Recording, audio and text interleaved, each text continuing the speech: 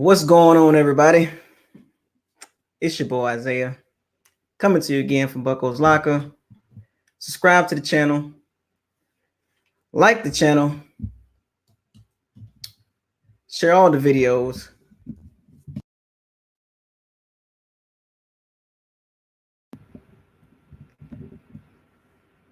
It's been a minute. Just waiting on my special guest here, my partner in crime. There you go. Let's go.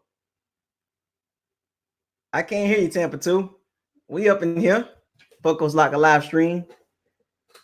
We about to get it busy in a little bit. Want to let everybody come in the chat room and get live. Hold on a second. Let me add you in there real quick. Yeah, I can hear you now. I got you. All right, hold on. Let me Yes. Let me get this thing here going. Hey, you post a link in there? Yeah. Well, actually, no, not yet. We gonna wait. I'm finna go to YouTube right now and live stream. If I live stream on YouTube, so I can tell everybody where to go. Yeah. Well, we got some stuff to talk about. We got some stuff to talk about. What it did to do. What it did to do. And they've been waiting on this one, man. We gotta get it to them today. Oh man, it's longer waited, man. Longer waited. I'm trying to get everything situated. Situated. All right, get this right here. You know what I'm saying? Get my mic ready. What it did to do. All right, here we go. I'm finna go live on here. Go live. I hope it don't cut me out of the stream. It shouldn't. What it did to do. Bucos Locker. Let's go. Gonna give it some time so everybody can, come in. We'll give everybody a little time, you know what I'm saying? We're gonna give a couple shout outs to a couple of matter of fact, I'm gonna go ahead and make an announcement. No, I'm gonna wait. Now you gotta wait on that. You gotta wait. Yeah, I'm gonna wait on that. I'm gonna wait on that. I'm definitely gonna wait. I think that'll be a good thing to kind of like hold off on for a second. What up, everybody? What up? Long awaited conversation between Hooligans, what's good with you? Hooligans, what's good with you? Bucos Locker here with Tampa 2 live stream. We're gonna do some Buck talk. We're gonna talk about some Bucks. We're gonna talk about some things that everybody been discussing for the last month or last 3 weeks. The season's over with for our team. Of course, the playoff is going. And what we're going to talk about today is we're going to talk about the season, the 16 games, and then we're going to jump on this off-season stuff, and we're going to wrap it up with a special announcement from Bucos Locker with the help of Tampa 2.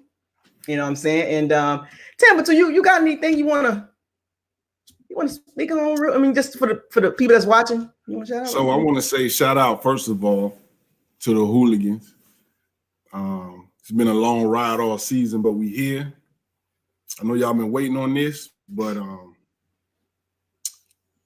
we had to do it when it was time to do it. We had to do it when it was time to do it, and it's time to do it. So we're gonna go ahead and knock it out for y'all. Just stay tuned. We're gonna talk about everything, right? We're gonna talk about everything. So, and then later on down the show, we're gonna go ahead and get everybody. Oh, did it go away? Oh, hold on. We got to get this technical difficulties. We're going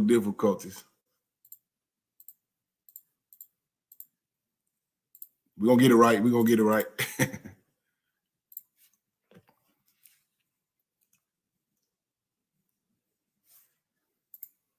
We're going to get it right.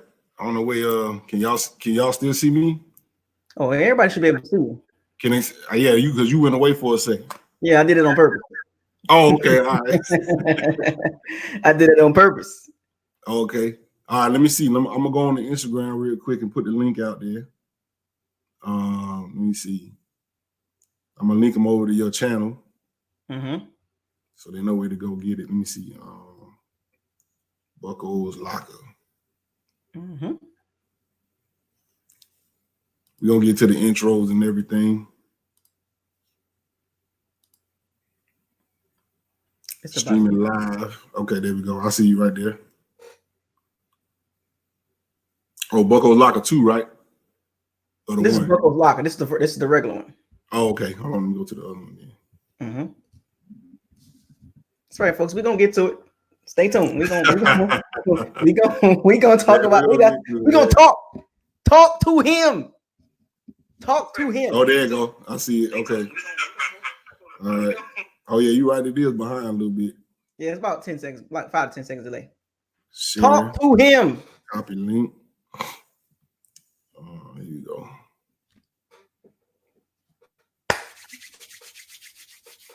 You got the agenda, right? Yes. All right. Yes, indeed.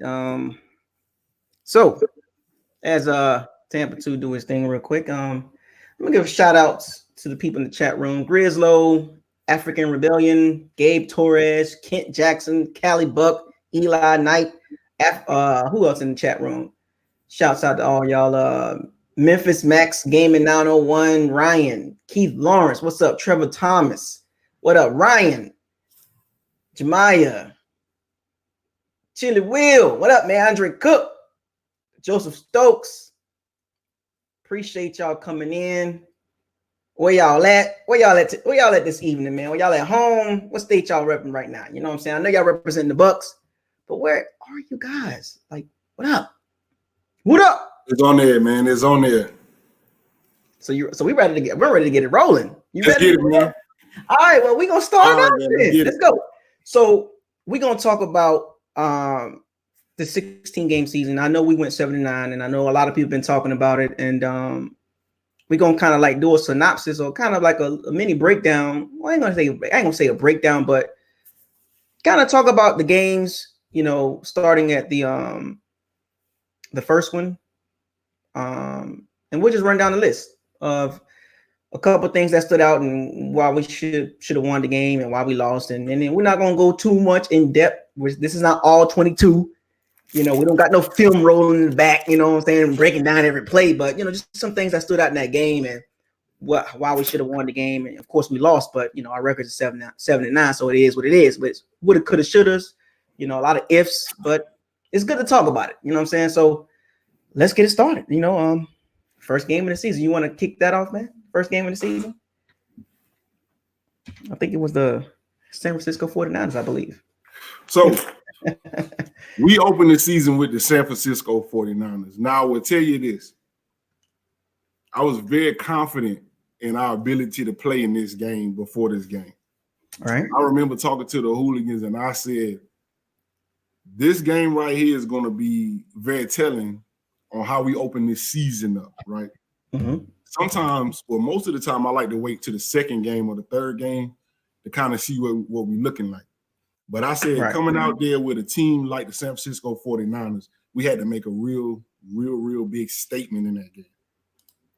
I was, you know, the keys, I was looking at our cornerback play because we had all those damn new guys.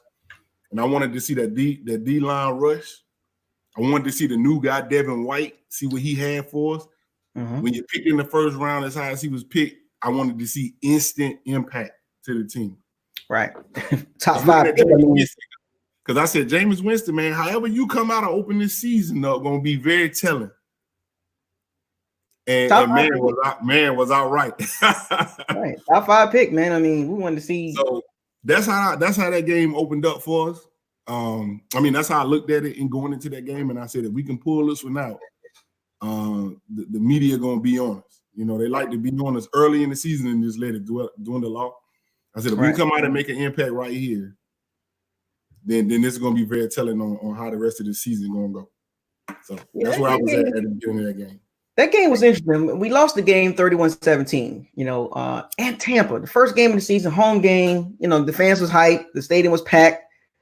And laid an egg, man. I mean, Jameis threw 2 pick sixes unexplicably, but Trevor Sikahema, he did a breakdown of all the 30 interceptions. We'll talk about that, but those 2 pick sixes was brutal, man. Like, and how they happened, you know, I looked at the tape, you know, I looked at the game by myself, and I went back and looked at the replay, and man, that first pick, Peyton Barber, 5 wide.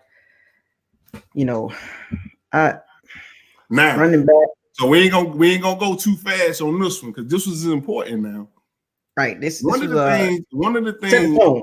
It set the tone for the season. There you go. And one of the things was the running game. Right. I thought that running game was figured out.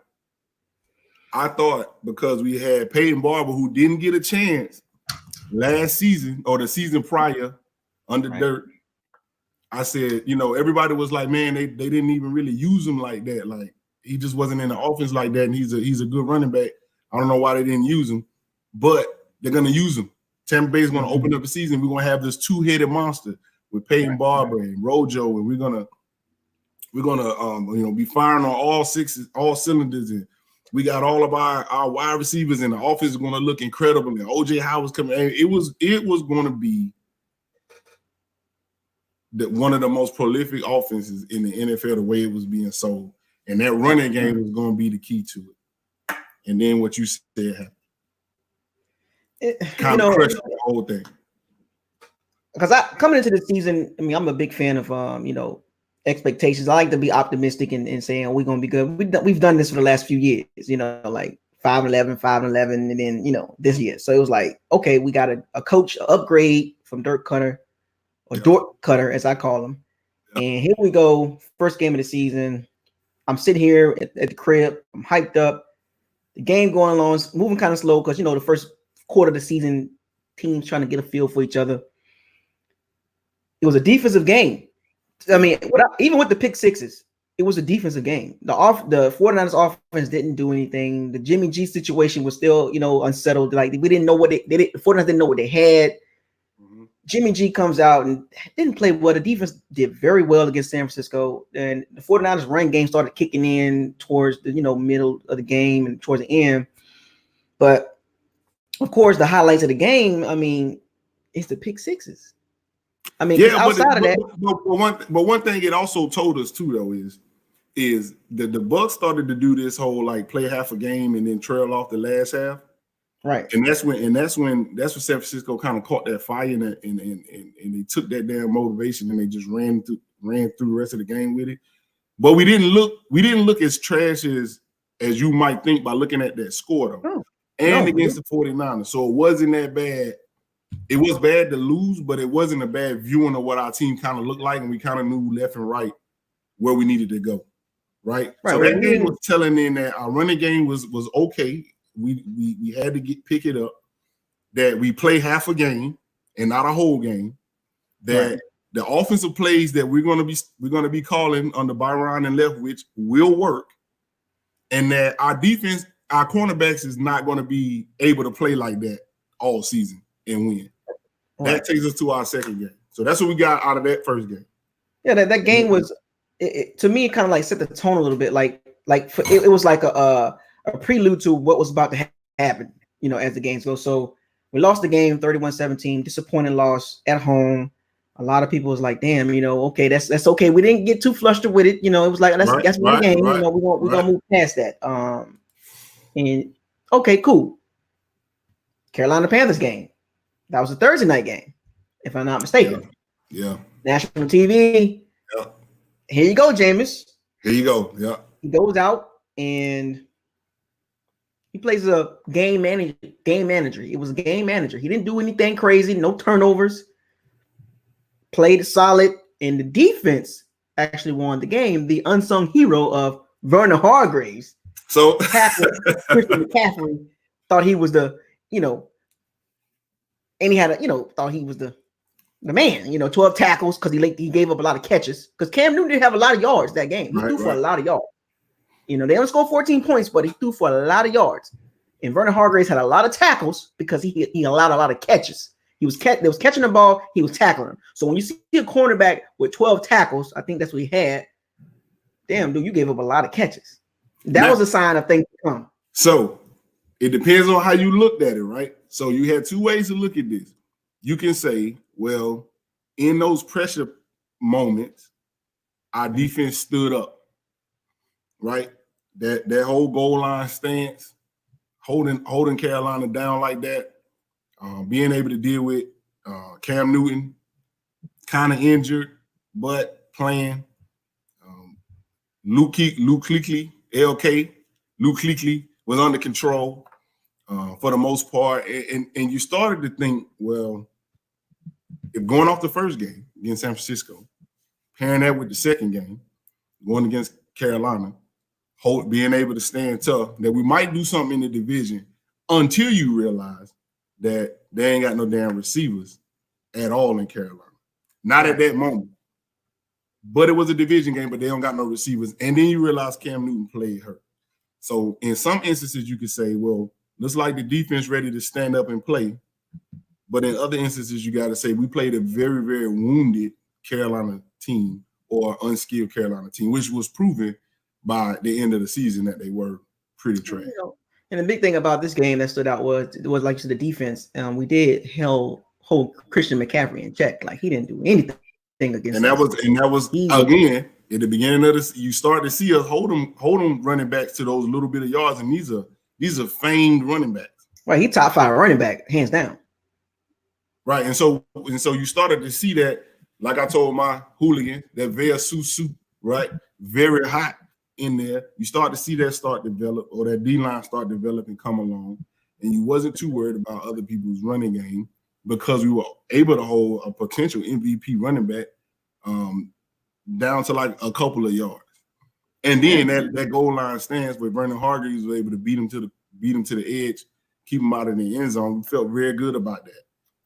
Until you went back later and watched that game and realized, was it all real, right? Was us standing tall real? And then the next game happened. Right.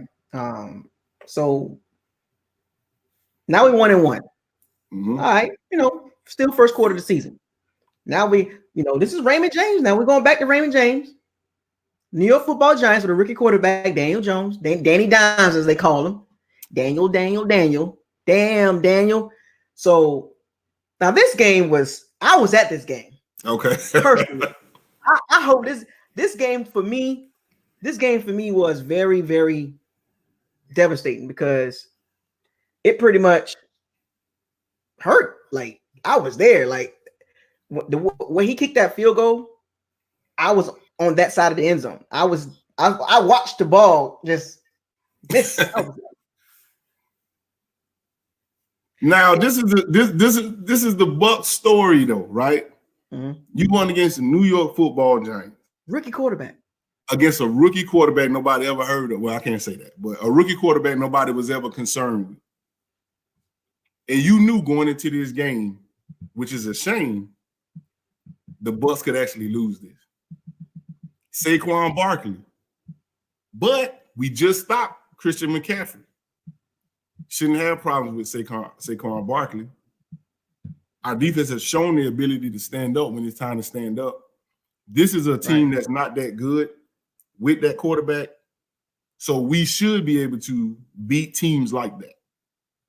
This game right here was one of those games that will later come to bite us in our ass. This is the game that I marked even with the interceptions, and we'll get on the interceptions. But even with the interceptions, we still should have won. I don't care about. I mean, I'm not literally saying it, but even with the 30 interceptions, this still should have been a win, regardless. Period. I don't care what anybody say about the interceptions. This still should have been a win. Period. Like, no question, because we dominated this game until the third quarter. The defense gassed out. The offense couldn't sustain a drive in the third quarter, which is like, go back what you said. We play one half and the other half we just kind of like sleep, and it's like what? And then all of a sudden, because people try to say it was, it started with the turnover with Winston and all that, but it started before then. Yep. The comeback started before then because the defense, with the offense wasn't, the play caller went conservative for some strange reason, because Byron Leftwich throughout the season has displayed some high level play calling. Then he also displayed some WTF, WTH, and WTF moments. Now, see, in this game here, though, Byron Leftwich, and I get it, he was kind of feeling his way through the game, but we appeared to be dominant. Even if the board didn't say it, we appeared to be so dominant. That's when you start to see his conservatism really take over in his play calling. even though the score didn't show it, it felt that way. And for half of that game, I felt like and then Saquon went down. Their players started dropping. I was like, oh, and then when Saquon went out, I was like, oh, this is done. Even I felt it. I was like, oh man, just manage the game, be the last one with the ball, score one more time, and then walk off the field. It's done. And you can feel that through the play call. And also, what hurt too is we couldn't establish a running game, which was a signs to come. Like we couldn't sustain a drive with the running game. It was throw, 3 and out, punt, throw, like run, typical run up the middle with Peyton Barber, throw the ball second and third down, punt the ball in the third quarter. I'm like, yo, hey, whoa, what are you doing, Byron? That's pushing. The next thing you know, momentum is a killer. Momentum is intangible. You can't touch it. It's real. Like, you know what I'm saying? And the momentum just swung. The stadium started screaming for the Giants because there's a lot of blue there, and I'm going to talk about the attendance for the season at the end of the video, but there's a lot of Giants fans were there. I was like, here we go, and then Winston had that turnover, but the Giants didn't but in this game right here, our cornerbacks really got exposed. They got so bad. It was a damn shame. They looked like shit out there. I was like, yo, is this what we got? Couldn't cover tight end. Evan Ingram, a rookie quarterback. Is this what we got? Yeah, Darius. That whole second half, he was dotting our ass up like he looked like Drew Brees out there. I mean, couldn't contain him. Like he was scrambling all over the place. Yep. The missing rushing lane assignments. He had to run straight up the middle, like 100,000 yards straight up the middle. I was like, oh, that's crazy. Evan Ingram, the tight end, eating all day. Darius Slayton. Who the heck? Darius Slayton? What in the hell? MJ Stewart is so bad. He can't cover at this moment. So and I was like, it ain't no hope. It ain't no hope with these. This is how corner's gonna play. So the Giants takes the lead with the touchdown run by Daniel Jones up the middle. Sue came out of his rushing lane. Daniel Jones went right where Sue was supposed to be. It was supposed to be a stunt. Yeah. And Sue didn't come back under Villa. And Daniel went right up the lane, untouched. The momentum, boom. All right, James Winston gets the ball. All right, here we go. Right, now you know what mode he going into. Something like that happened. You know what mode he about to go into. You got to push the ball down the field. I got to do it. So I'm sitting here watching it. They're coming towards me down the field. I'm like, okay, when's the completion? When's another completion? When's another completion? Okay, we about to get this game. So under a minute left, chaotic, everything. The stadium is going crazy. Everybody like, oh, we about to win this. I was sitting there talking to people, my heart racing fast. We get down the field. And they didn't take any shots. Now I'm a big fan of never drive and this, or we good right here. I'm all about get a little closer. Get a little closer if you can. If you got some timeouts and some time left on that clock, get a little closer. You gotta be sure about these kickers, and he's a rookie kicker. So you want to take as much pressure off of him as possible. You want to make this kick as easy as possible so they get down there. And Bruce Arians' ego and he's hurt us a couple games with that decision making in game management, because I was big on Dirk Cutter about that. Dirk Cutter pissed me off about his in game management. Bruce Arians takes a delay of game to go back 5 yards. So everybody like, all right, we kind of like, say what was it, like it went from a 34-yard field goal to a 39-yard field goal, something like that. And everybody's like, all right, it's a chip shot, it's typical extra point type shit. So, let's make the kick. So we line up. I'm like, we got this game over. James Winston game winning drive. We good. Kicks the ball. And I watched that ball sail off the mark. Again, you see these signs early on down the line. And you talk about a deflated stadium. At that moment, it was like, uh-oh. This is a problem. Now, mind you, the NFL schedule wasn't it wasn't cool with us. They kind of screwed the Bucs pretty bad. So this was the game because you know that road game stretch, that road game 7-game stretch. That was the moment. I was like, we had to win this game because I marked this as a win. And at that moment, I was like, we about to go on the stretch with a loss like this. So we lose the game 32-31. Deflating loss and about to hit on this long 7-week road schedule. We goes on the next game. The Rams. The Rams. We go to LA. This is where shit started. Now, this is where shit started to feel different. Right. So now mind you, we 1-2 now. Coming off a devastating loss. Should be 2-1, but we 1-2. That's okay. Still first quarter of the season. The season's in quarters. The season is in quarters. So we go to LA. Jared Goff and company with Todd Gurley and Sean McVay, the boy wonder play caller. Here they go. We hyping shit for this. We like, yeah, we got to go in there. And the Bucs put a whooping on them offensively. What's the stat line on that? They destroyed the Rams and Aaron Donald. Aaron Donald didn't do much that game. He was controlled, man. We did whatever we wanted to do in that game. Yeah. They couldn't stop us at all. Now, Jameis did throw a pick six, but it didn't hurt us because the dude had like over 400 something yards. I mean, he had 4 touchdowns. I mean, we had to put up 55 points to win that game. Now, the defense still ain't there yet. You know, by this game, they still ain't there yet. This was that. It was one of these like, oh man, this defense is not where it needs to be at. But the offense is trending up now. Trending up. So, it was different contrasts and styles. Like, okay, right. This is the no risk and no bit. This is the full experience of the no risk and no biscuit. This is what it looked like when it's clicking on all cylinders offensively. Now, Todd Bowles was still trying to figure it out. He was still trying to. Oh, what do I got?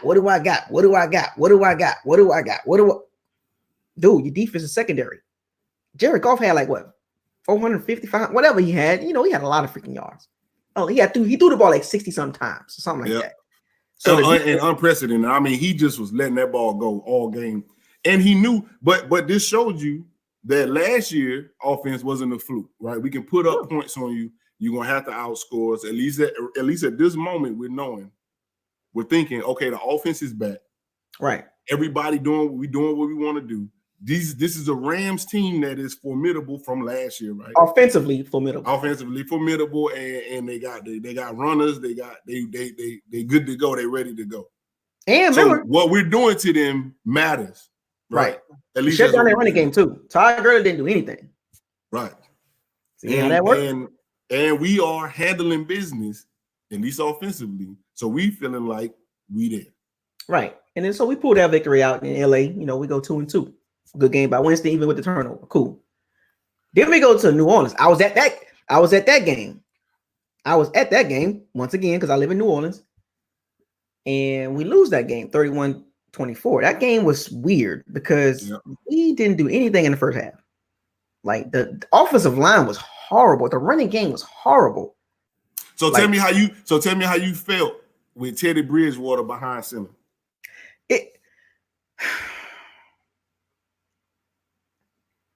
When quarterbacks play the Bucs, they come with a lot of confidence. Yep.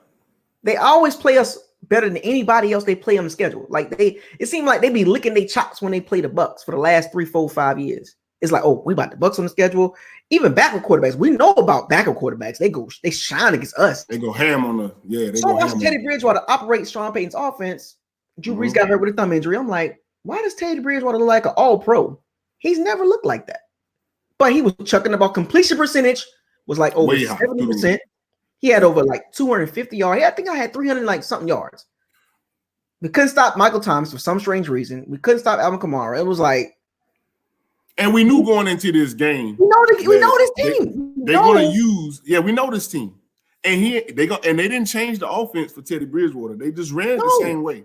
So we knew they was going Michael Thomas, Alvin Kamara, and then they tight end. We knew that.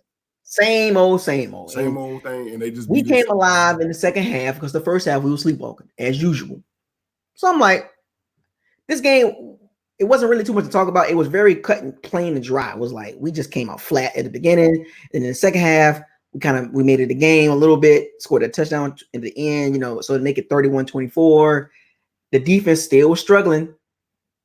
I mean, see the streak right here, right? The defense is still going downhill as games go. And we still couldn't figure it out. Vernon Hargreaves, MJ Stewart still running around looking like ducks out there. Vernon Hargreaves can't cover Michael Thomas. You know, and not only that, Devin White ain't got jump started yet. Right. See, Devin White didn't get started to the second quarter of the season. Right, but he was hurt. He was sick. You know, it was like he still was trying to learn. He was not playing with the defense. He was not playing with the defense. He couldn't get right at the beginning of the season. So now we're 2-3. Now we go to London. Now this was, and I needed this one. I needed this one, man. I needed this one. He threw 5 picks, right? Yeah, something like that. Something like that. He was letting his arm go. You know what's so crazy? Despite all those turnovers, they only beat us by 11 points. Only by 11. Think about it. If he throws 3 interceptions, we win that game. Now we're gonna get to that in our James segment, but yeah, keep that in mind. 3 interceptions, we win that game. I mean, granted, no interceptions is best, but just 3, we win that game. Now but you gotta listen to what you're saying though, and we ain't gonna get too deep into it right now because we got a whole segment for it. But look at what you're saying. You said 3 interceptions and we win that game. Listen to that. Your starting quarterback is saying 3 interceptions and we win that game. Right. Instead of 5, we throw 3, we win the game. Now, here was a pivotal moment in that game. Right before halftime, 17-7. Winston drops back to pass, bomb to Mike Evans, drop. Now, that was a momentum changer.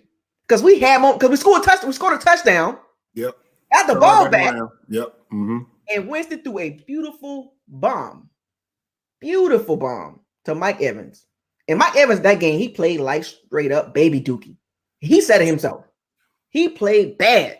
That ball hit him in his hands. It would have been 17-14. And I guarantee you, and I'm going to say this on a limb, if he catches that touchdown, we win that game. Now this is the first time when the hooligans started hitting me up and saying it ain't all Jameis' fault. That's when this talk started happening. Even though he threw all them damn picks, this is when they started hitting me up saying that. It was crazy because remember I was telling you about momentum is real. Like he threw some beautiful balls in that game, and there were some weird routes, but the receivers, like the timing was not there. So there is blame even up to this point. Now we're we came in this game 2-3. Even up to that point, there was blame to be on receivers and Winston and lack of running, and there was blame to scatter around. It wasn't all Winston on the interceptions. Like I watched the all 22 in every interception breakdown, so we'll get to that. But I'm saying from a naked eye, it looks like it's all Winston. All the interceptions is on him. When you look at the tape and you break it down and you read and you understand football, you be like, oh, okay, this offense is more complicated than I thought. So now I have a new perspective on his 30 interceptions. Now 30 is 30. 30 is 30. I get it. But we'll get to that. Yeah. But that game was crazy because we could have won that game. That's another one. That's 2-4. Yeah. We're 2-4. We go to Tennessee. Now I was supposed to go to that game, but for some strange reason, the New Orleans airport had a power outage in the morning, and the airport got shut down, and they stopped all flights in the morning. So I had to cancel that whole experience. I was pissed off. I was supposed to be in Nashville at Nissan Stadium. I had 100 in the section 120. I had some good seats. I was good, but I was pissed off. But I watched the game still. Now this game was interesting because the Titans scored their points with short field because of turnovers. They didn't really have a long drive until the game winning drive in the fourth quarter when we were up 23-20. When people talk about when you look at these games, like there's pivotal moments in the game. The Titans did their damage at the beginning. The first half, they did all their damage at the beginning. The Bucs did all their damage in the into this towards the end of the second quarter, third quarter. Now going into the fourth, we had the lead 23-20. Now Ryan Tannehill wasn't really doing nothing crazy. Derrick Henry had one good run. Outside of that, he didn't do anything. But despite the turnovers and the weird sacks and all that, we were up 23-20. One of those games was like, hey, we winning. Okay, cool. Defense still trying to find themselves. We up 23-20. And Ryan Tannehill goes on a 95, whatever it was 90 plus yard drive, like literally third down conversion. I'm like, what is the defense doing? We couldn't stop him. Touchdown, 27-23. Cool. We get the ball, 3 and out. Titans get the ball back. They driving down the field again. We stop them. They kick a field goal. They try to kick a field goal, and Devin White, bang. And I watched the replay from all angles. Oh, bruh. Even the head umpire, the referee saw that. He was looking at it from his point. He saw the ball coming out before he hit the ground, before the kicker hits the ground. And that was a bad call by Mike Vrabel. Mike Vrabel, he took a chance on that, because if he lose that game, he's not in the playoffs. We're not talking about the Titans and Derrick Henry if they lose that game. But I told you these things come at the bite us. Look at where the Titans are today. We talked about the Giants game that we could have won, and then look at this Titans game. We get a drop seat in this game. And now, when that fumble happened, it was 3 minutes and 43 seconds left. Now, do I think Ryan Tannehill would have went down and scored? Who knows? I don't know. Because he was moving the ball in the fourth quarter. He was. Maybe, he comes with that little turnover. We get a timely turnover at the time. But that's a woulda, coulda, shoulda type game. Another one of those woulda, coulda, shouldas. Possible win. Maybe I'll put an asterisk behind that one. But the Giants should have been the win. But the Tennessee Titan game, I'll put an asterisk on that. I give you that. But I tell you, most Bucs fans feel like that was a dub for us that we yeah, but but it was 3 minutes left in the game with that Devin White scoop and score. So who knows? But that game winning field goal and Matt Gay missed, that was check, period. But Matt Gay would redeem himself. He did. Okay, here we go. But we'll get to that. Yep. Now we're 2-5. Still on a road trip. Now we go from Tennessee to Seattle. Now this is like Russell Wilson and the Seattle Seahawks. Tyler Lockett. They had Chris Carson. Not too many explosive weapons, but they got Russell. Look, we're not worried. We're not worried, and we give Seahawks hell every time we go up there. Every time we got hell. So we're not worried at this point. We like, okay, this is what we're gonna get back on our shit right here. And we like to play a bit. And now agreeing on this is Bruce Arians plays the Seattle Seahawks very well. He has a winning record against them, so he knows how to play them. Now this game was very interesting because Winston was on fire. He was moving the ball on Seattle secondary like easy, but the defense got shredded. Once again, here's the defense can't stop a cold. And this is why this is important now. This is why this is important. Because when the defense starts standing up later in the season, the offense didn't stick with them later in the season. It was the defense carrying the games and not the offense. And so in the middle of the season, they kind of did that. But we're going to get to it. Right? There was a key moment in the Seattle Seahawks game. It was a fumble by James Winston, and people got pissed off. Oh, James Winston fumbled the ball. And they showed the replay. Donovan Smith. Back to him. Yeah. Mm-hmm. And this happened a lot with Donovan Smith. Yeah, it happened all season. People will overlook this. There was a couple interceptions on all 22 that I seen Donovan Smith get pushed back into Winston's platform. And as a quarterback, you need a platform to throw the ball comfortably. There was about 2 or 3 interceptions that Donovan Smith played a huge part on the reason why it happened. And this is our left tackle, a top 5 paid left tackle. But we'll get into that in another segment. But they fumbled the ball, but the Bucs defense stood up. Yep. They stood up and they said, okay, they covered the offense mistake. Boom, whatever. So now Matt Gay he missed the field goal in this game. He makes that field goal, it doesn't go to overtime. And in overtime, the Bucs, you know how they do in overtime. Indications for later in the season. Russell Wilson gets the ball, he goes right down the field, no defense, easy touchdown. And I'm like, now this game, I kind of put it with the Giants game. It's like, come on, man. Just make one stop. We win the game. The offense was on point. Defense, this is the second game. Giants game, Seattle game. That the defense did not show up when it needed to show up when the offense pretty much did what it had to do. Tailor 2 sides. People overlooked that. because the biggest thing is, of course, the 30 interceptions. But when you start breaking these games down, you start looking at the games because teams win games. Now, one side might play better than the other, but in general, teams win games. Teams win playoff games. Teams win Super Bowl. And the only way that's going to happen is complimentary football, right? That's the only way it's going to happen. So right, we have to become as these games was going, I was sitting there watching. I was like, we are unbalanced. Unbalanced, yeah. Like we're not clicking in all three phases. So we lose that game to Russell Wilson, 40-34 in overtime. We didn't even get the ball. Even Bruce said it. Bruce said if we would have got the ball first, we would have won the game. And I was highly confident that if we would have got that ball the way the offense, we would have won that. And see, that's the thing. See, the Seahawks was having some problems with us, man. We was giving them some fits now. All game, we was giving them fits. If the defense would have made one stop, period. Like Tyler Lockett was the only dude that was catching balls, and for some strange reason, double him up. You're gonna beat us with somebody else. But for some strange reason, the Bucs had a habit of not doing that. But the reason why they couldn't do that, is because Russell Wilson was a dual threat. Right, and Jamel Dean they couldn't put too much and have Tyler Lockett run all the way to hell on the other side of the field and leave it open for him to have a rushing lane. And that's the reason why our defense did that. And real quick, and somebody in the chat room pointed it out real quick. Goku Black Savage, we were up 21-7. People like to gloss over that stuff when they're breaking down these games. 30 interceptions. But were we up 21-7? So let's get the same energy. We was giving them hell. We was giving them everything they came for that game. Right.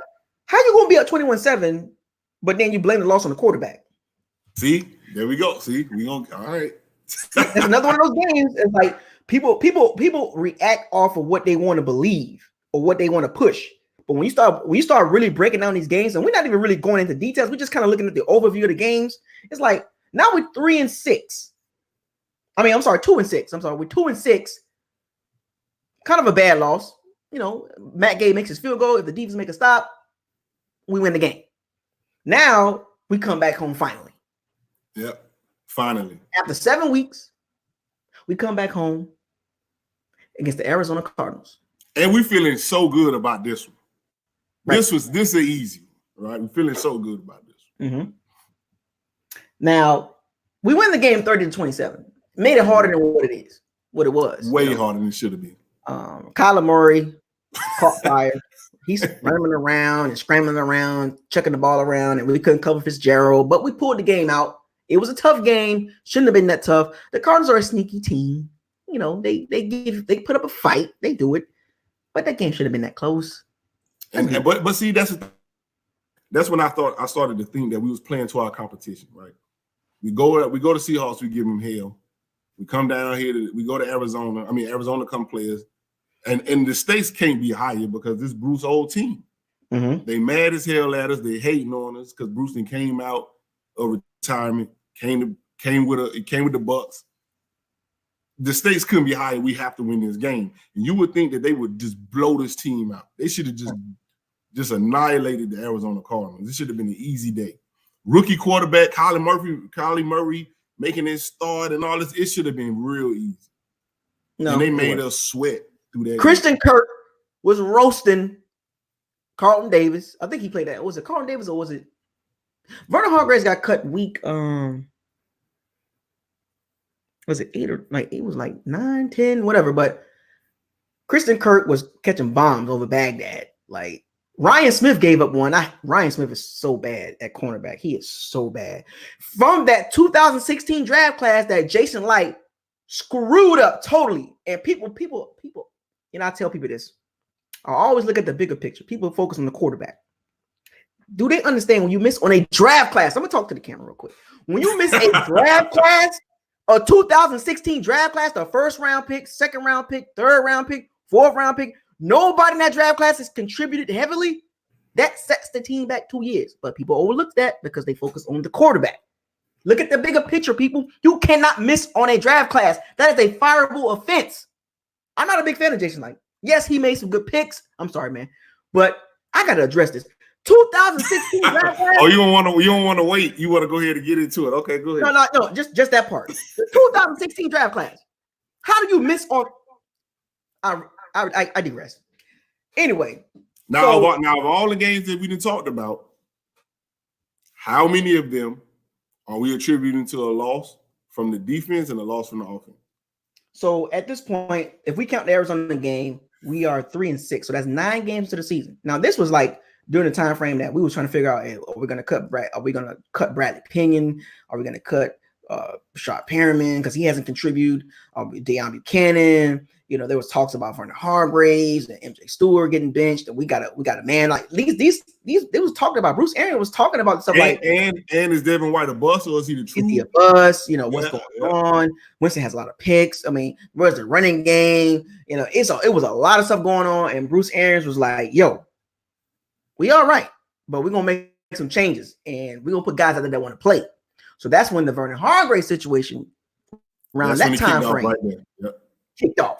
Remember that locker room interview? Somebody in the back, was screaming to, and JPP said something to him about he wanted to get at some girls and all this, and and it's from what I was hearing, it was Vernon Hargreaves talking like that.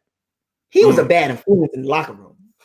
He was very bad. He was not a good influence to the young guys, and they played like him.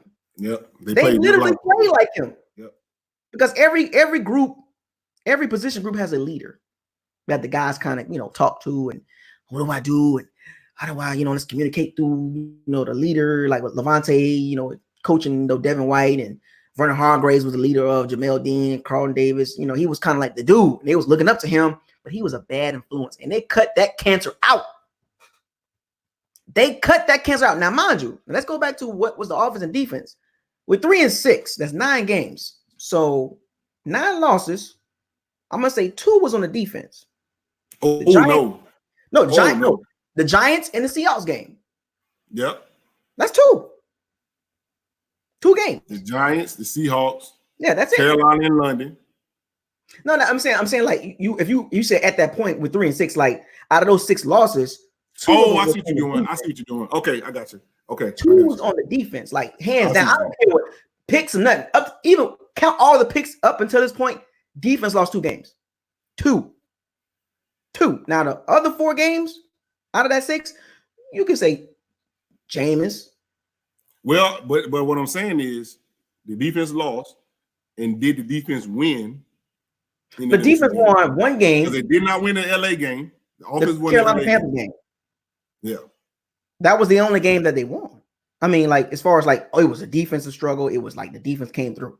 The Carolina Panthers game, because that's the only game the defense has won. That's the Carolina game, the first one. Right, and we only got 3 wins now. Think about that. 3 wins. I know, that's what I'm saying. 1 by the defense and 2 by the offense. There you go. Okay, there we go. Now let's keep this tallied up now. Go ahead. Right. So now we still not a whole team, still not a whole team collaborative effort yet. It's size of the ball winning the game still. Right. Special teams lost the game. You know what I'm saying? So, So matter of fact, the out of the 6 losses, the first 6 losses, you could say 1 on the defense and 1 on special teams. Oof. Because the Matt Gay field goal, he missed that game. So that's what I'm saying. So right now, the offense is carrying the team. Right. So that's through 9 games, 3 wins. So it's 3-6. So New Orleans come to town. I was at that game. That was a horrible game, offensively and defensively. Yep. Like total breakdown. That loss was on the team. Like there is no separating that. That was like straight up like, what the hell? Winston throwing interceptions. That's why I said who's the loss on and who's the win on. Right. That was a whole team, like coaching, defense, offense. It was horrible. Running game, passing game, turnovers. It was like discombobulated. Like, what the hell is going on here? Now, this was everything was in disarray. Like this one when it got really bad because we turned around and we was 3-7. It was like, oh man, this is a wash. Well, it is the first season of Bruce Arians, yada yada. So this is what's happening. We got to learn from it, and all this turmoil. 3-7. Now that game, team, there was no Winston lost the game, and no, it was the defense that lost the game. It was the coach. No, it was the whole thing. It was ugly. And mind you, there was a point in the game that we was in. Like we was in the game. We were in the game at some point. Like we was within striking distance because of our offense. We was like, couple stops, couldn't stop him. Drew Brees chucking the ball around. Drew Brees turned into Drew Brees. Back to Drew Brees with a noodle arm, throwing to Michael Thomas again. Still can't stop him. Now, mind you, throughout all this, the run defense still good. Still holding it down. But this is a passing league. Like I tell people, it's a passing league. I don't care about stopping the run. Stopping the run tells you they're gonna throw the ball. So if you know they're gonna throw the ball, what's the problem? But we didn't have the back. The secondary wasn't figured out yet. But they was getting there because Vernon Hargreaves is now gone. They're getting there. They got roasted. Now, what we didn't talk about in these first 9 to 10 games was Shaq Barrett. Now, Shaq Barrett had a stretch in the beginning of the season. Now, he had a lot of sacks, and then he tailed off for some weeks. Game planning for him, yeah. Right, and we didn't have JPP for the first 8 weeks. And then when he came back at week 9, he was not in football shape. Yep. Week 10, at the Saints game, he kind of made a couple impact plays here, but he wasn't no splashy guy. Now, keep in mind, he had 8.5 sacks at the end of the season. So he's like, damn, how the hell did he get 8.5 sacks when he wasn't even in? Imagine if he was there the whole entire season. We're talking about 13. Now we start getting into the JPP. Right. Shaq Barrett combo right here. So that's how it's going to look if we keep JPP, but we'll get to that point at the end of this little segment. We almost done. So we lose that game with 3-7. That's week 11. So then the Falcons, we go to Atlanta. Now, Jameis plays the Falcons very well. Because he got family there, he likes to play the Falcons. Like, for some strange reason, he plays very well against the Falcons, home or away. That's just what it is. Well, most of the time. Yeah. But now we win this game 35-22. Now, the offense was on point. It was a team win. Man. It was a team victory. The first team victory against the Falcons. But it was the very first team victory of the season. Team victory, but it was cheapened by the fact that it was the Falcons. Right, yeah, because the Falcons had trouble with Dan Quinn. Are they going to fire him in the middle of the season? Is they going to, whatever. So they had Julio got hurt in the game too. Julio was playing hurt in the game. Right, Julio and Carlton Davis played him very well. That's when the Vernon Hargreaves situation was like, wait a minute, was he the dude that was the reason why the secondary wasn't playing good? Because after that, keep in mind, the offensive line is still trash. Yeah. I think about the offensive line has been garbage. Still couldn't run the ball. Still no 100-yard rusher. Now, people say, well, there's nothing wrong with the running game. Because Ronald Jones is averaging 4 yards a carry, but he only getting like 12 carries. What threw me off with Bruce Arians, this Ronald Jones connect. At first, I was like, "Oh, Bruce is behind Ronald Jones." Rojo, because at the beginning of the season, it was like, "Yo, the analytics show you that Ronald Jones is the more better runner. He's the more better fit."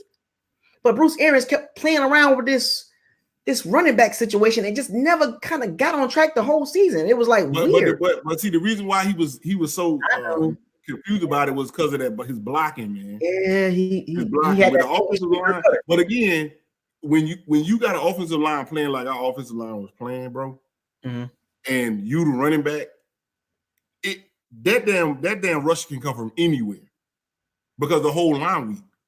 So when they snap the ball, he looking to find who he need to block. He don't have to like focus on one side. Okay, we kind of weak over here, so the rush probably gonna come from this side.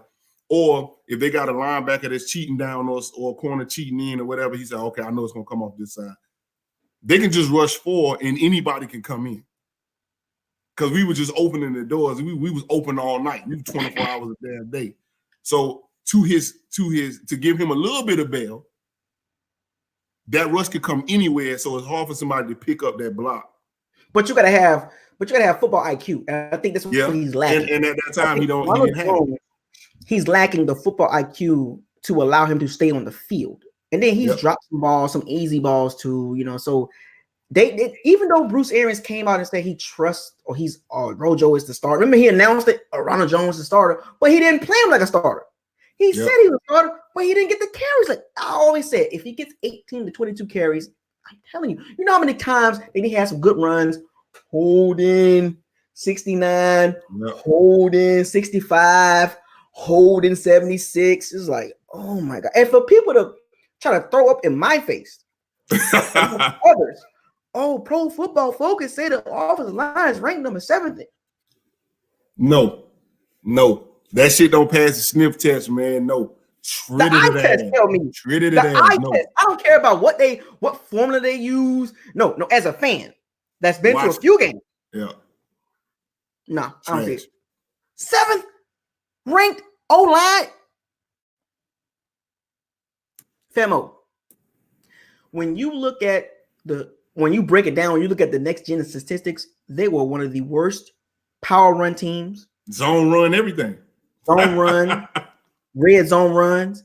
They were one of the worst teams, yards per carry. As a matter of fact, the only other offensive line that was as bad as them was Atlanta. And then the thing about it, we were the middle of the pack in rushing attempts, which is, okay. But the yards per carry was like bottom 4. But we got the 7th best running. We got the 7th best O-line in the league. Who told y'all? Oh, Pro Football. Oh, okay. But do you believe that? And then they had some Bucs fans believing that we had the 7th best O-line. And then when you look at the write-up, of our O-line, oh, the Bucs interior. Pardon me? You talking about the interior first? When your guards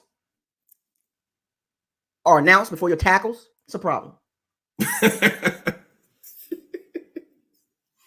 And I'm not even a big fan of Ryan Jensen because of his bad snaps. You know what I'm saying? Yeah, but he got dog in him, though. He got dog in him. One thing I will say, but he's very tough. He got dog, and he's cut back on them damn penalties. Yeah. Remember last year it was personal foul after. What are you doing? Like, but they do say every snap there's a penalty on the line. Every snap. It's just rather they're gonna call it or not. Right. Yeah, they hold Jensen had that fight in him, but he's starting to get a little washed though. But he got better this season when it comes to that. But he was still shaky in the run blocking. Like, nah, Femo. Like, and we giving you $10 million. We have the top 5 highest paid linemen. Yep. Top 5. We got 3 guys annually average $10 million plus. 7th best O-line in the league. No. No way. Now, mind you, the Falcons game was a team win. So we got and Devin White balling out. He balled out. And we ain't mentioned Jamel Dean yet. We gonna get there. No. And he's coming to his own. This is week 12. So the team was like, all right, 4-7. That was a good victory. Road victory against a division opponent. Another one. Yep. So it feels good to win. Feels good to talk about when you win, right? So now we go to Jacksonville. In state, we in state still, we go to Jacksonville. A couple hour ride, I was supposed to go to that game too, but that's a whole different story. But we win that game 20-11. The defense played well. The offense played pretty good. Special teams, another team victory. That's 2. That's 2 in a row. Yeah. 2 team victories in a row. 2. Which is and good. I was worried because I was worried about going to miss you, man. Yeah, I was worried about going to miss you. They gave that man $80-something million. That was a mistake. Hindsight, they didn't know, but now the Jaguars got to get rid. It's hard. They're gonna have to take a hit. Dead money. They got to take a hit because they're rolling with Minshew. They're keeping Doug Marrone. Yeah, and I like Minshew, man. I'm gonna tell you if my hooligans will tell you, man, way back last year. I said, man, we need to look at Gardner Minshew to back up James. He was a 6th-round pick. Pick him real late. What was he? A 6th or 7th round pick?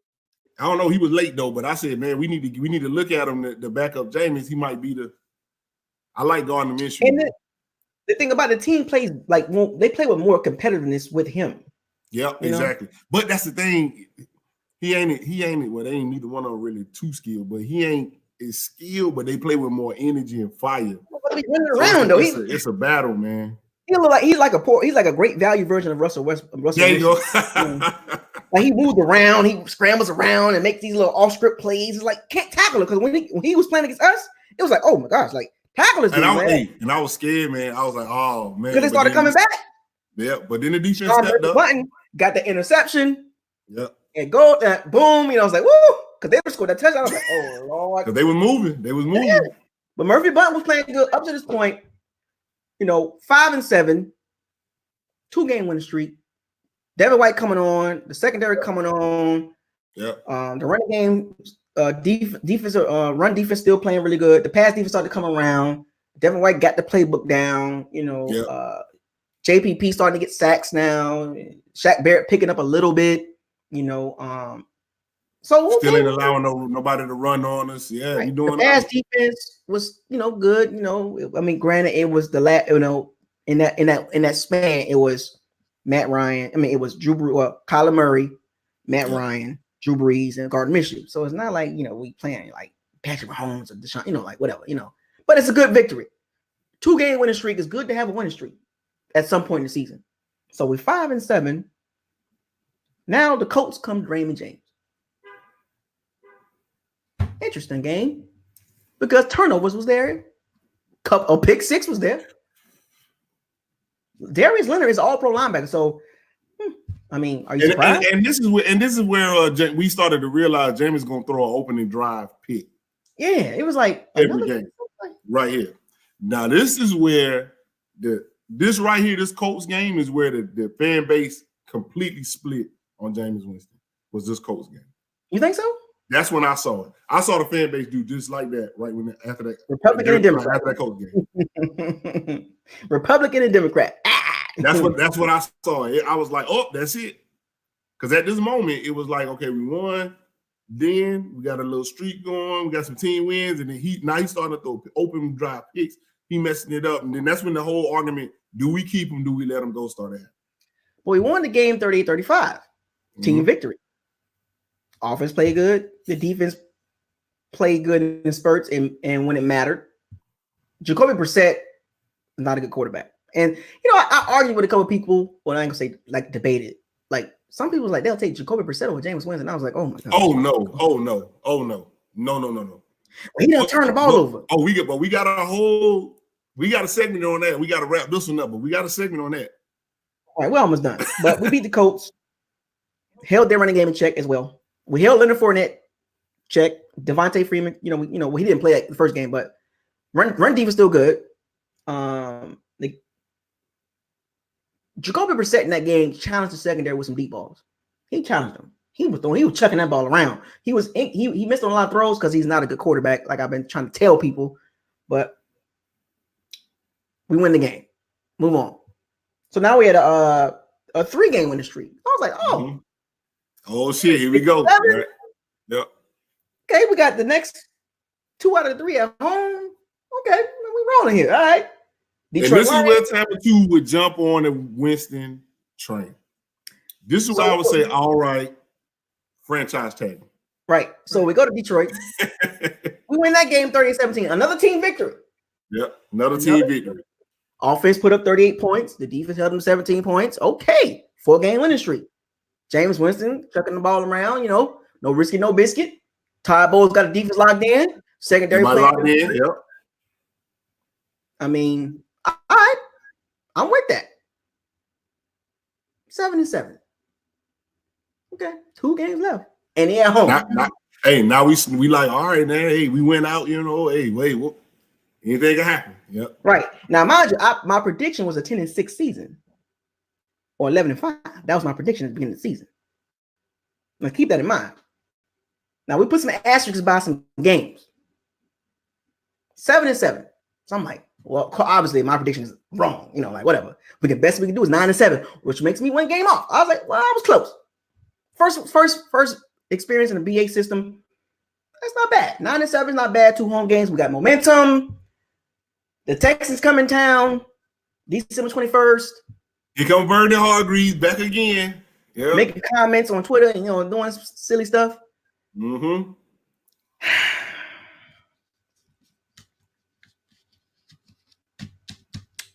Yeah, that game was that game hurt, man. That game hurt. And Vernon Hargreaves had a crucial 3rd down tackle too. Oh, again, man, that shit hurt, man. Because what happened was, I think it was Brashard. Now, mind you, now Mike Evans was out. Chris Godwin was out. We're playing with Rashard Perriman, Justin Watson, no Adam Miller, Scotty Miller. No Scotty Miller. So 3 out of your top 4 receivers are out. Now you have to take that into consideration. Now that doesn't excuse the turnovers. That doesn't excuse it. But we still played well enough to win that game. Loss goes on who though? I'm gonna say offense, defense, special teams, or who? Because the defense played pretty good. Like Deshaun Watson didn't do nothing crazy that game. Nope. So the loss went to who? Offense. Yeah, the offense. The quarterback. Yeah, you can say that. Yeah, the offense. Do a pick six.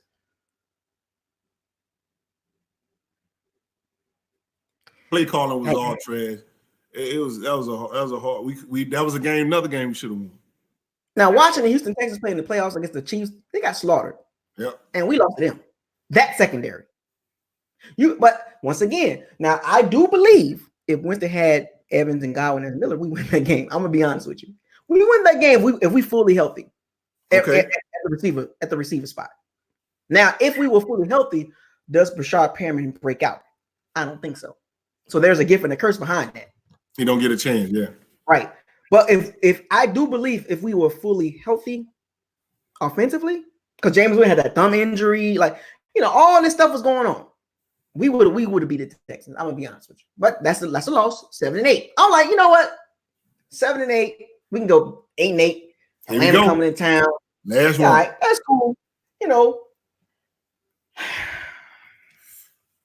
And this one right here ended all the debate, Jameis Winston fans. Now, mind you, prior, there were some things that happened in that game. 29 coming to that game, 29 picks. 29. Here's a Snapple fact. Unscrew the top. Snapple fact. Matt Gay missed 3 field goals. Now, if he just makes 1 or 2 of those, does he get 30 interceptions? Nope. You don't force it on the last play? Nope. You just kind of run the ball out, run the clock out? So, yes, he got 30. But how he got 30 was it's messed up, man. It's like it was like destined to happen. It was like the football guys was like, no, boy, you're gonna get this 30. You're gonna get this work. You're gonna get this 30-30, dog. Like it is unprecedented. it was poetic. It was poetic how the season started, how the season ended. It was poetic. I was like, nothing more in the world to end this game with a walk-off game-winning drive in overtime. Like that would have just put the icing on the season. 8-8 with 29 interceptions, and we still with 8-8. Damn, like that's like all right. But to lose like that, and not only lose, but to lose with the pick six, that's what made the whole Twitterverse, the whole social media go crazy. I've never seen this with a player. I've never seen this much attention, good or bad, on a player in football. I've never seen. Not at one time like that, unless they were doing something stupid. Yeah. Can you find me any player that created that much traffic on social media in the last? Matter of fact, we'll go back his rookie season, college football and NFL. Name me one player that has created this much traffic about him. When the interception happened, I kid you not. I went to social media. The Bucks groups was going crazy. They were happy that he threw 30 interceptions. And I went to Twitter. Football analysts, talking heads, regular fans, Bucks. I mean, it was like everybody. 30 for 30. But it was the dynamic, right? It was the dynamic of it was validation for the Bucks fans that say get rid of him. It was validation. Or everybody that said he ain't never gonna be nothing, get rid of him, cut him, sell him, whatever. They was out. They was out. They came out of everywhere. I told you. 30 for 30. They're gonna make a real 30 for 30. ESPN gonna make a real 30 for 30. Now, all the memes came. Oh, all the memes came. I ain't never seen that many Jameis Winston memes in my life. Since he ate the W. I ain't seen that many memes since he ate the W. And mind you, this guy is 25. Well, at the time, he was 25 years old.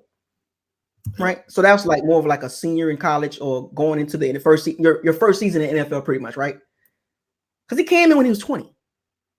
You know, came in young, which is a lot of people don't understand that. But when it happened, I dropped my head. I did my live stream. Yeah, I was like, I did my live too. I was like, boy, this is not good. This is not going to be a good offseason because he ended like that. Now, if it would have just ended where it just would have just lost and 29 interceptions, okay, he threw 29 interceptions, but 30. And to end that way, it wouldn't have been that bad at 29. No, they were like, all right, he threw 29 interceptions. All right, cool, whatever. But when you hit 30, when they already on you when they already saying like, you know, and you hit 30, ESPN, CBS, Fox, like, everybody was like, yo, this dude was out of here. Like now that leads us into this Jameis Winston conversation. And this is what I'm segueing to. Like you get one going with this. So now I'm gonna let you go first. So the Raptors season up. So the Raptors season up. We ended the season 7-9, and a lot of ups and a lot of downs. You know, field goal kicking miss. You know, bad defense in the first half of the season. Offensively, you know, didn't play well at the beginning of the season. Team wins in the middle, yeah. You know, had some wins in the middle. Some bad that road stretch was pretty bad, brutal. We're actually 4 games, lost 4 straight games. That road stretch, 4 straight games. That was a bad. The NFL didn't do us no justice either. Yeah. Like that schedule was. And we ain't showing that we deserve it, so they ain't gonna show us no respect. I think we had like the second hardest schedule in the NFL at one point, whatever. So that 4-game road stretch was devastating because that Giants game was pretty bad, and that Titans and that Seattle game. So 7-9. Now here's the crazy thing about this. Now remember I put those asterisks by those games. Now let's keep all the interceptions. Except one, the overtime pick 6 in Atlanta. Let's take that out. Keep all the interceptions. Keep all 29. Keep all 29. If we win the Giants game, the Seattle game, and the Falcons game, that's 10-6 with 29 interceptions. Think about that. Now I know it's a woulda, shoulda, coulda, if whatever. Even with 29 interceptions, that's 10 wins. If Matt Gay makes his kick, if the defense plays well in Seattle, and Matt Gay makes his kick in the last game of the season. So 10 wins, 29 interceptions. Right. So what you're doing right now is you taking a little bit of that blame off of Jameis. No, I point the games out that I got you. And you keeping his interceptions, I got you. But you're saying it's more than just him. Yeah, always like that. Right. It's never been, think about this.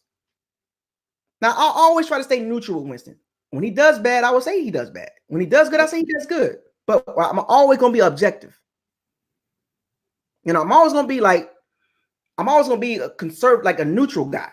I'm never going to side with one side. I'm never going to do that. I'm never going to side with Winston, and I'm never going to hate Winston. I'm always going to be in the middle because there's so many angles that you can look at it. You can look at the 5,000 yards and the 33 touchdowns, and then you can look at the 30, and the fumbles and all that. But then you can also look at the O-line with the lack of blocking, or you can also look at the special team. I'm always going to stay over the top while everybody down there fighting about the quarterback.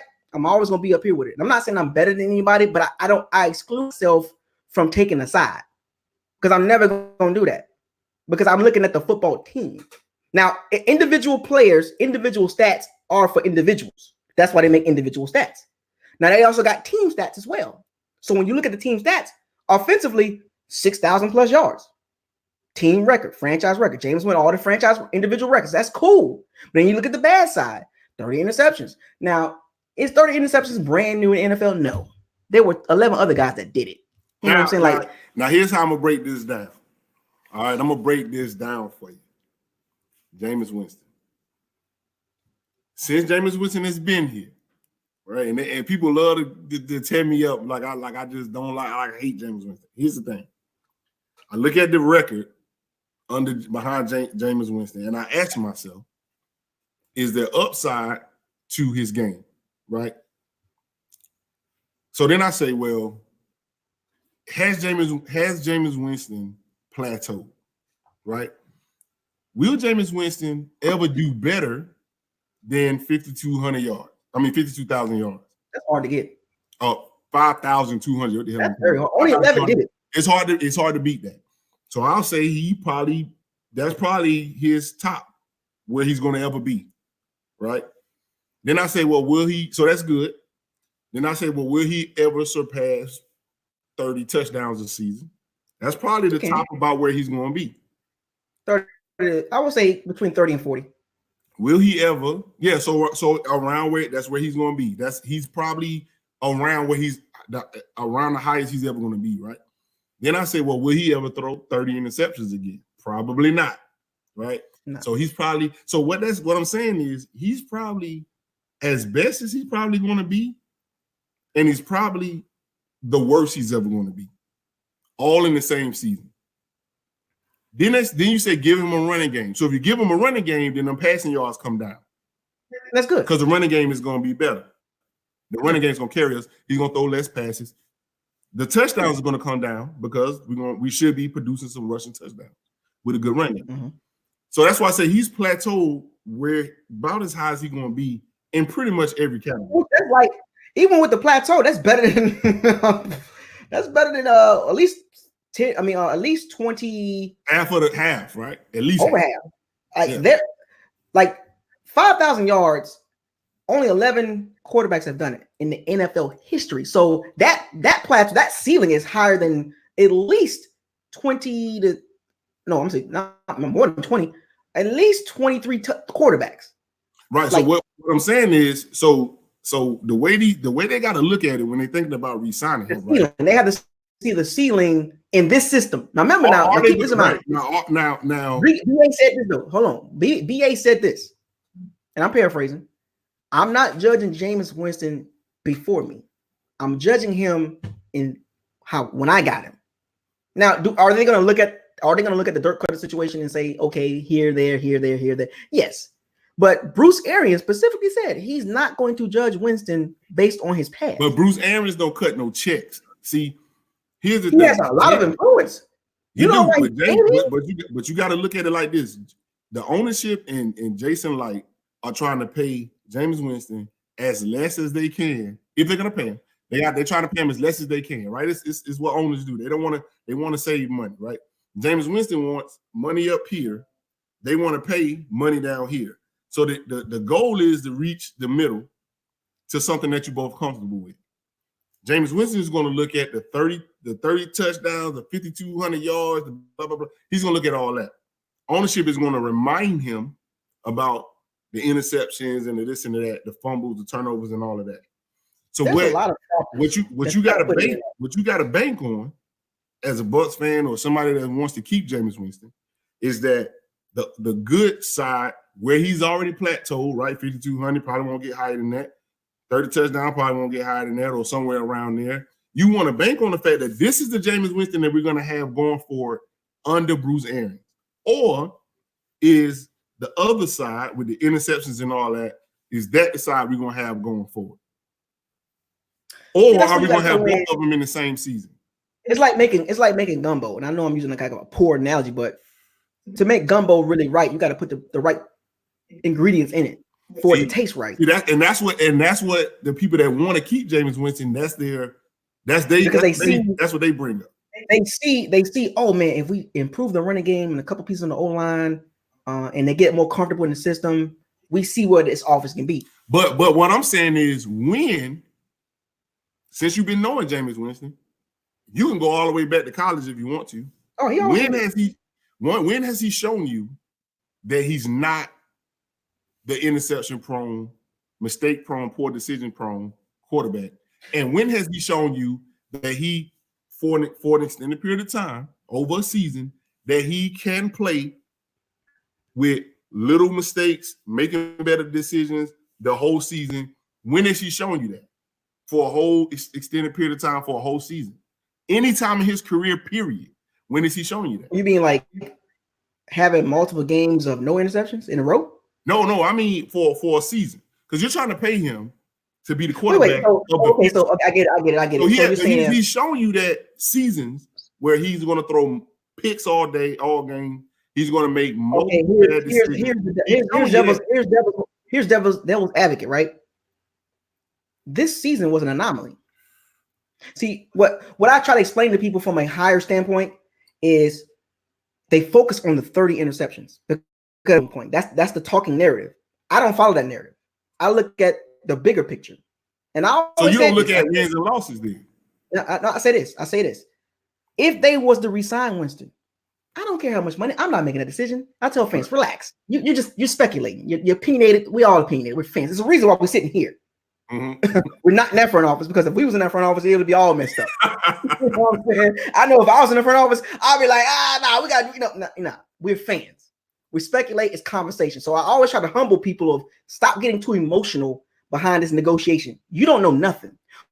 I heard James Winston asking for $30 million. Who told you? Did James tell you that? Did his agent come out and say, like, how much should he get and what he should do? Well, put yourself in his shoes. If you, matter of fact, at your job, if your manager came up to you and told you, hey man, I know you're real good and everything, and I want to give you a raise.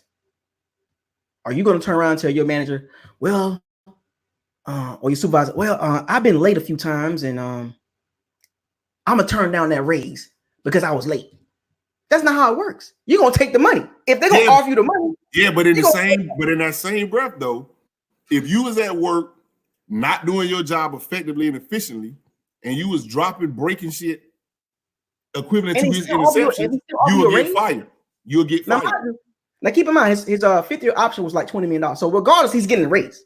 Let's keep that in perspective. He's getting a raise regardless. If they keep him at 25, 26, whatever, he's getting a raise. I've seen people say he should take $15 million. Are you hell no. What? No. Willie Rofe. No, you can't. He came out and said James should take like $10 million. Like, so for them people that let me look at the camera. For the people that say Backups make more than that. That's crazy. $15 million. Are you out of your damn mind? That's crazy. A starting quarterback. That's crazy. The CBA. Listen, folks. The CBA is about to go up. Yep. James Winston is not taking less than 20 to 15 minutes. He's not doing that. He ain't taking less than 30. He ain't taking less than 30. I don't know. Whoever's time. And as far as the $30 million,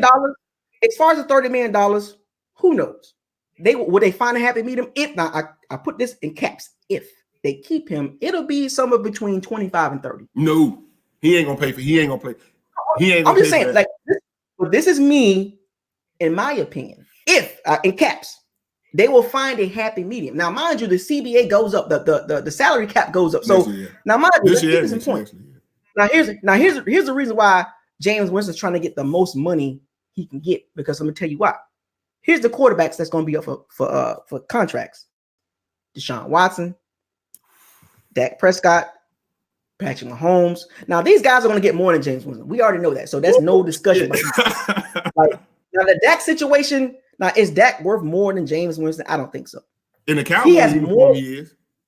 In the Cowboy uniform, but as a quarterback, to me, I would take Winston over Dak Prescott, because I tell you this, because Dak has Ezekiel Elliott in the offensive line that's 10 times better than our line. And he only went 8-8 or 79. All that protection, he only went 79, 8-8. James Winston had. Wait a minute. Hold on. I ain't gonna let you get past that. You said you would take James Winston over Dak. And I stand on that.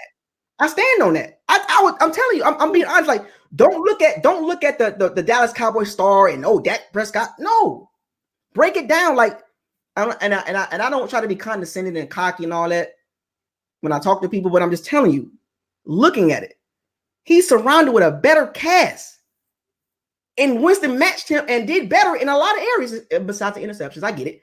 But just quarterback statistics and all this, Jameis Winston has more weight on his shoulders than Dak Prescott. Jameis Winston ain't got no Ezekiel Elliott. But they ain't got no damn Chris Godwin and Mike Evans and OJ Howard and Cameron Brate. So what would you rather have? And BA. You mentioning the tight ends like they're somebody. Jason Garrett. You're mentioning the tight ends to me like they somebody. Are you serious? Don't you talk about them like that? You mentioned the tight ends to me like I'm supposed to be like, yeah, you're right. No, the tight ends are not good in this offense. Like, you can't see. This is what I'm saying. When you look at Bruce Arians' offense versus Jason Garrett's, the former head coach, Bruce Arians' offense puts more on the quarterback than Jason Garrett's and Kellen Moore's offense. Now, mind you, this is without I like Kellen Moore. This is with the 24th ranked running game or something like that. Yeah. I mean, he's but if you put our offenses next to each other, I got you on the offensive line, running back, but he ain't got weapons like Dak ain't got weapons like we. You take Mike Evans and Chris Godwin down there to Dallas, and you give us Zeke, and they do a whole lot better than that. No. Don't look at it like that. Just look at it like the surrounding cast. Just look at it from exactly where they at right now. Dak Prescott, Jameis Winston, and the situation they in right now. Granted, Dak Prescott plays for the America's team, so that's a lot of weight already. Right. But exclude the fan base, exclude the America's team, because it was already that before Dak Prescott got there. So he didn't build that. You know what I'm saying? They had Romo, they had Troy Aikman, they had Roger Staubach. So it was already Dak Prescott was a 4th round pick for a reason. Now, has he gotten better? Yes. Now, you mentioned the word plateau. Has Dak plateaued? Absolutely. I rest my case. And where's the plateau between Jameis and Dak? So are you on the train? Are you on the side Jameis with the train? I'm going to stay neutral. I'm gonna give you the bad side too. Don't get me wrong. I'm giving you the positives, because people like to focus on the negative. And you like to focus on the positive. People like to focus on the negative. I got you. You have to look at it from a totality standpoint, because I always say, when you look at a bad team, what do you look at? I ask this question all the time. Like, when you look at a bad team, what do you look at? When I look at a bad team, I look at the quarterback first, in the quarterback passing lead. I look at everything. You got to look at what caused them to be bad, right? Is it that they don't got the right weapons? They don't have the defense trash. I always look at a business from the top down model. And when I look at a business, I look at how the business is built. So I never zoom in on the quarterback. But you got to look at everything. You can't just look at. You got to look at everything, because it's always a reason. That's what I'm getting at. So I don't never look at the quarterback. He's the CEO of the field. He calls it. The plays come from the OC. The head coach gets the play. To the OC. Yada yada yada. They have come with a game plan, right? Bruce Arians comes in and say, "Hey, this is the game plan for this team. Todd Bowles, Byron Leftwich, you do what you do," right? So you got the hierarchy, right? OC, DC, head coach, general manager, ownership. Now, I always remind people, let's not act like the Bucs been always good.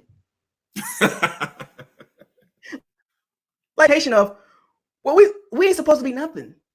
We ain't proved nothing to nobody before Winston and during Winston. We ain't proved nothing. So this narrative, this stench been on this team for a long time. Now, this is the first coach that we've gotten, and God knows when, since John Gruden and Tony Dungy, that is like we can actually be like, all right, this is the first credible coach we've had. I always try to tell people, in these 5 years, and prior to those 5 years, what have we been? So, but that's the reason why if we are built to win right now, we built to win. We have this narrative. Do you stay the course with Winston at the helm, improve the O-line, get a good running back, and I got my running back in my head already from Clemson. Get a running back, prove the line, and run with Winston, and take a chance on him doing what he's always done, which is throw the game away. Right now, or do you take a chance on getting a new quarterback, whether it be a free agent or a young guy, get the same pieces and run with a new guy and see what we got?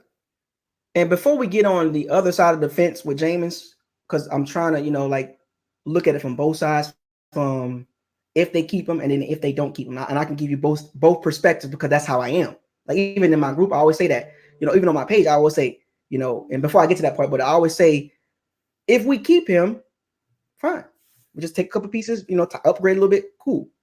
If we don't keep him, cool. Go get somebody. Yep. You're never going to hear me say, keep him and don't get nobody else. I'm never going to say that. I'm always going to say, if we get somebody else, fine. Who we going to get? And they throw these names out there and I laugh. Because I watch football. You know what I'm saying? So you can't throw me a name, but I'm going to give you something back behind it.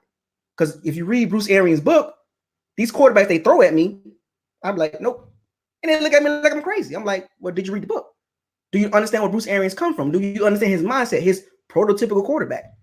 The Andy Daltons, the Teddy Bridgewaters won't work in this offense. To run the no risk it, no biscuit, they won't work. Bruce Arians' book tells you that. But people look at the high end level. They look at the surface level. They don't like to dig under the dirt to the core of the issues or to the core of Bruce Arians' thought process. So when I say with this James Winston situation, if they keep him, they're going to keep him based on, okay, we see his ceiling. His ceiling is very high. Is very high than a lot of quarterbacks.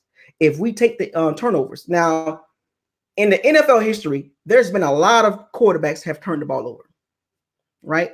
Here's a perspective, and this was brought to me by on Twitter. I was talking to a fan, not a fan, but a Twitter guy, and he made a post, and I looked at it, and I was like, so the All 100 team, right? The NFL All 100 team, right? So everybody's seen the list. I don't know if you've seen the whole list, but they did a list of quarterbacks that made the All 100 team. And I was like, Now, mind you, we got Drew Brees, Aaron Rodgers, Tom Brady, Joe Montana, John Elway, Dan Marino, and I was scrolling down the list, and I'm gonna segue into the negative side of Jameis Winston, right? Negative and positive. So we're gonna get to the negative side. I'm gonna segue to it. Hey, Brett Favre's on there. Number one guy in the NFL all-time interceptions. Won Super Bowl.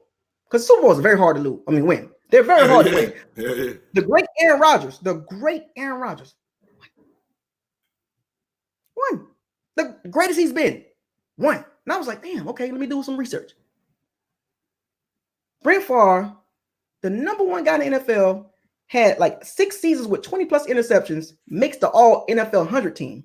And the great Aaron Rodgers that don't throw interceptions don't make the team. Am I missing something here? Because in any universe, you would put Aaron Rodgers in before Brett Favre, because Brett Favre is the NFL all-time leader in interceptions. He's thrown 20 interceptions 6 times in his career. You're gonna take Aaron Rodgers any day. But why did Brett Favre make it over Aaron Rodgers? He only got 1 Super Bowl. Aaron Rodgers got 1 Super Bowl. Why? Weird. It's weird to me that they chose. Like, I thought it was weird that they chose a guy that turns the ball over more than any quarterback. Makes the all NFL. So are you saying that you're taking Brett Favre? Okay, well, not you, but whoever made this list. You're taking Brett Favre as an example to use. What did you watch the series? As Winston's trajectory? No, did you watch the series? Like, did you watch Bill Belichick and they bring these guys on? They announce the players. Like, did you watch the whole thing? Like, when they announced, like, they brought Brett Favre on there. You know what I'm saying? Like, they brought Tom Brady on there. You know, all these guys and the ones that make the team. The all NFL all-time 100 players. One of the quarterbacks that made it was Brett Favre. Leads the NFL in history of interest number 1. So are you saying that are you trying to asking why? Like, why would they take a guy? I don't know. But what I'm saying, Favre is one of the greatest quarterbacks that ever lived, though. But they picked him to be one of the best quarterbacks of all time, and they left Aaron Rodgers. They left Aaron Rodgers and Drew Brees off the list, and they both got 1. They got 1 as well, but they chose Brett Favre over Drew Brees and Aaron Rodgers. It was kind of it threw me off. I was like, well, wouldn't you take a guy that turns the ball over less than a guy that turns the ball over the most? Not really. No, you can't really say that. You can't really say that. You got to look at that. You got to look at that whole body of work, man. You got to look at that whole body of work, and when you putting these lists together, it ain't just the numbers, man. Brett Favre revolutionized this game, man. Brett Favre revolutionized the game of football. Well, you know, Dan Marino was already. He got a lot of babies, man. Hey, Brett Favre got a lot of babies out there, man. Who is his baby? Revolutionized this game. Who is Brett Favre's baby? I would make. First of all, Aaron Rodgers. Aaron Rodgers is a Brett Favre baby. 2 different type of quarterbacks. Aaron Rodgers don't even take. Oh no, it ain't about. See, we ain't gonna bring up basketball, but when you revolutionize this game, man, you change how defenses play. You change how defenses call it. You change everything about the game. They had to adjust everything when it came to Brett Favre, man. Brett Favre changed this game, just like Tom Brady. Tom Brady got a lot of babies out there too, man. Revolutionized this game, man. Tom Brady showed you that you ain't got to have big name receivers to win like this. We got to put some respect and some love on Brett Favre, man. We can't be We can't throw Brett Favre in there with no Jameis Winston. No. I think you missed my point. My point is that the people that picked this list of the 100 players, and all these 100 players had bad moments, right? And had some really bad moments. Like the quarterbacks on that list, a lot of those guys threw a lot of interceptions, but they still picked them because they looked at the body of work. Right. Now, when you say body, when we look at the body of work, we don't know. Like this is where it becomes the projection of Jameis Winston, right? And we'll get on the negative side. So now we're going to segue to his projection. Like, what do you see the team with Jameis Winston in the next 3 to 5 years? Now, if you look at the division, Like, don't look at the NFC North and East in the West. NFC South, because you got to win your division. Drew Brees is old. Yep, he gone. The Carolina Panthers are Matt Rule, new coach. They got about 3 more years before they do anything. They got to figure out what they're going to do with Cam Newton.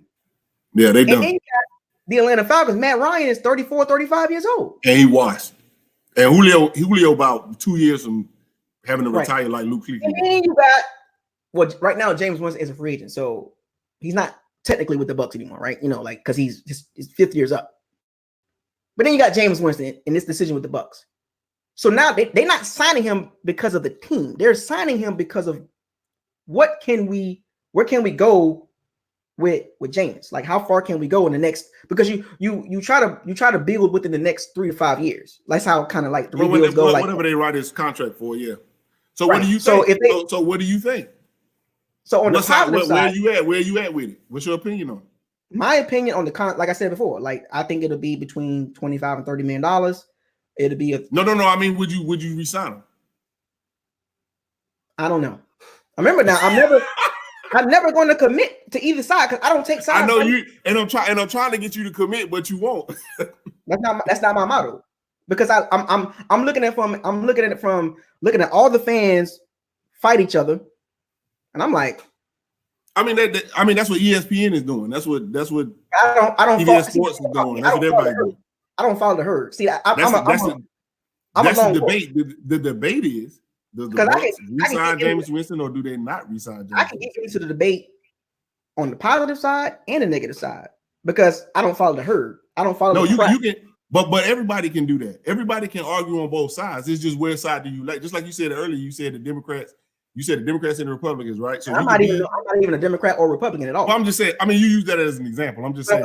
So going off that example, do you can fall on either side or you can fall in the middle? I got you, right? My answer is if they keep him, I'm Bucks all day. If they don't keep him, but a lot of fans are like that. A lot of fans are like, keep him, it's cool, we got to roll with him, or replace him, it's cool, we got to roll with him. And that's not even that's not where they're here. They want to know. And I will say this: you think? They either going to sign him to a long term or they're going to let him go. There is no transition tag. Now I will say that. Yeah, I don't think so. I don't think they're going to. There is no transition tag. Period. I don't know why people throwing that in my face. Like, you can't talk that transition tag and that franchise tag to me. They ain't no transition tag. I read what they both is. I read what the exclusive and the non-exclusive tags are. Yep. The transition tag. You can't talk that to me. I'm gonna tell you this, Jameis Winston. I'm worried about him holding out if they try to franchise tag him. So I'm worried about him holding out, man. So after this game. After the last game of the season, Bruce Arians had a press conference. And how was it interpreted? The media loves to run with a narrative. And this is why I try to tell people, stop following the narrative. That's why they get paid millions of dollars. They get paid millions of dollars to break this stuff down. Create stories, these rumors of him asking for $30 million. Like, nobody putting their name on it. You know what I'm saying? You just throwing stuff out there for people to run with. And so Bruce Arians had a press conference, and they asked him a question. And I'm paraphrasing. They said, well, can you win with Jameis Winston?" He said, "What?" Saw that. He said, "Well, we can win with this one. We can win with this quarterback, and we can win another one." The spin on that was if. Yeah, no, ain't no spin. No, that you got to take them man words for what he said. He said, "I can win with this one, but I can win with another one too." What are you talking about? I understand English. Yeah, but when you change a word or change a sentence, it'll change the whole narrative of the sentence. How do you take that? Because I didn't take that the way you took it. No, I'm saying, like, you have to. So okay, so when somebody makes a statement, yep, as a reporter, right?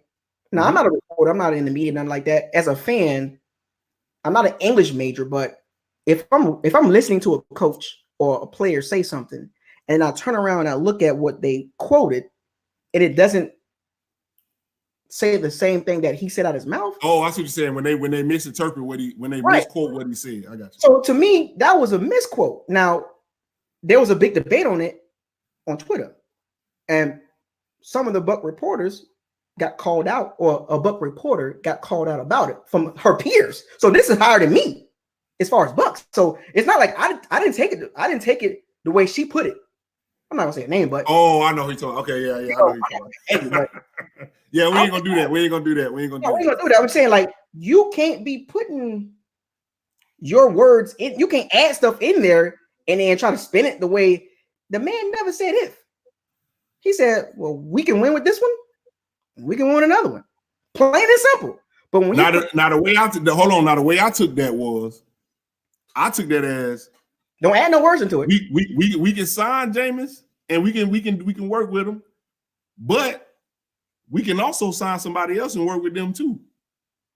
So yeah, that's what I'm saying. Like, it's like we stand non-committal. We stand non-committal. It was a negotiation tactic by him. Yeah, exactly. Yeah, that's how I took it. Yep. Like, it was a negotiation tactic. But it wasn't nothing talking bad about Jameis or nothing like that. It wasn't like an indictment on him yet. But they did spin it like that. They spin it like that. Network and all those guys. Yeah, they did spin it like that. You right. I'm like, yo, Bruce Arians never said that, and then it all came to sense. Yeah, they did spin it like that. You right. They did. Yeah, Maurice Jones-Drew and all these guys, you know, women saying all this crazy stuff. And then they did an interview with Carson Palmer. Oh, yeah. We talked about that yesterday. Yeah, you're right. Yep. He played with Bruce. He's and I'm sitting here and I broke it down. I listened to it a couple times. Yeah, we talked about it yesterday. Yeah, you're right. Now, what did not Carson Palmer? Carson Palmer backed you up. He backed you up. I'm a roll when it comes to stuff like this, whether it's our team or any, they play. People that know, yeah. So he's telling us, hey, this Bruce Arians offense is very difficult. It takes time to learn and yada yada. Now I don't know if you ask Andrew Luck and Big Ben, would they say the same thing? Probably would. I don't know.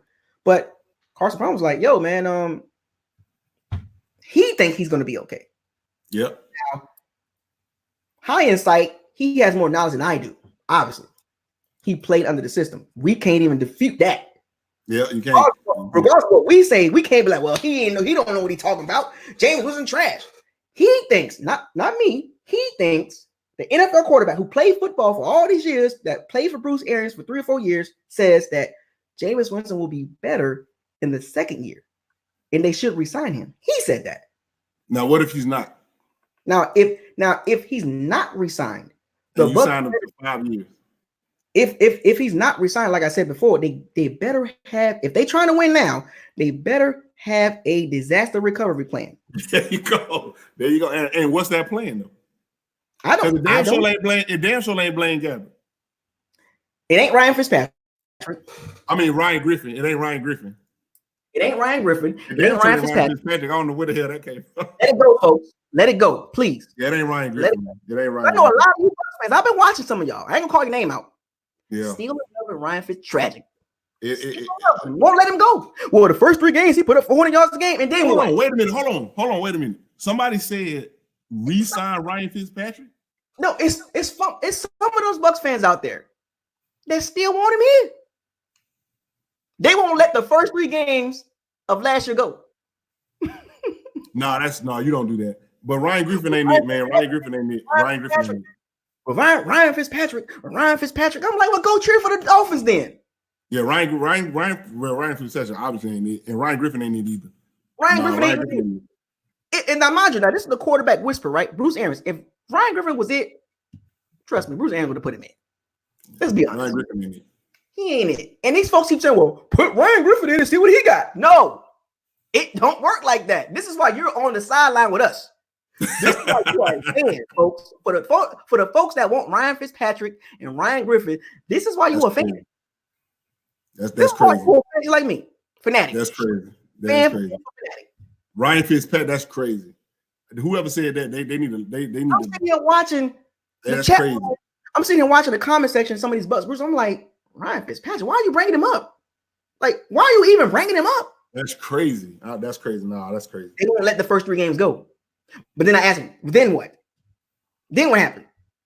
Well, next. You know, it's to the point where some of these fans can get to a point where they just will take anything because they just don't want him on the team. They don't even understand. But you gotta let fans be who they're gonna be, man. You gotta let fans be who they're gonna be. Like, I don't do that. You know, I'm not a troll guy. Well, we know. Yeah, we talked about that. Yeah, we ain't gonna do that. We ain't gonna do that. Like, I had to talk to a guy the other day in my one of my posts I made. I'm like, I don't get down like that. You know, I'm all about the Bucks. You know, we could talk about football all day. We could talk about college, NFL, any team you want. But I ain't for that extra stuff. I'm not a troll. I don't do none of that stuff. That's not my style. I've been trolled. I know what a troll is. You know what I'm saying? Trust me, I know what it is. But I stand on my 10 toes. So you're not going to push that on me and get me to go back and forth with you on that troll stuff. I don't do that. Yeah, bringing up Ryan Fitzpatrick name, man. That's they know better than that, man. But no, some of them don't. They fans. Some of them are really actual real fans of Ryan Fitzpatrick. They are real like crazy. A journeyman quarterback, and you follow him. Because he played the team 1 season, and you love him. Like so here's the thing now. So okay, so now we got to transition to the draft. What's your order? What's your order? Well, I got to give you the other side real quick. Like, right. You never did. Okay, yeah, go ahead. So, on the side that I'm going off the script. So the other side that stands out is the biggest thing that stands out over the 5,000 yards, over the 33 touchdowns. It's the 30 interceptions. Now, watching the NFL All 22 film. And what we talked about, what you sent me today, yeah, we talked about that. Yeah. Funny how he broke it down. I read what he put for each interception. And a lot of it made sense. Then I read the comment section. It's a fluctuation between there's some people out there that believe all 30 are not on him, even Bruce Arians. I mean, but it's proven though. I mean, it's proven. Right. It ain't all on him. But his number was 16 and a half, 17 were Winston. Yeah. Which is still pretty high. But in this offense, it's pretty much the average. Like I did my research. I like doing this. I added up all the interceptions that the quarterbacks did in his offense since he's been a head coach, OC. The average is 17 a season. Now let that sink in. The average amount of interceptions, 17. And Bruce Arians, no risky, no biscuit. And I guess people didn't realize how risky this offense is. Like, I really believe people thought that this is a 5 or 10 interception type offense. Hell no. This offense is risky as hell. Like, I've seen some of these throws on tape. I'm like, yo, you better have confidence to make that throw. And a lot of quarterbacks can't fit in this offense, but I keep telling people. So when I look at Winston, does he trust his arm too much? Yes.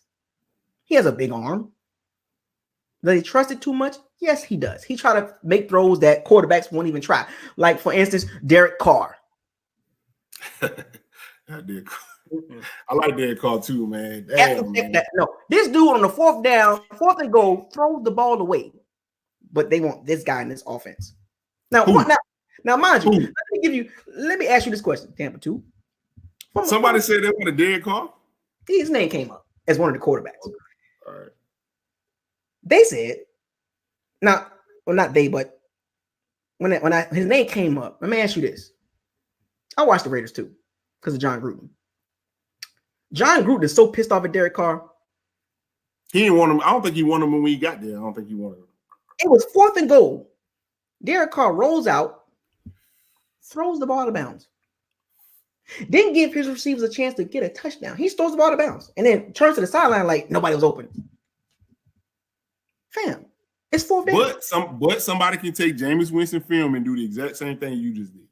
No, I'm just saying, like, it's 4th down, fam. Like, it's at the end of the game. You're gonna give your team a chance to win? No, he just threw the ball away. Like, you don't do that. It's 4th down, fam. Like, you trying to win the game.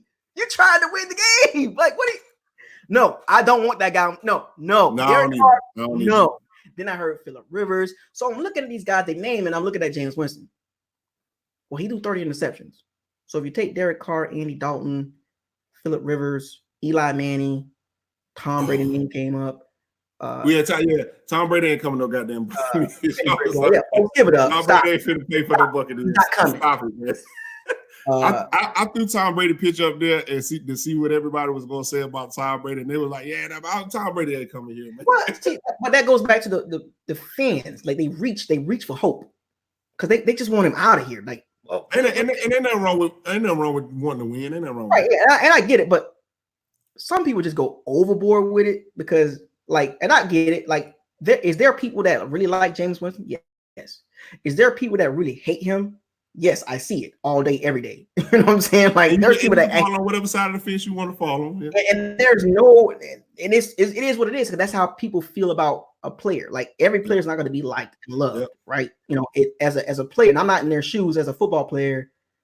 Everybody's not going to like you. You know, like, do everybody like Tom Brady? No. Does everybody like Patrick Mahomes? No. You know, whatever the case may be. Lamar Jackson, you know, whatever.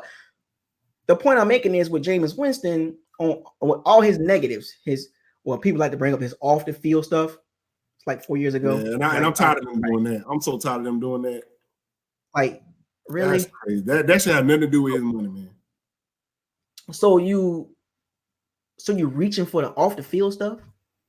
That was 4 years ago. That's a straw man argument. That definitely shouldn't happen. Like that's but if you want to bring up off the field stuff, then I can bring up Big Ben Roethlisberger with two. Oh, you know what?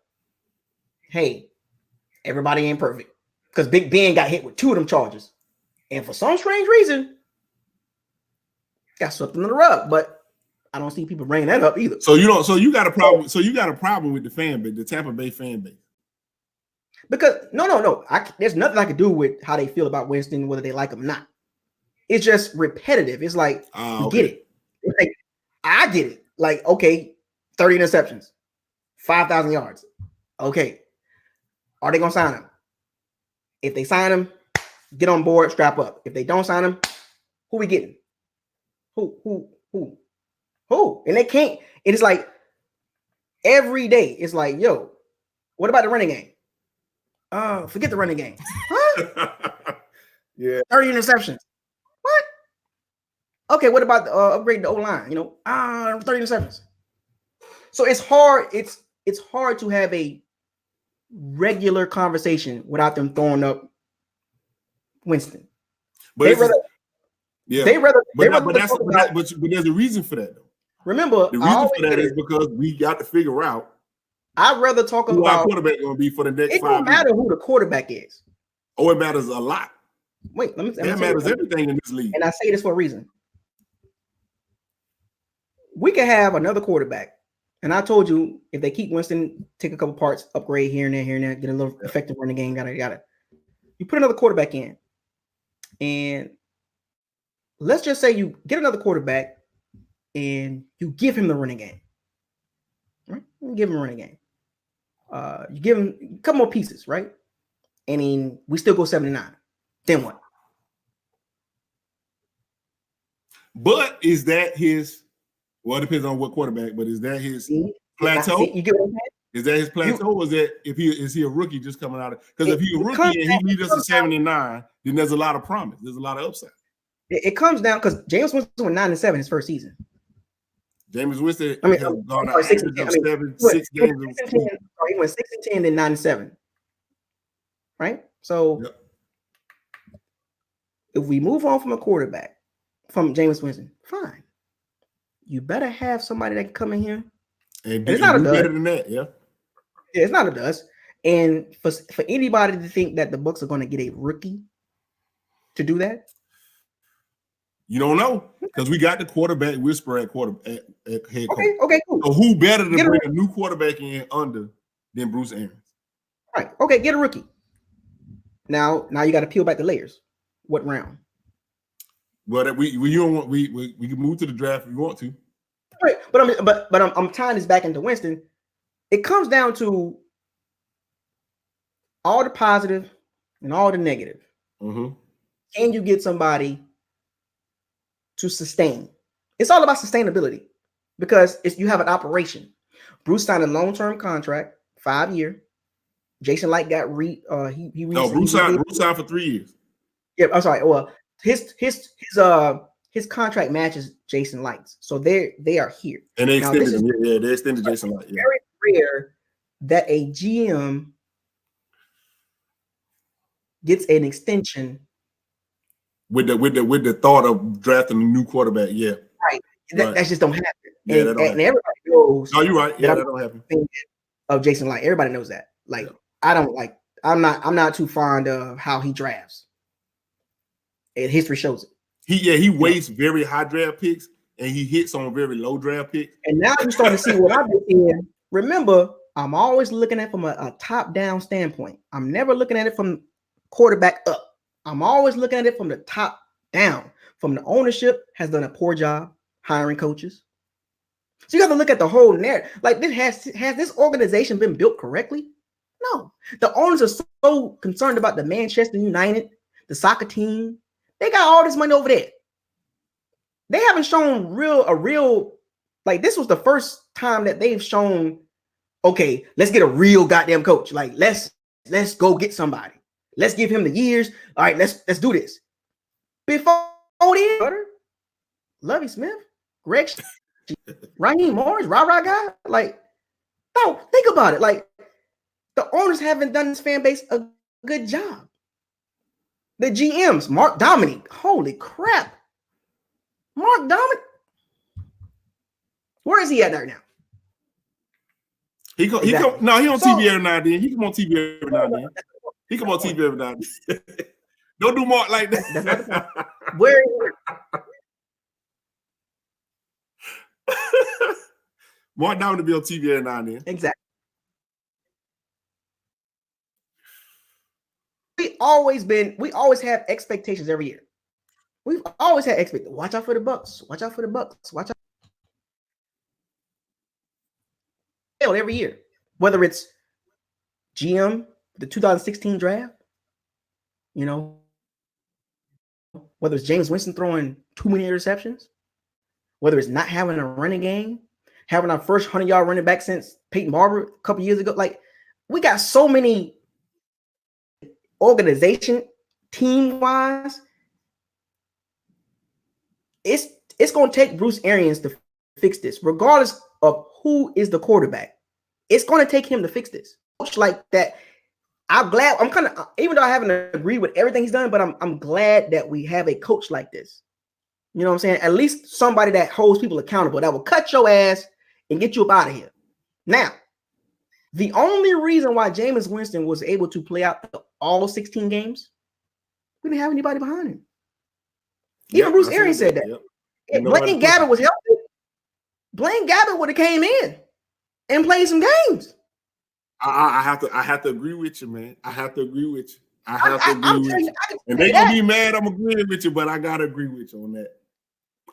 Blaine Gabbert would have played some games if he was healthy. I gotta agree with you. But that was the risk you took of signing a quarterback like that. You know what I'm saying? Like, how did you get hurt? Like, what the hell? Like, so we didn't have a reliable backup in a Bruce Arians system to, okay, James, you need to take a seat. Because the reason why I went into the season, all right, cool, we got Blaine Gabbert. I'm not a fan of Blaine Gabbert, whatever. All right, cool. He been in the system. He can help James out, whatever the case may be. But when James had that stretch of picks and picks and picks and picks, it was like, it is what it is. Like, we ain't got nobody behind him, because I'm damn sure wasn't going to say Ryan Griffin had. I didn't vouch for him at all. No, I vouched for him a little bit, but then I was like, well, I could see when he did get in the game, and then I could tell he ain't built for it, man. Ryan Griffin ain't built for it. What can be very detrimental? Now here's the other side. Now, what can be very detrimental to the team by bringing him back is the morale. Like, oh man, you bring this guy back, man. He done had 5 years. He's thrown 30 interceptions. I mean, yeah, he threw 5,000 yards. Yeah, he threw 30 touchdowns. But damn, man, he's backbreaking interceptions, like 7 pick sixes. I mean, yeah, he got talent, but maybe he just need to go somewhere else. Now, we do have a history of letting people go and they end up shining somewhere else. But that's neither here nor there. In the Super Bowls, by the way. It could be demoralizing bringing a guy back like Winston. So I'm giving you the other side. Like, the other side of, oh, you probably don't want to bring him back. This is why I say you either sign him long term or let him go. There is no in between. Do not play that game of one more year. Let's see how he is. No, he is who he is. You got a snapshot. Like, well, the thing is, if they do that franchise tag and he does come back for a year, just like like Carson Palmer said, Carson Palmer said, if he is this great quarterback that Carson Palmer said he can be, it's gonna cost the Bucs so much more fucking money. That's what I'm saying. Now, here's why I disagree with Carson Palmer. Like, bringing him back is a risk. It's a very high risk. It's a very high risk. And a high reward too. On the flip side, so you had a high risk. You have to look at the likelihood of him throwing 30 interceptions. Now, that's not gonna happen. That's not gonna happen again. I'm gonna peel my eyes to the chat room. I've seen somebody talking to me. Now, I've been watching the chat room while I've been talking to you. Now, somebody, I'm not gonna say his name. I gotta click on it. Let me click on it. Hold on, I got it up on our private chat. Let me click on it. Okay, go ahead. Somebody mentioned something about he's defending Jameis Winston.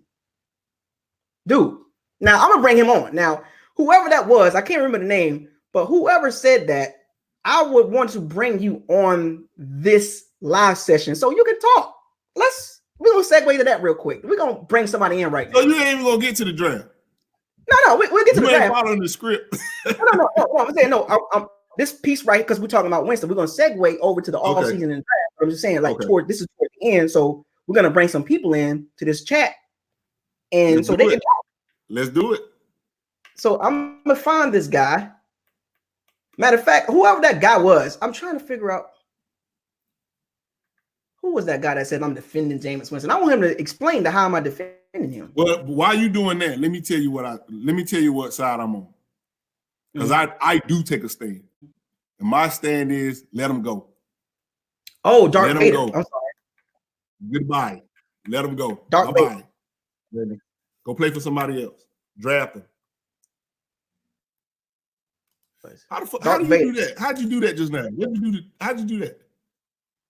This guy. You double clicked on it or something? Yeah. Like you can click. Oh, and it'll pop up on the screen. Oh, okay. Yeah. So Darth Vader, man. How many times I gotta say Isaiah's going to defend Jameis Winston till the cows come home? Now I'm gonna bring you on if you would like to come on. Shout out to Darth Vader. Shout out to you. Salute to you, Darth Vader. Now you gotta stand on this, fam. Yeah, I hope you got your ammo. Yeah, I'm gonna make you stand on that. Because I think he's looking at it from when I talk about the Winston situation, he think I'm siding. There you go. There you go. You right there. You right there. Darth Vader right there.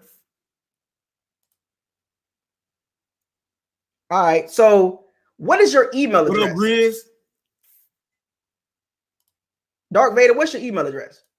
Teddy. Eric, Teddy.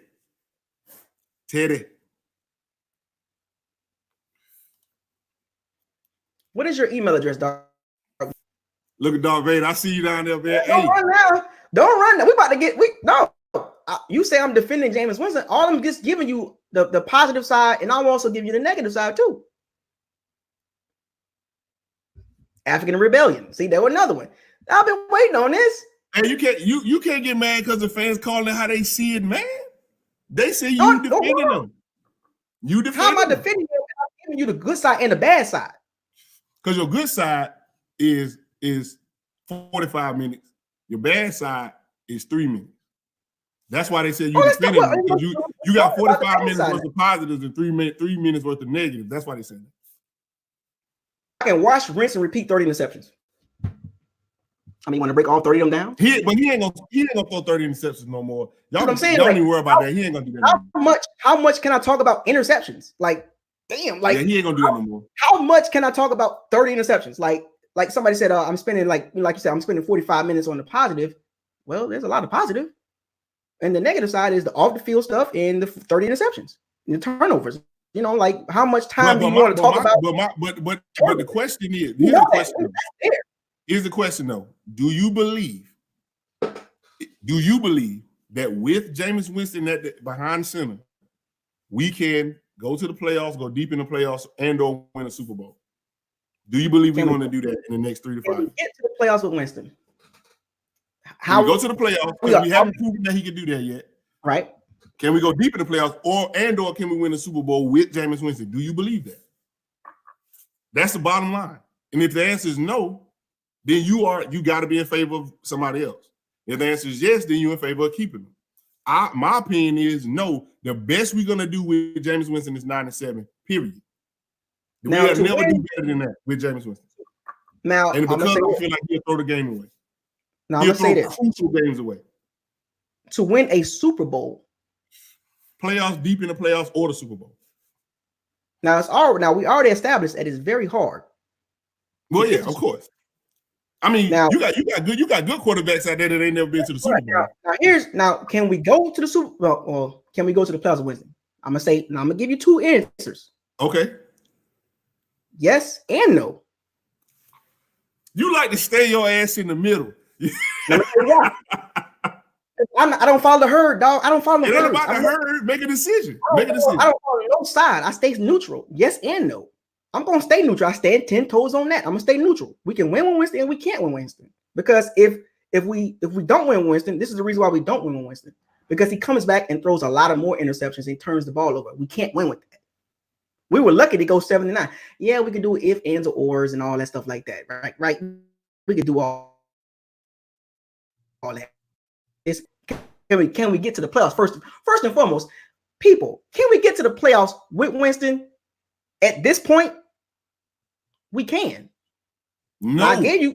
No, wait a minute. I said we can't because of the interceptions. You asked me a question. Gotcha. Okay, my bad. I heard that wrong. Go ahead. Go ahead. You see people thinking I'm defending him and not listening. No, we can't get to the playoffs with him if he turns the ball over. See, this is the if factor. Can we get to the playoffs with Winston? We were basically a couple games away from flipping the season. Now, if we was to say that, that means the turnovers come down, the running game improves, the coaching gets better. He's improves in the offense in the second year, and we all of a sudden four teams this season were bad last season. That's in the playoffs. So every year there's a couple teams that's been losing, and all of a sudden, boom, they hit the playoffs. The Bucs isn't in that pack. We in that pack of we couple players away, maybe a couple changes here and there. If we keep Winston, let's upgrade the running game and the O-line on the right side. And if we don't keep him, cool, draft Jacob Eason or draft Joe Burrows, and then put the money towards the defense and bring all the defense back and just win with the rookie quarterback. Now that is a strategy. Now if we do that, we can win without him. If we do that, now am I for that? We can do that. If we get rid of Winston, cool. Get the quarterback, put the money on the defense, upgrade the special teams, upgrade the defense. Boom, we in the playoffs. Now that's what I'm talking about. Now that's what I like. You can win with the quarterback on a rookie salary and putting the money onto the defense and a strong running game. I mean, you are changing your offense to suit the strength, which would be the defense. We'll become more of a defensive-minded team with a rookie quarterback. And now he's at a low salary where we can ride that out for 3 or 4 years and dump money into the defense, signing players. That's a formula that we can take. So yes, we can get to the formula we should take. We can get to the Super Bowl. I'm gonna stop saying Super Bowl. Get to the playoffs or be a playoff contender. Deep in the playoffs. We so far from the Super Bowl, folks. Get it out your head. We are so far. We are so far from the Super Bowl, man. But what I'm saying is, so the way I look at this thing is, I say, well, in the past 5 years, have we under Jameis Winston, right? And we've gave him new coaches. We gave him two of the best wide receivers, the best wide receiver duo in the NFL. We've given him different offensive coordinators to try to fix it. We've given him one of the best coaches probably to ever coach in BA to try to fix it.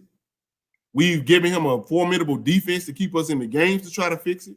We've done all these things over the past 5 years to try to fix him.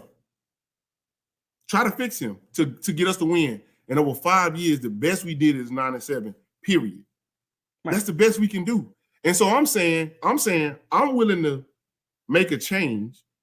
That's fine. Divorce him, right? And if he go marry somebody else and they live happily ever after, okay.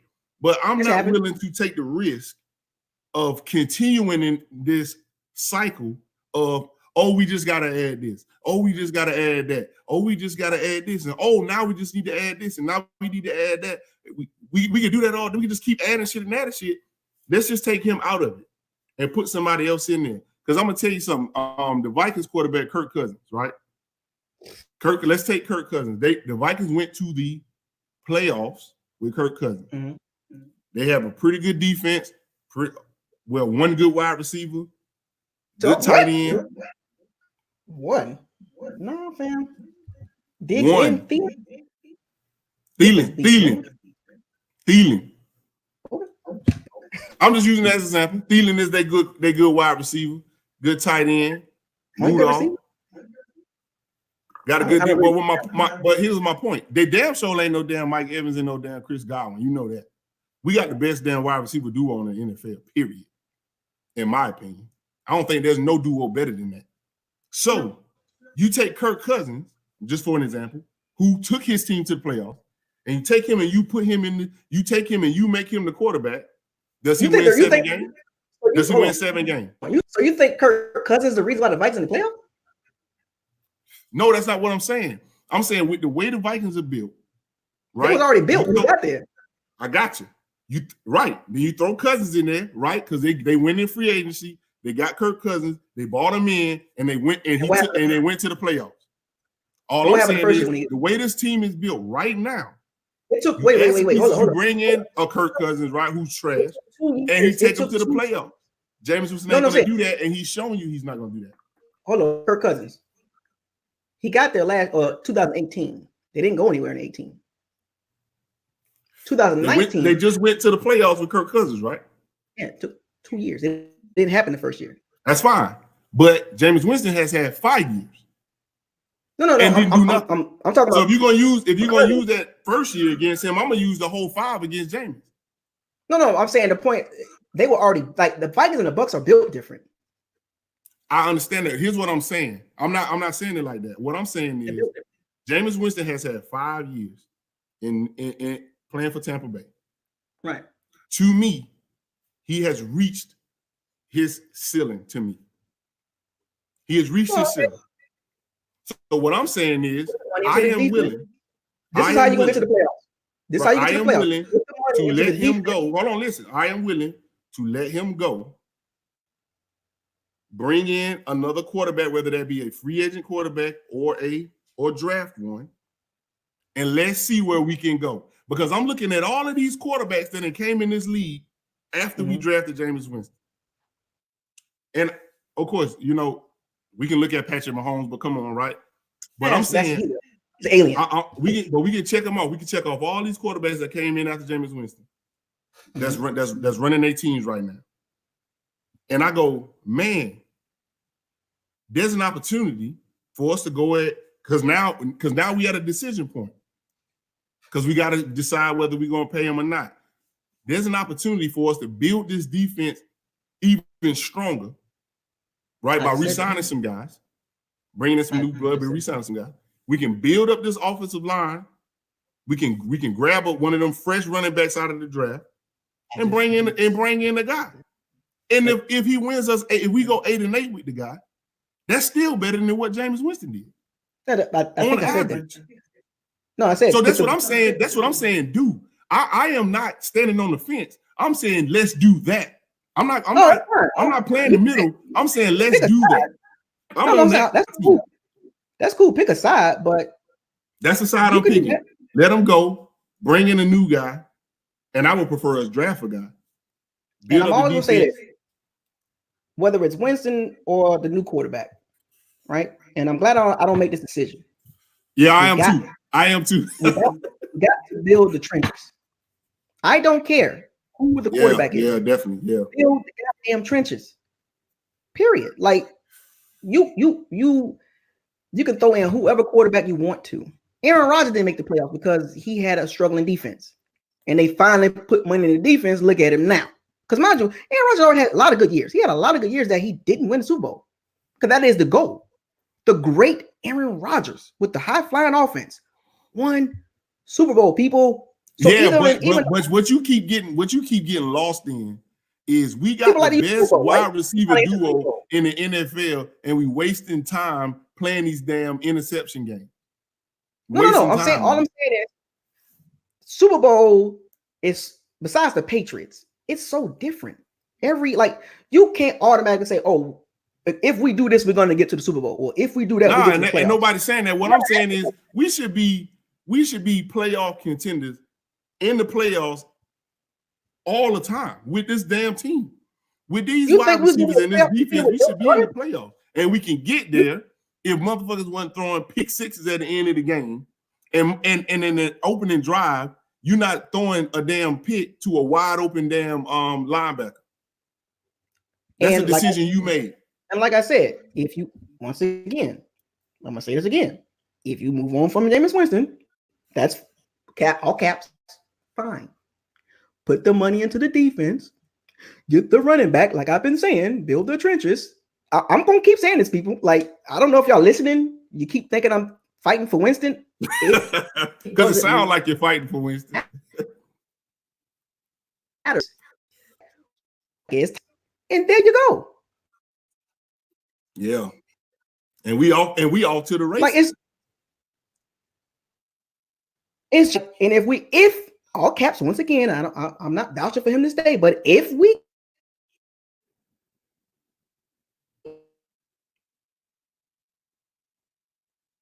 him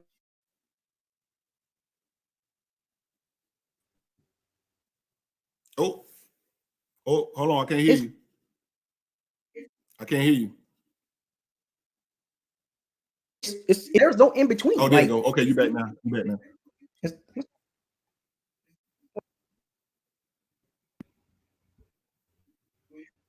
Nah, you cut out for a second, but you back now.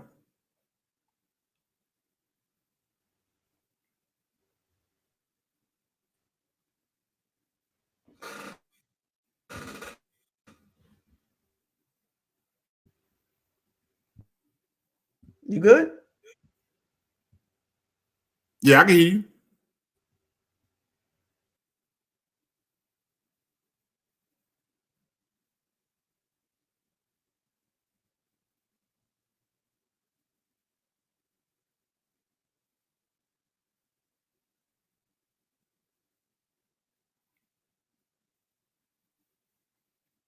Oh shit, that thing been cut out.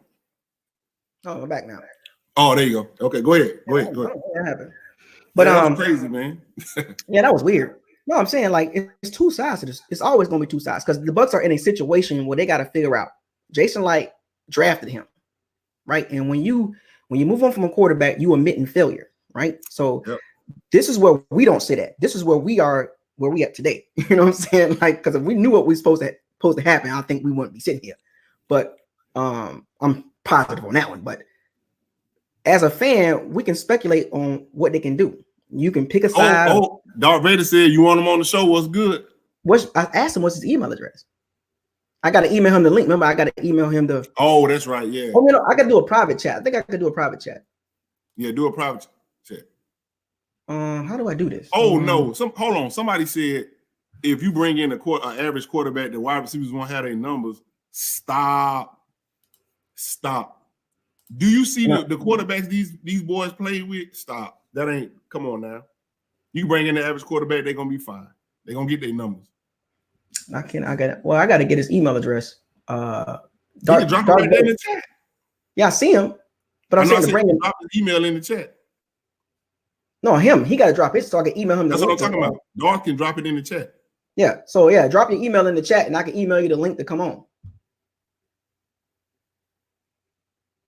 But anyway, and until he does that, then he's just gonna sit there in the chat, flounder away. But but I'm saying, like, so Jason Light and Bruce Arians has a heavy influence on this decision, right? Because he was supposed to go to Cleveland, and for whatever reason, it didn't happen. Different stories behind it, that John Dorsey didn't give him the call back, so he chose the Bucs second. And some people say he wanted to go to the Bucs the whole time. And yeah, I remember that. The only reason why he came here, it was because Jameis Winston. So you hear all these stories, and he talks highly about him. I known him since 12 years old. So is there a relationship between him and Jameis? Yes. Jason Light drafting him. Jason Light went out and got Bruce Arians for a reason to try to save Jameis and all that. All that stories behind that. That's but true. At the end of the day, there you go. Eric Harden want to come in. He put his email in there. Okay, so we'll get one here. All right. But he put an S instead of an A, but yeah, on that Gmail part. Okay, so let me see.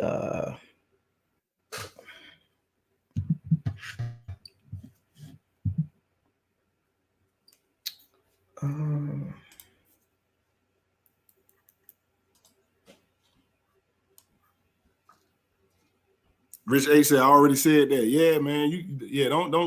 Don't come with the average QB that they wouldn't have their numbers. They're gonna have their numbers, man. They can do it with Josh McCown and then Ryan Fitzpatrick. They can definitely have their numbers. All right, so Eric. Damn, everybody dropping their email in the chat. One at a time. So we just ain't gonna never get to the draft. I've been wanting to talk about this draft. And y'all keep wanting to talk about James Winston. We'll do a couple of them. That's the hot topic because people want to. There you go. There you go. It's on there. He put it on there. I know that's the hot topic, and it's crazy. That's a hot topic everywhere, man. That's all everybody want to talk about when it comes to the Bucs.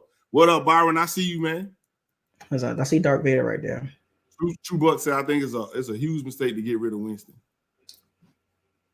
Resign key players on defense and draft a stud running back. Yeah, I go. Hey, man, you already know I'm on the Jacob Eason train, man. You already know that.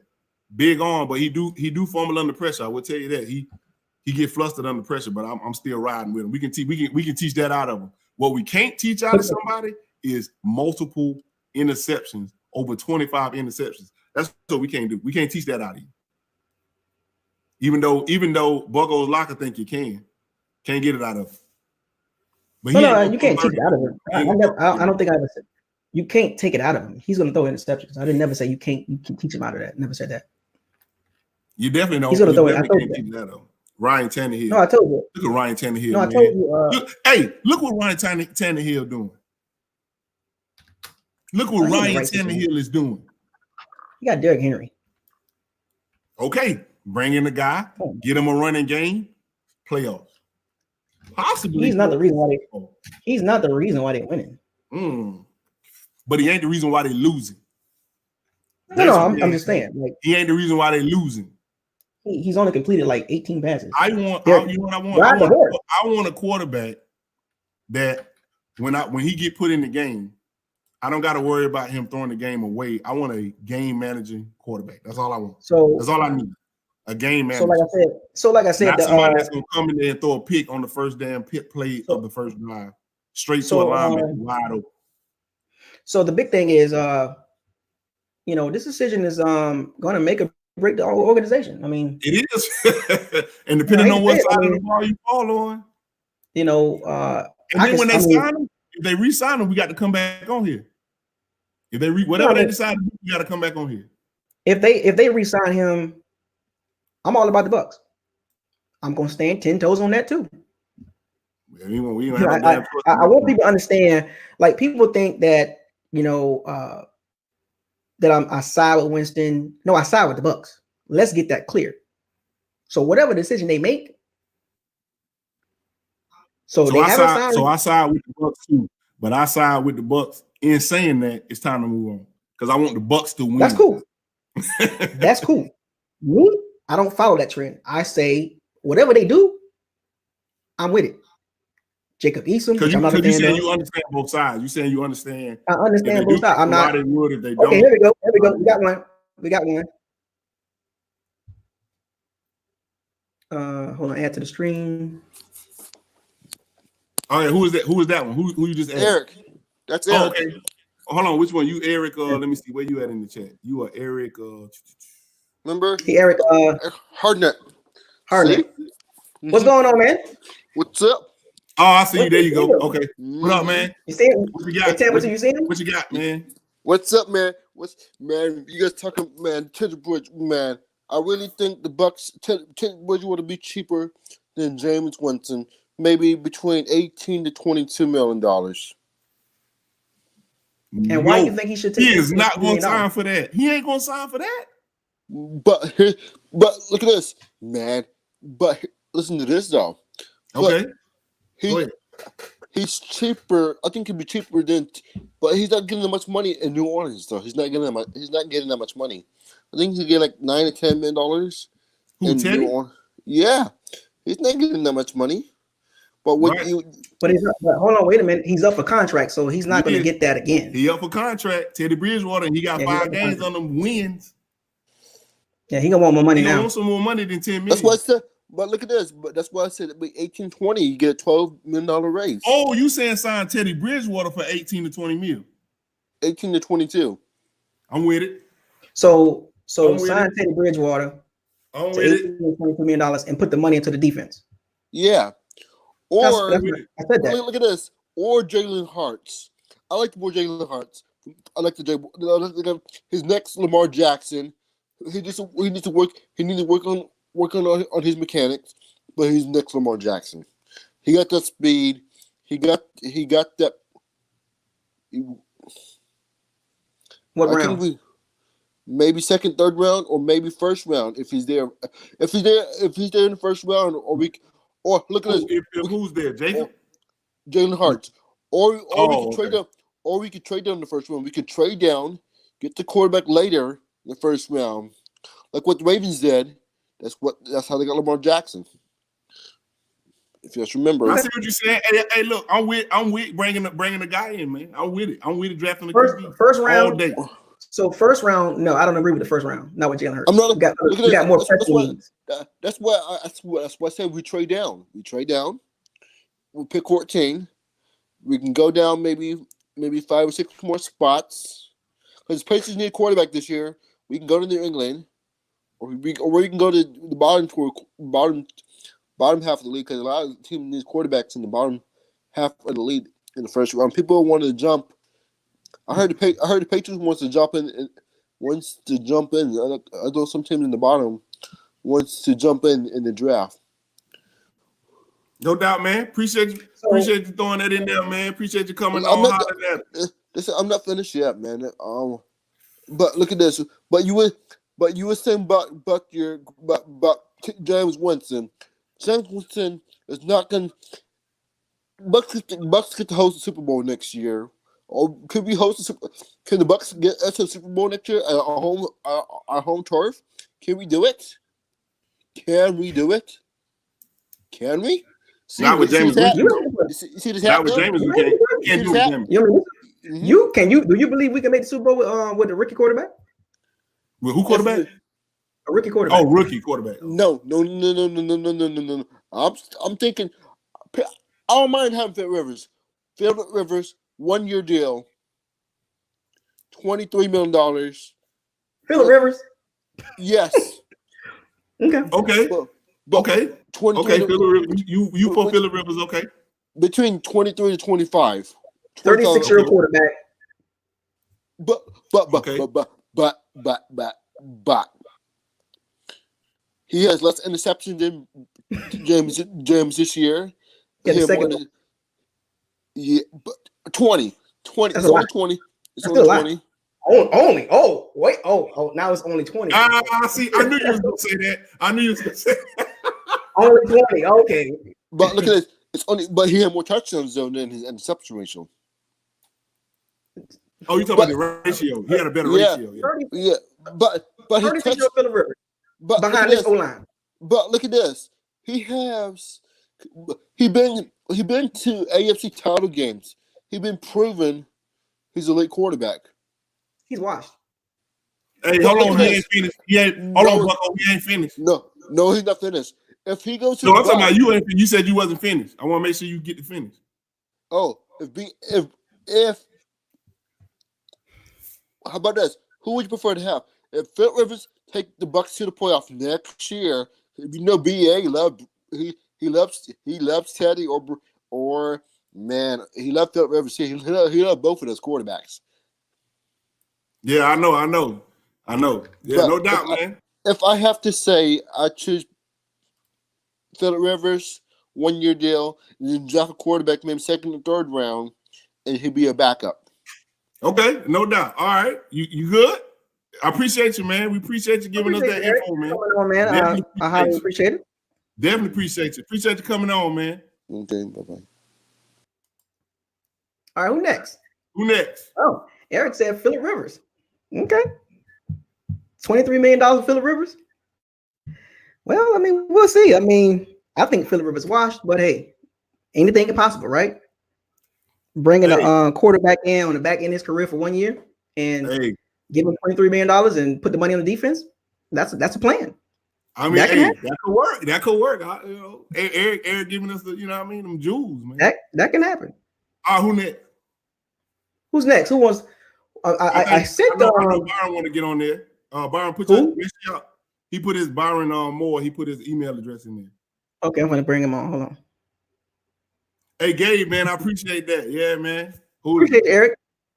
Oh, don't forget about your unveiling either. Don't forget about that. I got that coming. You know they're gonna ask about that. They're gonna ask about the cash though. Oh, so Byron, shouts out to Eric. I really appreciate it, man. Yeah, appreciate you. Oh, Rick want to come on too.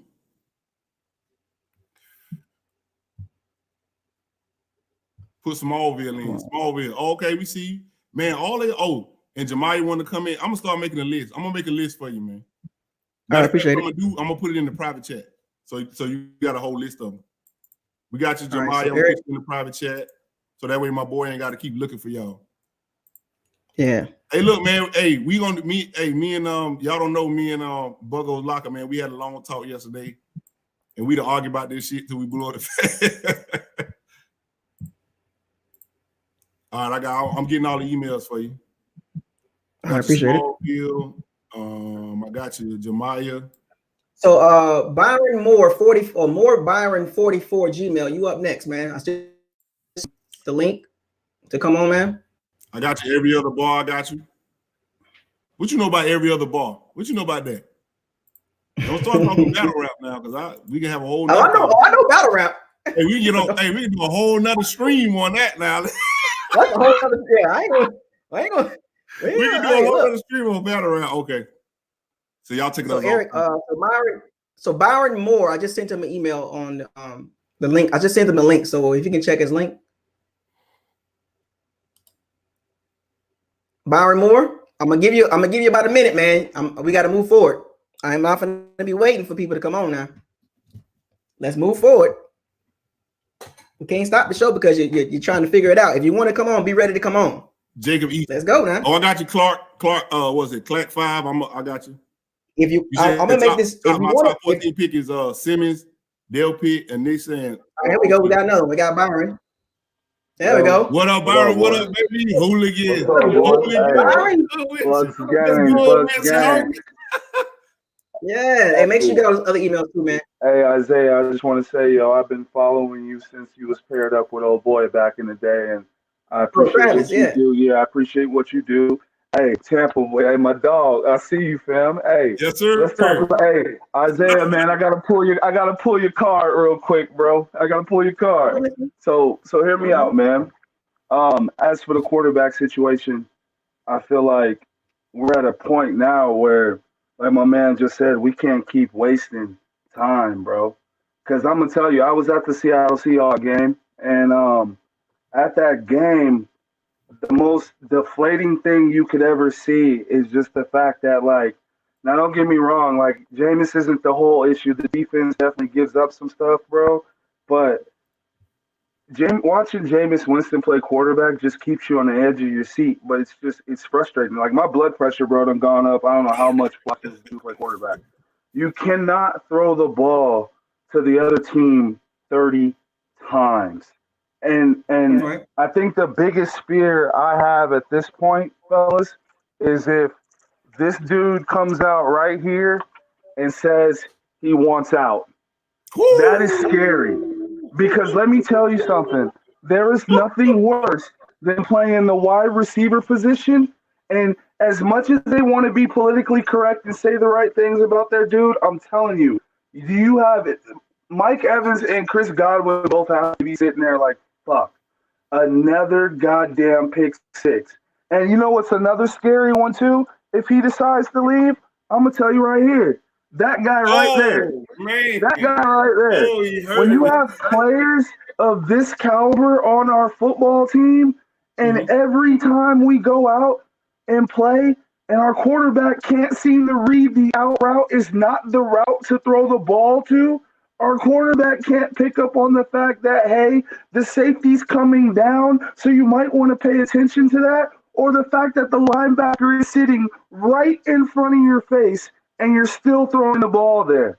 It's this season for me, what it showed me was we probably shouldn't have paid him that much money, but Adam fucking Humphries was someone we should have fucking kept. Yeah, who thought that is? You know what, man? At the end of the day, I guess you have to say the new regime's fault. They obviously didn't want to pay the money that Tennessee was asking. But it goes back to what I said is from the top down. Like, it's some bad decisions been made, man. Like, they should have known Adam Humphrey was the key. Dude, I agree with you 100% when it comes to this draft and Jason Light. But I think a lot of people also, though, we got to give Jason Light some type of props because I gave him props. He's made some good picks, but he's had a lot of time.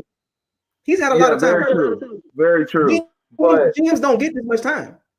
I live up here in Seattle, man, and I watch the UW games, and Jacob Eason is a bad man. Listen, man, I'm telling you right now. I watch a lot of Pac-12 football up here, and my man in Oregon's a good quarterback too. But I'm taking Jacob Eason with the pick, man. But I think in the first round, I tried to tell him. The first round, bro, it's got to be offensive lineman. In my opinion, it can't be anything else but O-line in the first round. And then after that, if Eason falls in the second or third, we got to snatch that boy up, man. Because Jameis, unfortunately, bro, like, don't get me wrong. I think Jameis is he's all right as a dude or whatnot, man. But at this point, bro, 5 years, many different coaches, like he said, dude, we keep coaching him up and trying to get him right. But all around us, all this good talent we're having, it's getting wasted, man. And I don't want to see 13 come out and say I want out, bro. Because if that happens, man, I'm gonna be sick, bro. I'm gonna be sick. Well, I appreciate you voicing, your opinion, about the situation. Hey, all love, man. I appreciate y'all boys. Byron. I appreciate you coming on. And I'll address what you say. we got to move forward because I got another guy coming in. Hey, yeah, I appreciate it, Byron. Hey, Bucos Locker. Hey, bro. We're gonna have to do this more often. We're gonna have to. Right. Hey, we ain't got no this damn is choice. live right here. This is live, man. Fellas. Shout out to Byron. Peace out, man. All right, so go ahead. It's on you. So Byron, so I'm addressing him real quick. So I hear what he's saying. I mean, obviously he's a UW fan. He likes Jacob Eason, and so does Tampa too. Jacob Eason, I mean, if he's picked, hey, I'm with it. Bring on JA baby 19 at Gmail. No, Dark Vader's waiting. I got Dark Vader waiting. My bad. I forgot about that. So I got the order in there that they came in the chat in the private. So if Jacob Eason comes, if they pick him in the second, third round, then like I said, I'm gonna keep saying this. If they pick another quarterback, okay, cool. Build the defense up, get the running game, get the O-line right, and let's move forward. Go Bucks. Like I want people to understand that. I want people to understand that. Right. So I want people to understand that. I want to make sure people understand it's whatever the decision Bucks make. If they go get Jalen Hurts, if they go get Jacob Eason, do I have to be a fan of these quarterbacks? No, but I have to ride with the team. You know what I'm saying? So I want people to understand that. Like, let's make that clear. I got to go with the team, what the team does. I don't show favoritism.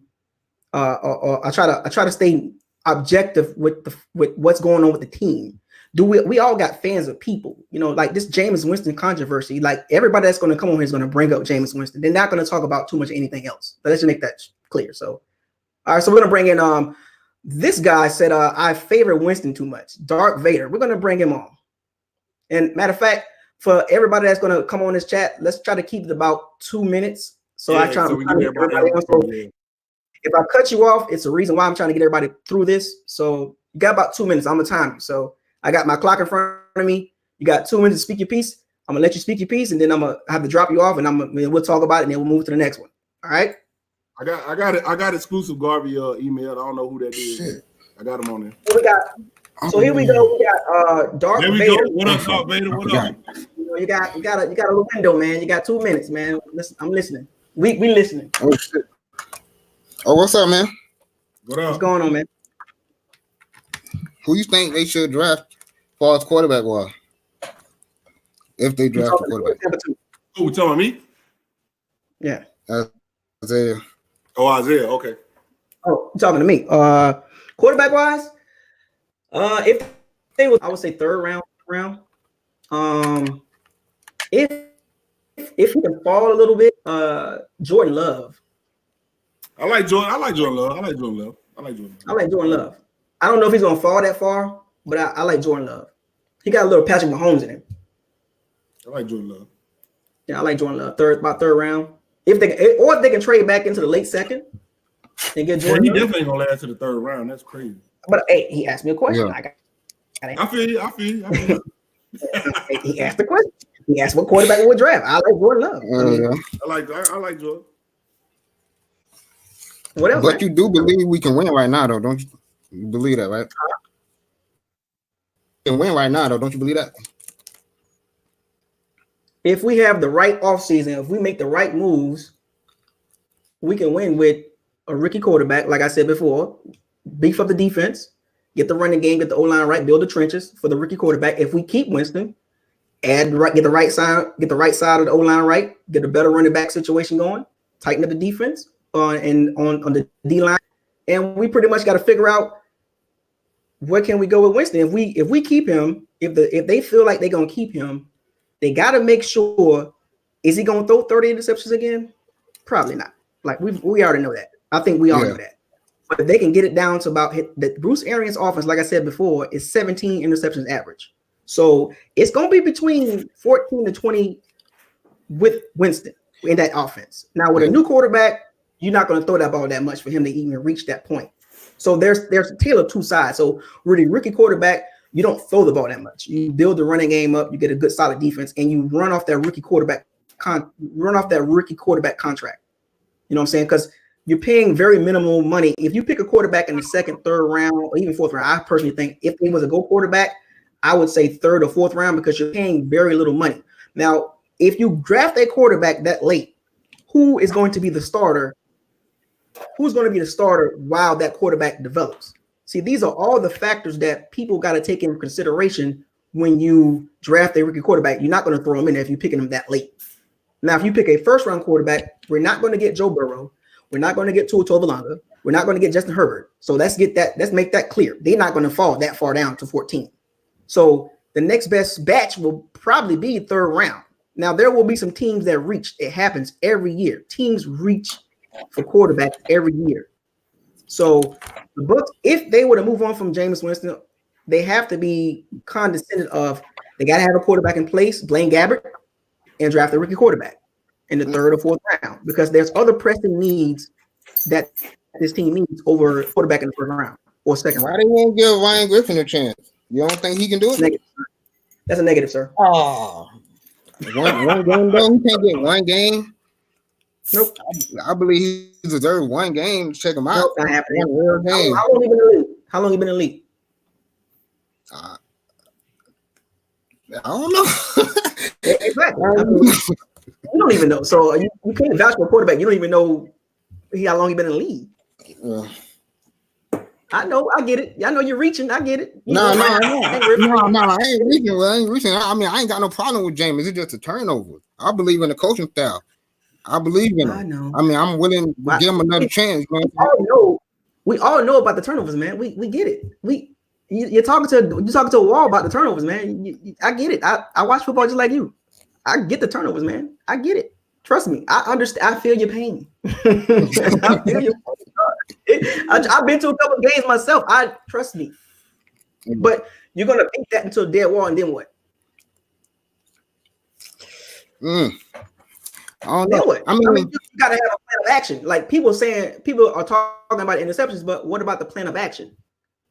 What's your narrative of what's your push of what do you want from this team? Like, because you got to have an either or. Because if you're not prepared for Winston to come back, you're gonna be a mad soul if he gets signed. You're gonna be mad. You're gonna be mad. Like you gotta be. Everybody gotta see what it is everybody gotta be new. Everybody gotta be humble. Like you want Winston gone, it's fine. But if he comes back, No, you I better ain't start wanting Winston gone. I didn't say that. no, yeah, like if because there's a big split. Like we've talked about this. Like you better be emotionally prepared for him to come back. Yeah. Like if he leaves, but if you're not prepared for him to come back, and if he gets signed, a lot of people gonna be mad and hurt. No, I ain't one of those. I ain't no Jameis hater. I'm FSU fan, so I love Jameis. But like I said, I believe Dirk Cutter them running up the damn, you know what I'm saying, passing the ball all the time, and he's throwing interceptions. Now we got a new quarterback. New coach. You know what I'm saying? So like I said, I'm willing to see how he do next year if he is brought back. You know what I'm saying? It remains to be seen. I mean, I'm glad we don't have to make that decision as a fan. But like I said, you know, if they move on from him, I'm fine with that. And I understand why if they will move on from him. Trust me, folks. I totally understand if they move on from him. I want everybody to be clear. If they move on from him, I know the reason why. Turnovers. I get it. Trust me. If they keep him, I can see why they will keep him. It's always two sides. People are so one-sided, they don't look at the other side on why they could keep him. It's why they should keep him. Okay. Why they shouldn't keep him? Interceptions. Or why they should keep him? No, don't keep him at all. Well, what if they do keep him? Now it's you don't know what to say. You got to stop the damn turnovers, that's for sure. Right. You got to know what to say if they keep him. What are you going to say when they keep him? What are you going to say? What I'm gonna say is, if he starts throwing interceptions, he done in my book. Right. We get that part. It don't take a rocket science to figure it out. If we keep him, he throws interceptions. Duh, he's getting benched. It's a wrap. We get that part. But I'm saying people are so driven on him leaving, and they're not looking at it if he comes back. You know what I'm saying? Like you have to be prepared for him to come back because it's in Jason Light's and Bruce Arians' hands now. We can speculate all day on what can happen. Of course, you can pick a side and say he got to be gone, turnovers, cool. But that's your theory. That's your universe saying that you want him gone. But if he was to get re-signed for a short-term, long-term deal, then what? Okay, he comes back. He starts turning the ball over. He's going to get benched. I'm pretty sure everybody knows that. You gotta admit, though, he don't deserve no long-term contract, though. You got to admit that. Well, it ain't going to be no tag. Good luck. So how much do you think he's going to get paid, though? What do you think he should get paid? I told you, between 25 and 30. He ain't playing for that. He ain't playing for that. I can promise you that. He ain't paying for that. So he'll hold out on you try to pay him that. That's a wrap on that shit. But that's just my opinion, though. Once again, like I'm just throwing it out there. Like I'm not people saying that he wants $30 million. Says who? Who said that? You know what I'm saying? Like who said that? Where y'all hear that from? Oh, the media. I'm looking it up right now. It was a guy that reported it, but I gotta look it up. You're gonna follow what the media say. Okay. That's not the media creates stories for their views and their ratings. They like you gotta come up with your own theory. You know, don't follow what somebody else said. You know what I'm saying? When it comes to Winston, like we get the turnovers. That's obvious. We get that. that everybody in NFL sees that. You're not telling me nothing new. So when you come on here, when anybody come on here and say turnovers, I'll be like, okay, yeah, I get it. We're frustrated. Yeah. if you just want to come on here and voice your frustration, this is a platform to do that. Voice your frustration. I'm listening. yeah. That's all it is. Ain't nothing serious. You know what I'm saying? Like I said, I don't dislike Jameis. I just the turnovers make everybody mad. You got to understand that. I mean, come on, man. He lost us the Houston game. We won that. We won that game. Right? We went through the games and we pointed them out. What was the defense? What was the Jameis Winston? What was the six special teams? Kicker, missing field goal. I mean, let's not paint one picture. Let's paint the whole picture. People like to paint one side. They don't never want to paint the running game or the field goal kicking, the season. But see that when you say running game, I mean, who else is throwing 30 interceptions? That's what I'm saying. No. You know what I'm saying? Well, I get that. Once again, I get the 30 interceptions, buddy. Trust me. Your narrative is one-sided. No, like, because you saying he ain't got no running game, but it's a lot of teams that ain't got a running game in defense. They ain't throwing a whole. We got one of the worst running games in the NFL, like bottom 4. Okay. So that's cool. So what I'm saying, what that supposed to mean that he got to go out there and throw in 30 interceptions? You know what I'm saying? That don't make any sense. I don't think that something like that just I'm happened not by accident, following. bro. I'm not following your narrative here, man. Like you don't hate him, but you also understand. Like I said, I get the 30 interceptions, but I don't. What's your point to me though? What you say? I'm trying to figure out what's your point. Your point is 30 interceptions. That's what you're telling me. Like, Nah, that's not my point. It's just the main part of his game, and the fact I that get. I get it. I mean, you're telling me something I already know. yeah, I'm trying to figure out where you're getting at. Like, where I'm you? saying like because you be defending him like if he just deserves more credit than what you know what I'm saying. How am I defending him? And I pointed out the bad 30 interceptions. Can't defend that. I'm trying to figure out where you're going at, man. Like, where you going? Like, where you going with it? Like, you telling me 30 interceptions. I know that. That's the bad. The fumbles. That's the bad. Yep. I know the bad. Yeah. Well, I don't know.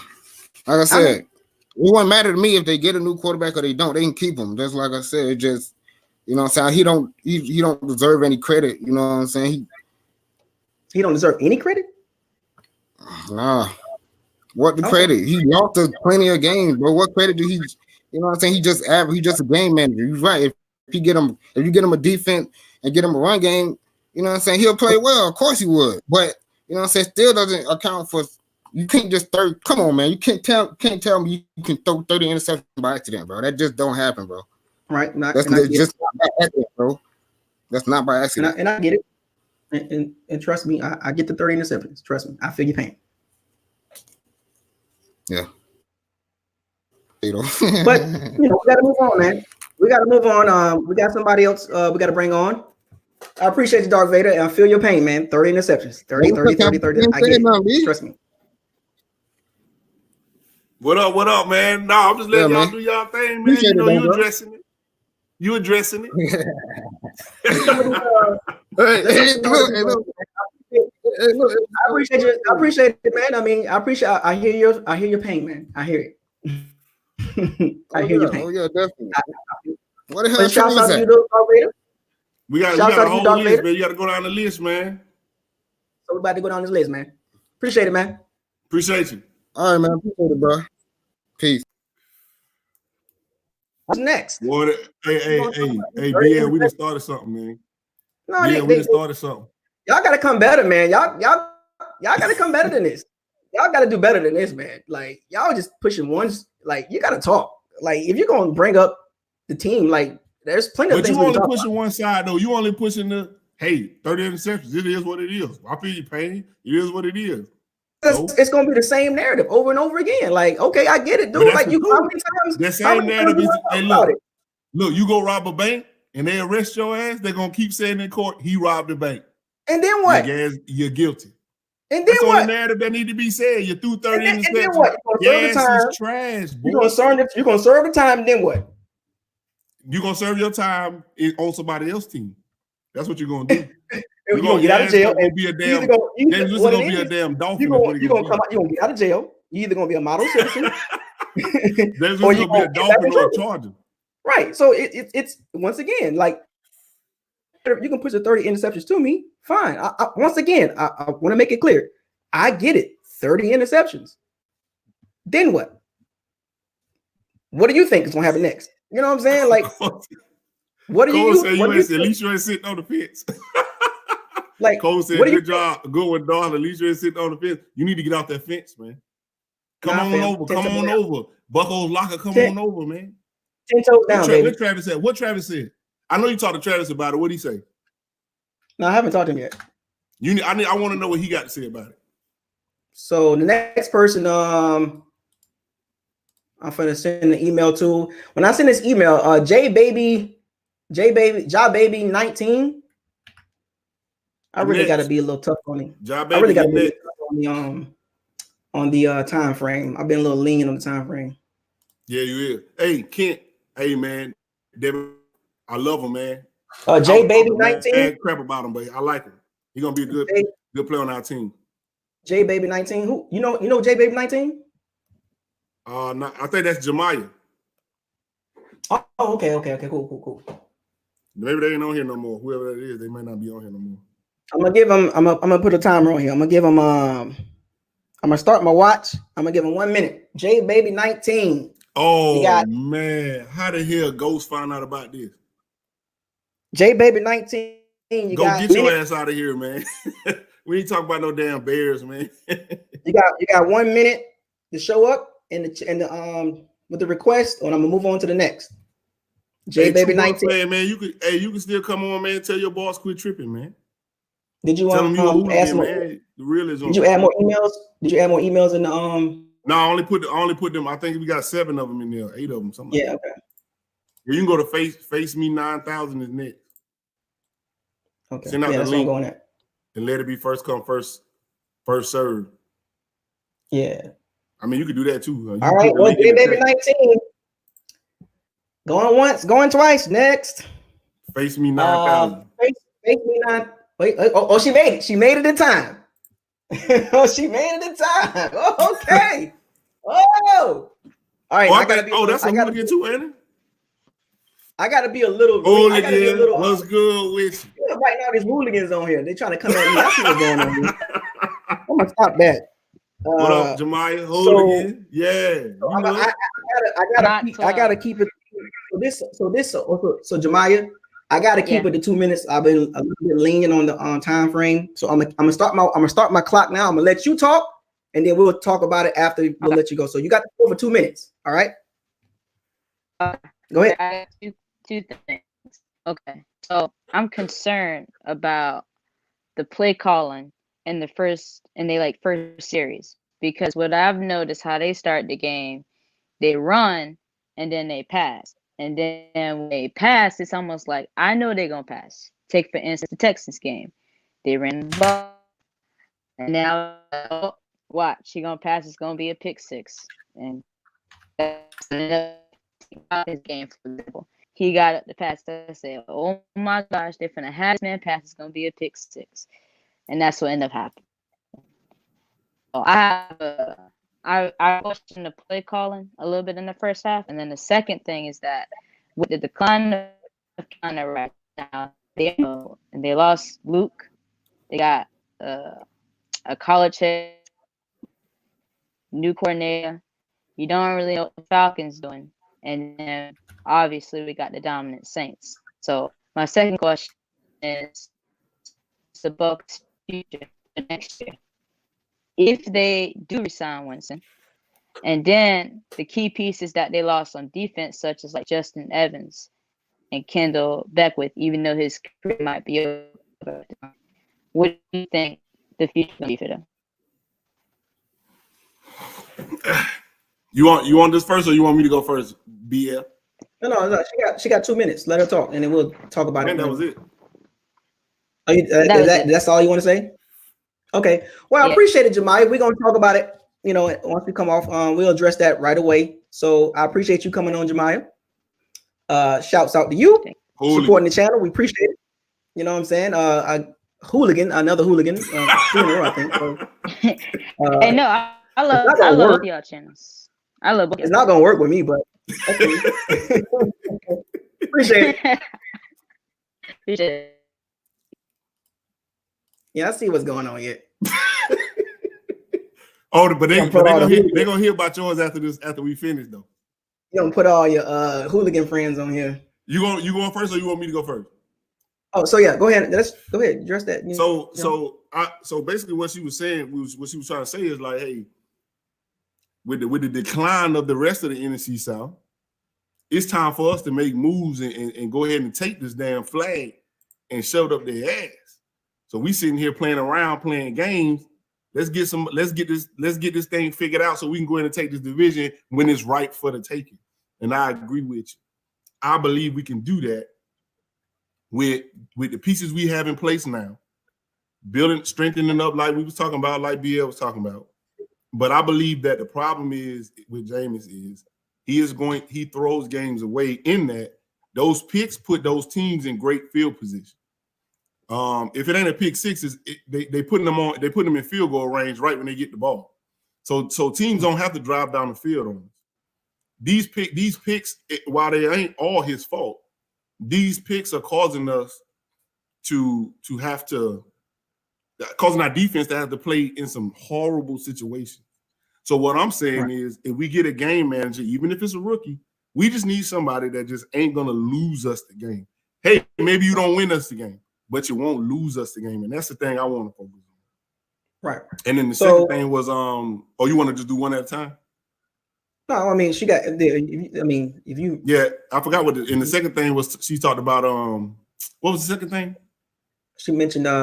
Well, she talked about the Kendall Beckwith and Justin Evans. Oh yeah, and with the pieces we got coming back, yeah, man, that's what I'm saying. We got Justin Evans coming back. I don't think Kendall Beckwith coming back, but Justin Evans coming back and some of those other pieces coming back, man. We ready to win right now, and so we got to get somebody in there again that don't lose us the game. They may not be the reason why we win, but they just damn sure can't be the reason why we lose. And he is a lot of the time, in my opinion, the reason why we lose. They own you.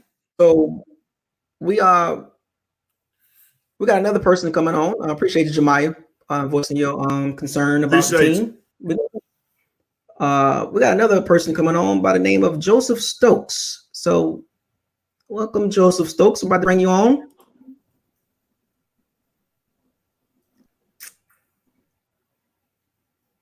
All right, Joseph, it's on you, man. You got 2 minutes. Yo, what's up? Yeah, I can hear you. Hear you loud and clear.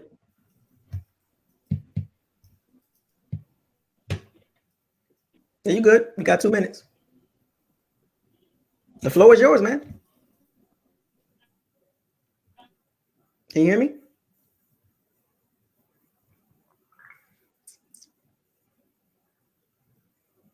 Oh, he dropped out. Oh, Joseph Stokes dropped out. Face me 9000. I sent you an email.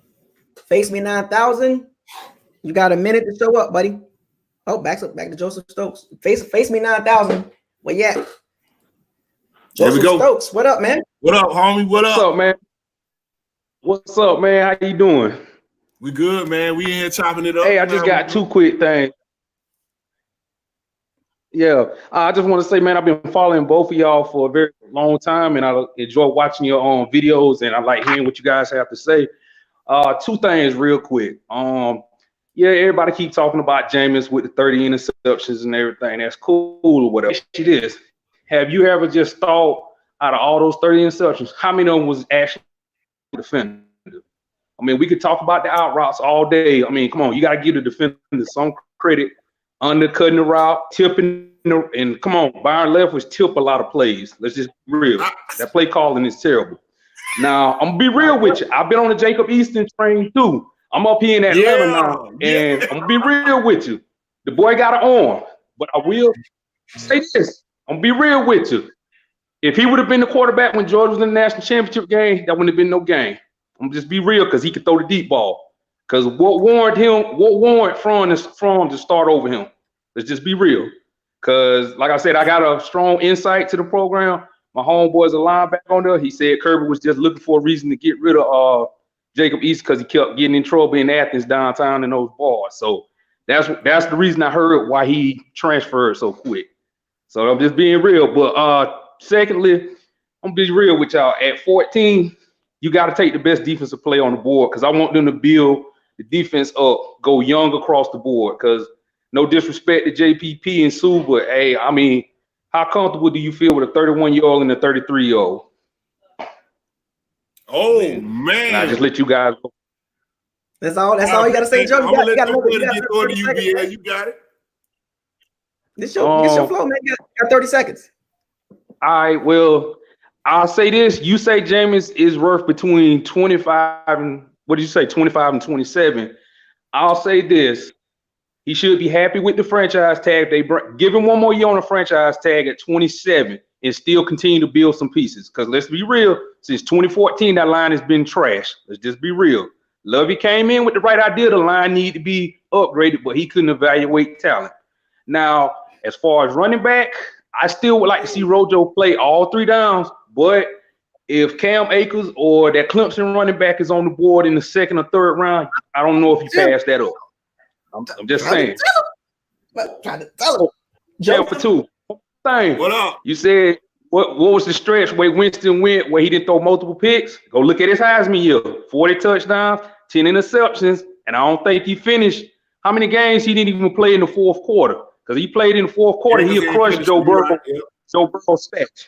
Let's just be Yeah, real. you're right. Yeah, you're right. I was a season ticket holder at Florida State for a little bit, so I'll let y'all boys be Appreciate that, it, Joe. man. I appreciate it. I don't know. I don't know if Joseph mine or yours, man. Crazy. I appreciate it, Joe. I appreciate It's on you, BA. You got it. You got it. I appreciate you breaking it down and looking at it from a higher perspective versus focusing on one thing. Appreciate it, Joseph. Shouts out to you, man. Appreciate you supporting both channels. We're gonna keep doing this. We're gonna do this some more time. I'm gonna bring you back on too, man. I like how you came on with some good stuff. Oh, no doubt, man. I'll be looking out. All right, man. I'll see you another link, man. Y'all take it easy. I gotta put these kids to bed. Yeah, all right, buddy.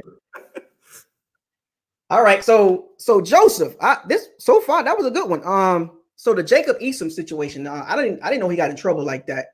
With Kirby Smart. Kirby Smart made some bad decisions. Kirby Smart made some bad decisions with quarterbacks. Jacob Eason, Justin Fields, he let both of those guys go for Jake Fromm. And I'm not a big fan of Jake Fromm. Jake Fromm is like Jake Fromm is like an Andy Dalton. Like, you ain't really going. You got to make sure he got elite players around him. You know what I'm saying? Like, I would take Jacob Eason over. Yeah, I'll take Jacob Eason and Justin Fields over Jake Fromm. You know what I'm saying? Like, yo, what you doing, Kirby Smart? You cost your team a shot at the championship, fam. Damn, what you doing? Damn. And then also another thing that he addressed about keeping Winston for 25 to 27 million. I said 25 to 30. Yeah. They'll find a happy medium. I always say this because I don't want nobody misinterpreting what I'm saying. If they keep him between 25 and 30 million dollars, that's my opinion. But that franchise tag, fam, Joe, I can't agree with you on that one. They're not gonna franchise tag. It's either he here or he out of here. Yeah. It's just that simple, folks. Do not play the walk the fence with, because if you keep him for another year, there is another year of high end pressure of he better. Oh my God! So every interception that he throws next year is going to be like, oh, see, oh, and I'm gonna be the one to do it too. See that shit? Even if the man finished with 15 interceptions, it's going to be the moments that he throw those interceptions. It's going to be, oh, he could have 27 touchdowns, 15 interceptions. Oh, he got 15 interceptions, and we should have won more games. Year crap, man. Like, don't do it. It's not going to be good for the fan base. It's not going to be good for Jameis Winston. And I will understand why Jameis Winston would want a long-term deal, because I wouldn't want to play with another year like that. Hell no. I need some stability. You know what I'm saying? Like, don't sign me for no 1 year. You either like me or you're not. You know, but shouts out to Joe for that high insight. Appreciate it, man. And then, oh yeah, he's talking about the running back situation. Joe, I holler at you, man. I'm gonna holler at you. Travis Etienne and Cam Akers. I said it. Second round. I like Rojo, but I'm sorry. Nah, he ain't it. Rojo ain't it. He Kerryon Johnson came in as a rookie. Christian McCaffrey came in as a rookie. Like, rookie running backs is like rookie quarterback. Like, some of them come in and hit. Like, if you can upgrade that position, just like you can upgrade the quarterback, if you can, well, upgrade the running back situation. You know what I'm saying? And if you keep Rojo, fine. But at least we got Travis Etienne or Cam Akers, because Chuba Hubbard is going back to Oklahoma State. So, yeah, that's what they said. or Jonathan Taylor, like, upgrade the running back position in that right side of the O-line. Oh my gosh. Whoever the quarterback is going to be really happy with a nice running game. I'm telling you, we see it in the playoffs. The running game makes a huge difference. It takes the pressure off a quarterback, regardless of who the quarterback is. Kirk Cousins looked really good with Dalvin Cook running the ball. Great.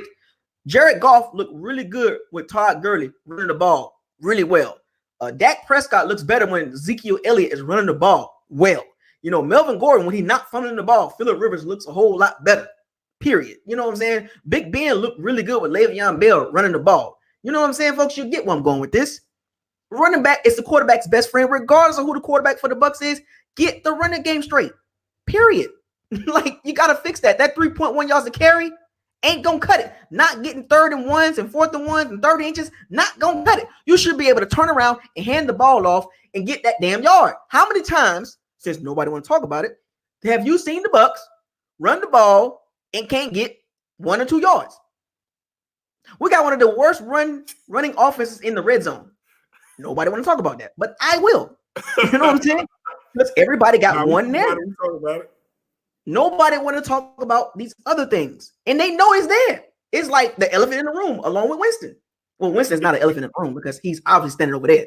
But the other elephants over there, the running game, the DeMar Dotson, nobody's talking about that. Nobody's talking about Bruce Arians bringing a competition for Matt Gay. Nobody's talking about this stuff. It's, hey, man, what's going on? So these 30 interceptions. What you guys doing? Like, you come on here and you say it like we don't know. Like, we both know the interceptions are there. What else? Like, that can't be the only problem on the team. It's the biggest problem, yes. But is there other problems that can be addressed? Yes. Feel free to talk about it. It's okay.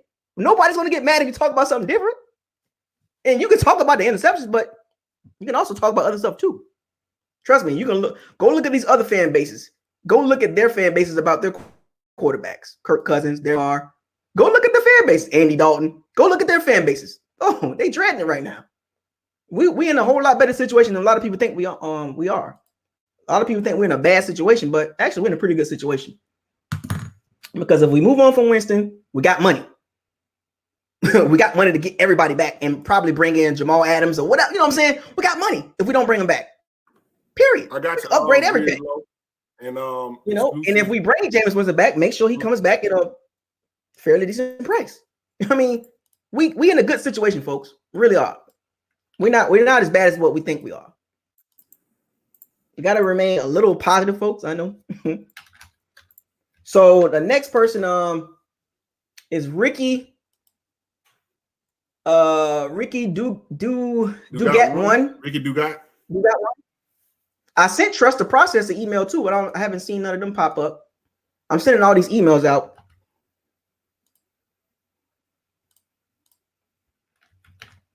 Yeah, I like Joseph Stokes, man. He sounds like he's from Georgia too. Man, get out of here, man. He sounds like he's from Georgia too, man. He thinks that's an insight of the program. I'm about to come out of him. So Trust the Process. I sent them an email. And then Exclusive 21. And then William. Yeah, Exclusive 21. I'm sending these things out, boys. Y'all better come on. All right, we at 3 hours and 12 minutes, man. Who give it up to you like this, man? Other than BL and Tampa too. We give it back to the subscribers too, man. You know what I'm saying? We give it back. We giving back. Telling y'all, man. Y'all been with us all the season, so we gotta let y'all get a little shine too. Now, you know, we can't hog everything. Exclusive 21 email sent. Wife and it came in here and looked at me about 4 times, like, "What you doing? Why you still on that thing?" Oh, we got one. We got, what is it? Trust the Process? The Process. He calls himself the Process. Here we go. Okay. I'm about to bring him on once he gets lined up. I think I know what that is. All right, here we go. You got 2 minutes, man. Hey, hold on, dude. We'll bring you on in a second. But Process, you came in first, so you got 2 minutes, man. What's up, buddy? You good, man? Can you take your mic? Get your mic right. Turn your mic on, man. Yeah, you got to click the mic button, bro. We can see. There you go. There you go. You keep turn your mic back on. Turning it off and turning it on. Yeah, I see it. All right. There you go. You on now. You good, man? Man, hey, I be watching all y'all shit. I be seeing Bucos Locker. I be watching shit. What's good, man? What's good, buddy? Well, you know, welcome to Bucos Locker, man. Point, man. So these 30 I can't hear him. Hey, turn your mic up. I'm not even on the computer and none of that shit. We can't hear you, buddy. Hear you. Turn your mic up.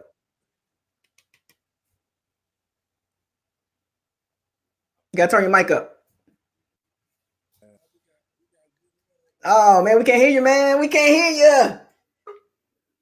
We can't hear you, man. I'm gonna get that situated, man. We'll bring you back on. We'll bring you back, man. We'll bring you back. Put some headphones or something in. We can't hear you. We'll bring you back though.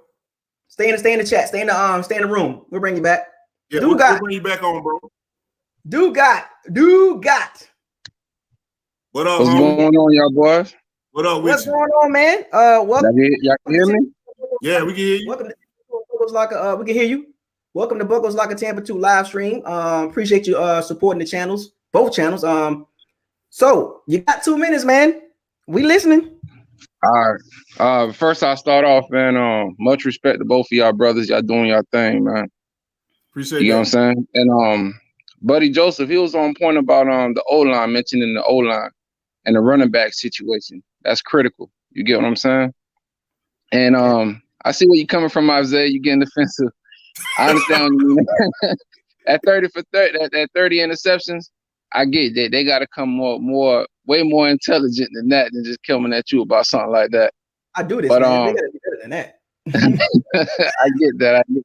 I get that. But to my point of view, I think we need to work on that defense more.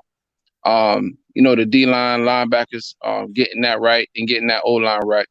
I haven't been on the Jameis Winston bandwagon for too long, but I think he needs another shot, man, just with a better O-line in the running game. Okay. Yeah, that's pretty much it, man. That's it, man. You got a whole Tampa 2, man. I see you making a facial expression. Yeah, I understand, man. You don't want Jameis in there, but it's best to work with what you got than what you don't got. You get what I'm saying? I got you. I feel you on that. I am on that Jacob Eason. Like, sign Jameis, sign up Jacob Eason to sit back and, you know what I'm saying, get like. Now, if they can do that, I'll do that. I'm all for that, what you just said. What round? Yeah, I can see that working. What round? Yes, I can see that working. Definitely appreciate you bringing that up. What round? Second round. Jacob Eason, he might be a second round. Yep. He might be a second round. You don't think so? I know he ain't going first. No, I'm saying we got too many pressing needs that for O-line and running back, fam. Like, that's my running back. No, you could get a good running back in third round. First round, O-lineman, second round, Eason. If ETN and Cam Akers sitting right there, you can't pass. Now hold on now. If ETN is there, you got to take him. That's crazy. You gotta take him, man. I'm sorry. You got to take him. No. I mean, I ain't gonna lie. I pass up on ETN over. I'll take Jacob Eason over ETN. That's just my opinion. Come on, Isaiah. You got your opinion. You gotta let me know. Isaiah about to go crazy. I like ETN. I'm an ETN guy. Yeah, I like ETN. Me too. You know what I'm saying? I'm Zoe. I got family members that's ETN. But what I'm saying is that I know that a quarterback is more important than a running back. You get what I'm saying? And we can find other running backs in the third or fourth round. He ain't gonna be as productive as ETN, but he could be, serviceable. You get a whole lineman, he could do his thing. I will say this though, I don't want the Chiefs to get ETN. No. If the Chiefs get ETN, I'm a pissed.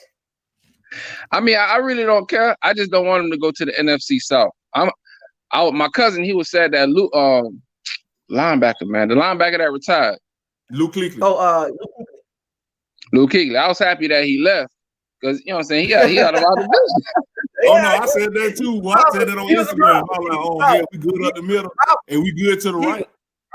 Oh, we finna run through the Carolina Panthers, but we finna run through them. They finna be Hey, man, but I respect everything y'all doing, man. I'm gonna let you boys get back to where somebody can get on, all right? Appreciate you, man. Appreciate you coming through hollering at us. We'll keep you on the list these type of situations. We'll keep you on the list. Yes, sir. All right, brother. Yeah, have a good night. All right, now you too. You too. All right, we got another person coming on. I like what he said. We got exclusive coming on in a second. Now, trust the process. You got to get your mic right. But before we bring up exclusive 21, Duke has some good points. Now, if they get a quarterback now, like I said, I don't mind that. I feel like we got more pressing needs than a quarterback in the first or second round. But that's just my opinion. Passing up on a running back, ETN, you can get a quarterback in the third round too. But that's a big risk. That's a big pass up, though. That ain't no small pass up, bro.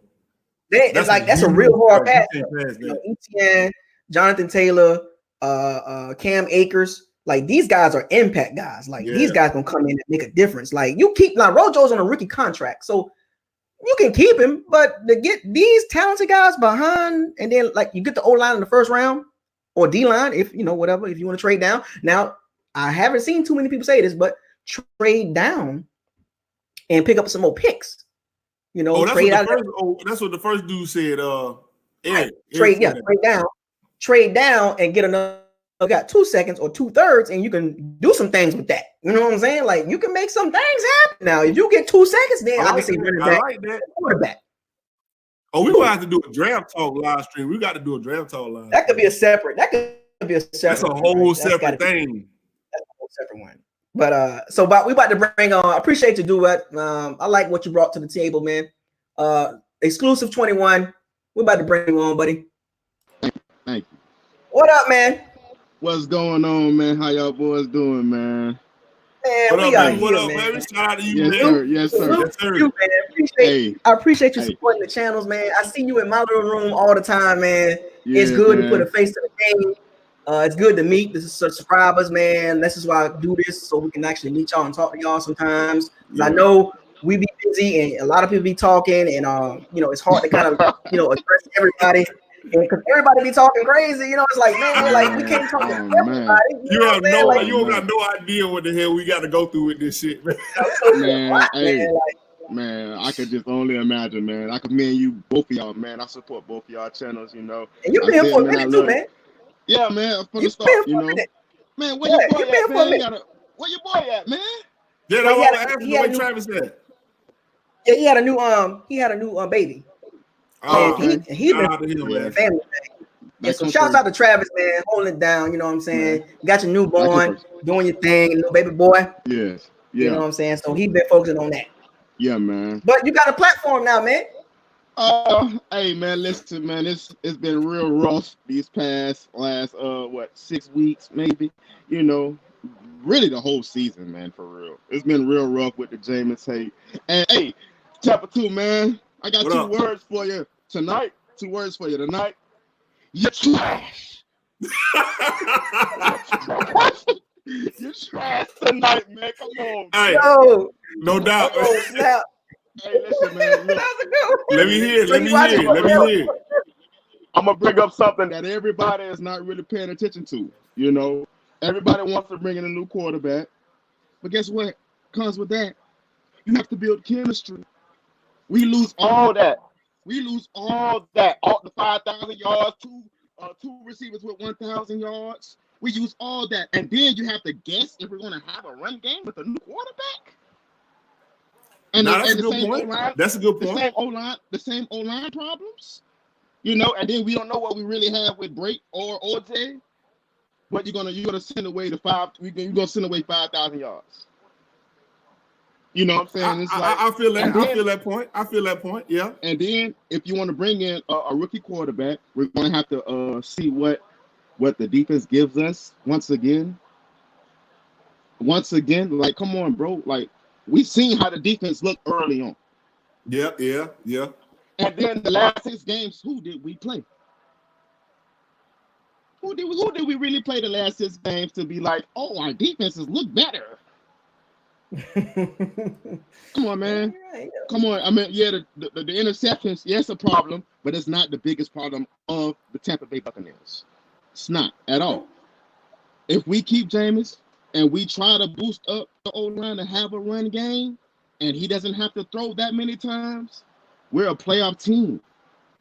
And then we still got to deal with the defense and the kicking game and the special teams, which nobody has talked about. Matt Gay. Come on, man. Hey, like, I gotta give you some love on that, bro, because that's real shit. I gotta give you some love on that because I didn't think about that chemistry. You're right. I mean, come on, bro. It's like, who's to say a rookie quarterback or Teddy or Phillip or whoever comes in and 2 receivers going to have 1,000 yards, and then we don't know if the running game is going to be good next year or not. Whether we lose Jameis or not, we still don't know if the running game is going to be fixed because we still have our tackles. We still have Ryan Jensen. We still have Ali Marpet. We still have, you know what I'm saying, Kappa. You know what I'm saying? I say we just like build up on those guys. We could probably use another right tackle. You know what I'm saying? Yeah. We probably can use him on the right absolutely. tackle, but the line, those guys like highest paid, like come on, man, come on, yo, 3 of them. I invest into that. Like, okay, see what the season gonna Man, do. I always say, man. Like, I always say, I don't think build the that's trenches, man. Like regardless who the quarterback is, exactly, regardless, whoever the quarterback, man. just build the trenches, man. O line, D line, get that tightened up. Look at the Titans, man. Like nobody in here can say Ryan Tannehill is better than Jameis Winston, man. Stop playing, like for real. Y'all want to 30 interceptions? Y'all saying 30 interceptions? Look up Sycamore article, and 15 of those weren't his fault. And then you have the dumb play calling. How are you running out routes with running backs? What are you doing? Yeah. No, I brought that up too. Yeah, I did bring that up. Yeah. You know what I'm Predictable saying? play calling, man. Yeah. Also, how I feel like they really put the whole season on Jameis, and it's like they're using this the quarterback is the whole team situation. But if you look in the playoffs, only one team can say that, and that's the Chiefs. Because Aaron Rodgers had a whole lot of help. Aaron Rodgers had a whole lot of help. You got a defense here. He had a defense and running game. Yes, a good running back, really good running back. Yeah. We don't know. We don't have neither one of those.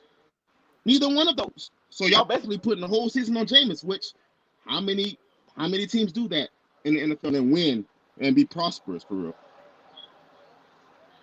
Come on, man. No, I mean, like there's a few articles that speak on this because they said some of the guys that have a little bit more different aspect or outlook on it, they say Jason Light hasn't done a good job of putting the right pieces around Winston as far as like the O-line and the running back. Like for since 2015, we have one of the worst running games in the NFL. I've done that. I saw that. Like we have ranked between 24 and 32 every season with our running game. Like why is that? Because that's and you said it. They said 5 years. Jameis Winston had 5 years. 5 years. What the hell has the organization done? Deep has been trash. Now that's a fact. Now I can give you that's a fact right there. That's a fact. I mean, like, who's making some good points? I mean, like I can't argue with him. He got good points. I can't argue with him. But these are facts, though. So, I mean, not only they points, they are facts. Though it's not like he's fabricating a lie. It's not like he's making this stuff up. These are facts that we all know that the defense has been trash since 2000. Like since Winston been here, it's been trash. Yeah, since before. Yeah, we were the worst team when we drafted Winston. We were the worst team. Have the defense gotten better? Maybe this year, but the past 4 years. Yep. With Mike Smith. Yeah, it was horrible. Yeah, they was trash. Come on, man. Yeah, they was trash. About it. And the thing about it was that's a good point. That's definitely a good point. The defense was so bad prior to this year or prior to the last half of the season that we've given up the worst completion percentage for opponents' quarterbacks, like 72%. The passing yards per game, the passing total yards. It's been really bad, like these 4 years prior to this last half of the season. Like, let's not overlook how bad this defense has been. Like, it hasn't been built. Like, run game too. We had 1 year with Dougie. That was good. Yeah, we had 1 year with Dougie, and then the other years, all the phases of the team, special teams has not been good like forever. We have never had all the teams. Like, you know what I'm saying? And the O-line has been, come on, yo, like how many times does Jamie get sacked? Yeah, some of them it's his fault. Did you know that the Bucs, in the time frame that Winston's been on this team, has missed 36 field goals, the worst in the NFL? 36 missed kicks since Winston's been drafted. That is 8 or 9 more than the next team. Come on, man. Nobody talks about that. But you want to blame the quarterback. 36 missed kicks. Hey, 36. It just shows that you trust the coaches that have been coaching Jameis. They trust Jameis more than they trust the other guys on the team. So they trust him more than the O-line. They trust him more than the running game. Because you know why? Because he's passing the damn ball all the time. So you trust Jameis more. It just shows in practice, all that. You trust him more. You know why? Because that's what you resort to. You resorted to throwing the ball all the goddamn time. Yeah, and every coach that did that too. And Dirk Cutter did that. They did that. You definitely right. They put the team on his back. But he's a franchise quarterback though. This season he's had the fourth most passing attempts, the fourth most, and he has the most air yards, not the completion, just air yards, like yards just throwing the ball, like not completion yards, just total air yards by a long shot. Like that's crazy.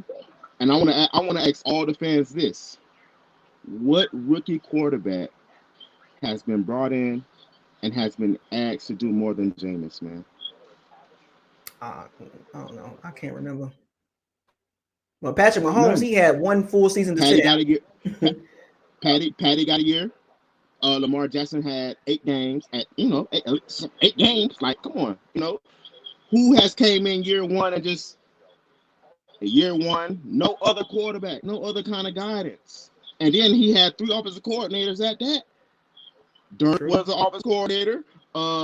The guy who the offensive coordinator was the Browns just got Todd Monken was the offensive coordinator. Yeah, Monken, and now we're having Brian Leftwich. And Brian Leftwich, come on, man. Brian Leftwich, how long has he been doing it? Rookie OC. Yeah. Only last year. Yeah. Come on, man. With the O-line, when our tackles get defeated all the time in our divisional games, the O-line got ate up. Y'all running plays, right? Come on, man. Hey, I'm gonna tell you something. You made some good ass points now. I appreciate you that. I gave you a lot of time exclusive. The fact that you've been here from day one, I gave you a lot of time to voice your how you feel. I get it, bro. Like I trust me. Like there's other layers behind Winston. There is layers with this team that needs to be talked about still. Like don't stop at Winston. Let's keep going and let's dig a little deeper. We get the 30 interceptions. We get it. But let's talk about this other stuff too. You know what I'm saying? Like there's more to this one than meets the eye on some Transformer stuff. You know what I'm saying? So look, I highly appreciate you, man. I highly appreciate you. I got one more thing to say. I'm gonna just tell you what I think should be done going forward. Let's, like you say, I always preach it. Let's build the trenches for once. For once, man. Like for once, let's get us a good. I want to say a good defense first. Because with Jameis, we already proved with third in the goddamn league and scoring points, we can score all day. Yeah. Get us a good defense for once. Let us not go 10 games where the secondary is giving up 20. And don't blame it on because without turnovers, the Buccaneers have a losing record without turnovers. So don't blame it on turnovers anymore. Fans. True. Appreciate it, man. Like I like what you brought to the table, man. You brought a lot of little bit more. There's a lot of stuff that we can talk about. I got you on the email list, so we're gonna do this a little bit more. Okay. So trust me. We'll be back on some live stream. I like your insight. Appreciate you, man. Supporting the channels, man. Day one guy, man. Day one. Salute to y'all, man. I love all y'all in the chat, man. I love all y'all. Hey, man, you got me blocked, man. You got me blocked, man. I think you got me blocked because my comments don't show up. My comments don't show up. Okay, well, I'm gonna look into that. Okay, all right. One love, man. Oh, okay. Can't wait till next time, man. We gotta talk draft. Appreciate it, man. Yes, sir. Yeah. All right, man. All right. We got the next guest coming on. Appreciate the exclusive 21 with a good insight, man. I let him stay on a little bit longer than I expected, but he has some good stuff. William Rankin, you up next, man. William Rankin, what up, man? How you doing, man? How you doing? Yeah, I can hear you loud, man. I appreciate you support. Can you hear me? I'm back on. I'm good. Can you hear me? I appreciate it, man. I appreciate you supporting the channel, man. Okay, no. So you got the floor. All right, man. My thing is the Tampa 2, man. Explain this to me, bro. So Jameis threw 30 interceptions. So I'm gonna spot you the 30 interceptions, right? You got your one bullet, right? But I'm gonna unload the clip. All right. line has been like completely trashed the whole 5 years since James been here, right? So early, the you know what I'm saying, the defense came into the season. No, the defense came along the last season, bro. They lost so many games during the season, bro. They was giving up 300-400 yards per game, bro. Okay, my second point is, yeah, I got right.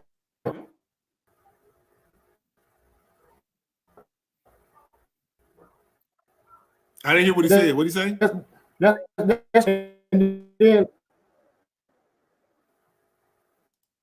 You're breaking up. I said, I don't know if it's a screen. I'm saying, like, you know, at the end of the season, and they didn't, bro. They gave up more yards than, you know. They was 32. They was 30. They was almost dead last in defense and pass. If I'm an offense, I'm not gonna run. I'm not gonna try to stop the run, bro. When I can just corners back and pass, bro. Like you can't do nothing about run game. I don't fear Ronald Jones or nobody, bro. They're not run game at all. 40 to 50 times a game, bro. That's the only way we gonna win, bro. It's been many games. Don't through the ball. Defense come right back down the field and let them score time after time after time. Explain it to me, bro. Okay. But it's James' fault, right? I appreciate you, Will, man. No doubt. Check this out. I'm not saying that we don't got no other problem but James. And I think that's the narrative that we're going with. I'm not saying that we don't got no. If you know anything about my channel, man, I break all that down, and I go by each position every game, and say what I think about how each position plays. I know we got problems big and wide on the team. It's not a complete team yet, but what I'm saying is, Jameis Winston specifically touches the ball every he touches the ball. Every time, you know, the offense on the field, obviously, right? So what I'm saying is he puts number one, the defense in terrible position by throwing his picks, and he's giving the ball away to the other team very often. And so I do understand what you're saying. The defense is giving up a lot of yards, and I feel like they did come on close to the I feel like the defense did. What about the Seattle game? Improve. And when Jameer Dean came in, the Titans game, he scored a touchdown, and they came back and missed the field goal. Yeah, now we did talk about that when we did our breakdown. We talked about how the defense, because at that time the defense was real trash, the corners was real trash, and matter of fact, I think they was trash most of the season. But closer to the end of the season, they started coming on when they lost, when they got rid of BH3. Jameer Dean came on. Things started getting a lot better. I feel like our corners was actually formidable, but you do got a point saying that the defense gave up a lot of yards, and I'm not saying they didn't. But what I'm saying is our defense was holding teams down. I mean, if you watch some of these last couple of games, our defense will go out there 3 and out, or they'll push the ball on the field right after the Jameis turnover. They'll go out there, stop play, get the ball back. Boom, next thing you know, defense right back on the field, stopping the ball again, get the ball back, just sputtering. I feel like the defense is what kept us in the game. That's a two-way street, though. I feel like the defense is what kept us in those games. Yeah, and when the season was over, though, the season was completely over once the defense started to step up, bro. What about the beginning, bro? When James was keeping us in games, bro, James got to do everything. James literally has to do everything, bro. And if James don't throw 40, 50 times a game, we lose, bro. They are getting 2 point with a run. That's not gonna get it, bro. Take another example to you, bro. Remember back in the day, bro, we had Vincent Jackson, Mike Williams, Kellen Winslow. We had Freeman. We had LeGarrette Blount. Same team, bro. Okay, what's the reason why we didn't make the playoffs then? You want to know why? It was the defense, bro. The defense has been a problem, bro, since before James got here, bro. What's the last Pro Bowl quarterback we had? What's the last Pro Bowl cornerback we had, bro? Pro Bowl, that would be think about it.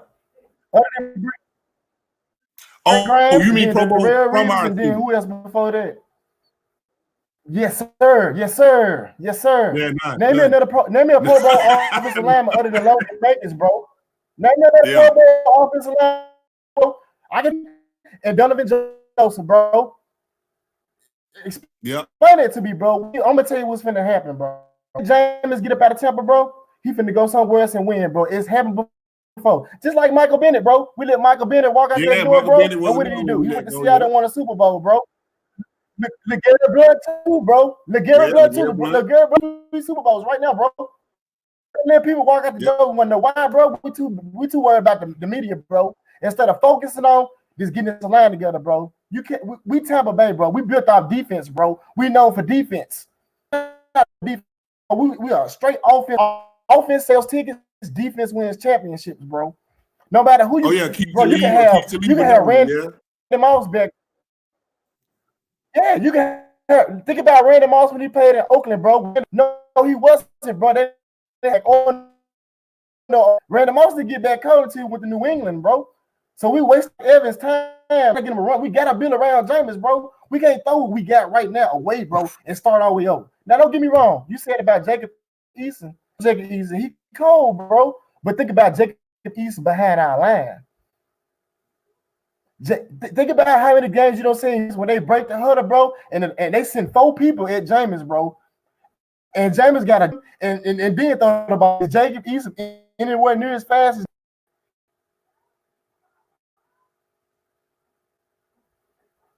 no. So here's what I'm saying, right? I'm not disagreeing with you. I definitely think we need to get a good running back in here and build our offensive line. Right. We can do that with the money that we save from not paying James and bringing in a guy that can manage the game and also won't throw the game away. See that I'm more concerned with are you like BA said, we can't go in here and gift the damn team 15 points. We can't keep doing that. BA said it himself. Right. And he ain't talking but the about defense the got defense. to He's too. talking about James James Winston. scored a touchdown and then he come back.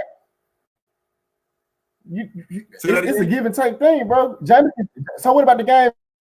James throw the touch, the defense can ride, bro. Yeah, no, it's a lose-lose in the way it goes. I'm 100% with you on that. And I believe Matt, that if we so that's another thing. So and I want you to understand, I'm not saying that that James we replace James and we go into the Super Bowl. I'm saying if we pay James the money that he is going to require, we're going to have breakdowns on other places on our team other than what we already got. And we ain't going to be able to bring in the stuff to bolster everything else up. You don't need, what I'm saying is you don't need to throw 5,000 yards and 33 touchdowns to win in this league. Yeah, but you got $90 million, bro, to spend, bro. You got $90 million to spend in the offseason, bro. You mean to tell me you can't bring James back, bring that front seven back, bro, and then a veteran cornerback in the draft, bro? Sign a veteran running back, bro, and then use your draft. I don't think you're going to be able to do it, bro. I just don't think you're going to be able to do it because James is going to want that top dollar, and that money, that's a lot of money, man. And I'm with you with building the defense. Now, that's what I want to do. We're not giving James $100 million. We can give him 80. We can give him 80, bro. We don't need to give him 100. We don't need to give him 80 now. You know what I'm saying? Now don't get it twisted. Now I love James, brother. He don't deserve $120-something million, brother. That's crazy, man. You know what I'm saying? What we need to do, bro, we can't just start over, bro. All we doing is repeating what we already had. We already had a prolific offense with Josh Freeman, bro. Mike Williams, Vincent Jackson, Kellen Winslow, bro. We doing the same stuff. We got to build, bro. We have to build it, bro. If we don't build it in the trenches, you talked about Dak Prescott is a better quarterback than Dak Prescott, bro. Dak Prescott got a defense, a running back, and an offensive line. Look at San Francisco defensive line, bro. That pick on the defensive line. So, and let me tell you something. You know what's sad? Hey, one more thing, Tampa 2, and I'm gonna let you talk, bro. You know what's sad, bro? Okay, go ahead. That you know what I'm saying. Let me get back to my thought. You know what's sad, bro? That when teams play us, they don't even have to blitz state safeties, bro. Defensive lineman, bro, and get the James or the run. They put their that's they don't even run games supposed to make it diverse, bro. To where we can get into play action, bro, and tear them up down the field. Y'all talk like Mike Evans run 4-2s, bro. He got to get down the field, bro. You got to give him time. now, like I said, if they get through low, who getting yak? Other than Chris Godwin, bro. Oh, yeah, with Cameron Brady, they still get through with 4 lines. Explain that, bro. Now, William, let me ask you this question. Now you tell me if I'm crazy, man. Lineman, bro. Putting their linebackers and corners out in coverage, bro. Bro, right? If you're throwing the ball 40 to 50 times, you're gonna throw picks, bro. 50 times. Let me ask you this question, William. Don't get me the line. 50 times 16. Let me ask you this question, William. Hey, did you know? Huh? Did you know that that the yak yards from the Bucs receivers is not like top, like a lot of our yards are basically like air yards. It's like they catch the ball and that's where they at. Yeah. So we don't have that Marcel Hardman, that Tyreek Hill. We don't have that Tyreek Hill, that Marcel Hardman. We don't have that Julian Edelman. We don't have that yak receiver. We don't have a yak like Chris Godwin is our yak receiver. You know, he's not a burner. So a lot of our yards are basically catch the ball right there. Right, correct. But so now think about what you just said, Bucko. On the center 4 linemen, getting back there, bro. And James needs time to throw the ball, and they just throwing their linebackers and corners and coverage. So you're gonna throw picks, right? That is if true. I'm the linebacker corner, I mean, in this offense, back there, I ain't blitzing. I'm waiting for the ball. Like there was a the Deion Jones.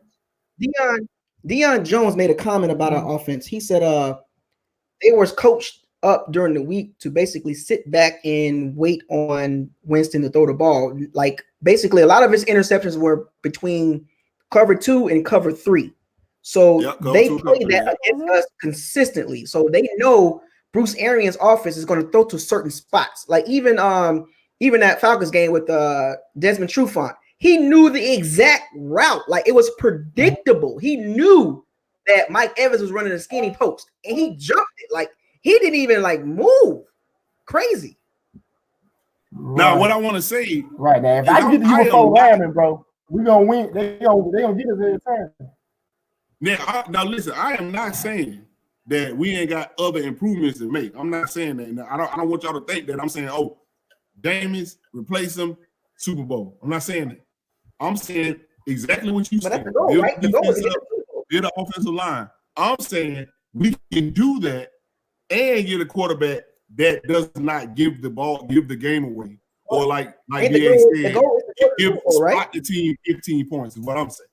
Now I know Bucos Locker said that happens because the play calling is very predictable. It's gonna be something like that. You're not gonna get there with Jacob Eason, bro. A rookie coming in and don't know the system, bro. And in the system, so he's gonna do the same thing James did, bro. Because James is a year to throw this too. If you gonna go get Andy Dalton or somebody like that, bro, they gonna get busted too. Teddy Bridgewater had a leg look like that, bro. You put Teddy on the line, bro, game over, bro. He gonna get her. And I agree with you. That's why we build that offensive line, which we could do in the draft, bringing a free agent. Offensive line is good. We build that defense, like you said. I agree with you. I'm just saying. How Mike Evans? Evans gonna sit back and want to go to another rebuild, bro? Yeah. My point exactly, bro. So when he get back there, he's gonna slow down, bro. You think he want to sit back and wait on another quarterback to get used to it? He gone, bro. So we don't wasted him. OJ Howard got butterfingers. Carlton Davis, he got butterfingers. How we can't catch the ball? No more. Carlton Davis. What do we have, bro? We got receivers. That's Carlton Davis. Yeah, that's what I'm saying. I call him Grabby Patty, bro. That's why I call him Grabby Patty. Grabby Patty, bro. He give up Patty, bro.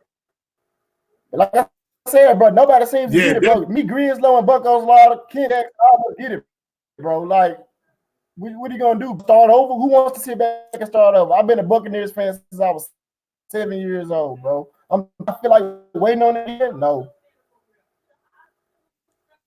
That's the risk. So That's the risk is of. it is but I ain't a bad. That's the risk of. Well, that's the risk of it taking. it is a good point to say.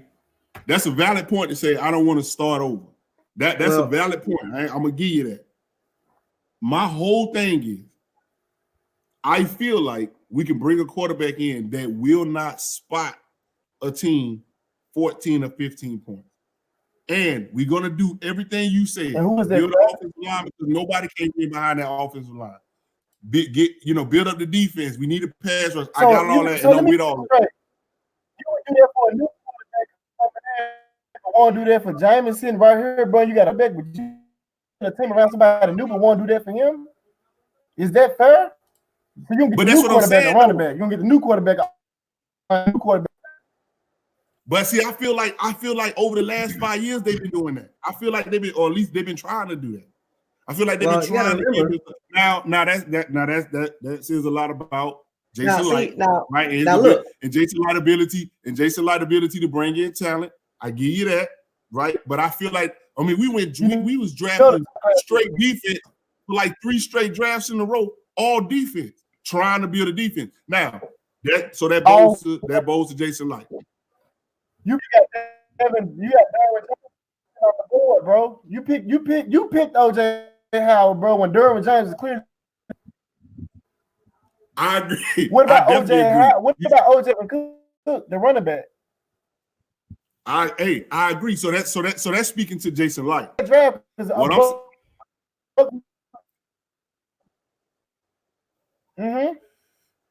Well, I'm saying, look. We can do this all day long. We can do this consistently all day. I gave you guys a lot of time to kind of figure this out.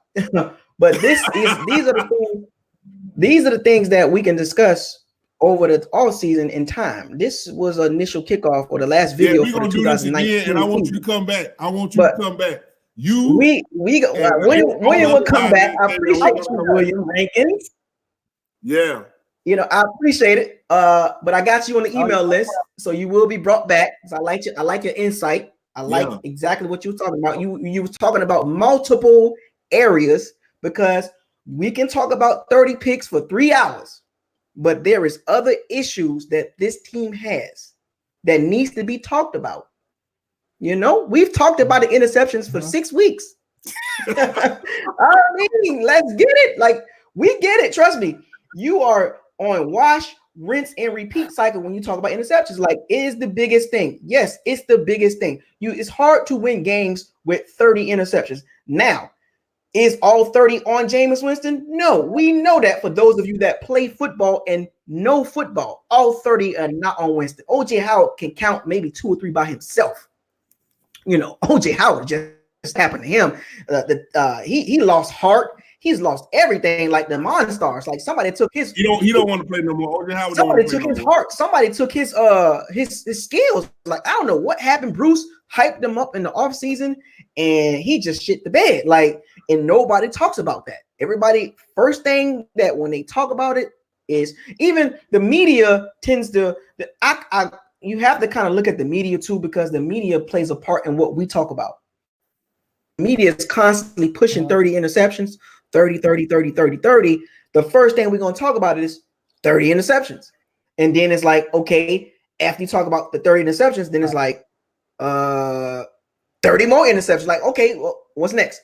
30 more interceptions. Like, yeah, what's next? Right. Like, we get that. Like how much do you want to break them down? I mean, like, do you want to go through the film one-on-one? Like when I talk about, like, we can break these interceptions down, but then what? Right. I always keep saying it. Then what?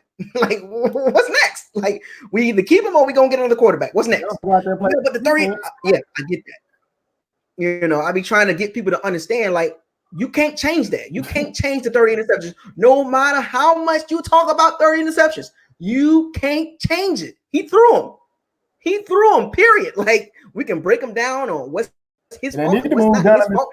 He threw them. Right. Now, like, let's talk about how bad these tight ends been in this offense. Like, in this offense, tight ends has been useless. Like, you know what I'm saying? Wale, why we got him running routes on third down? Every time he get in the game, something bad happens. Wale makes me nervous.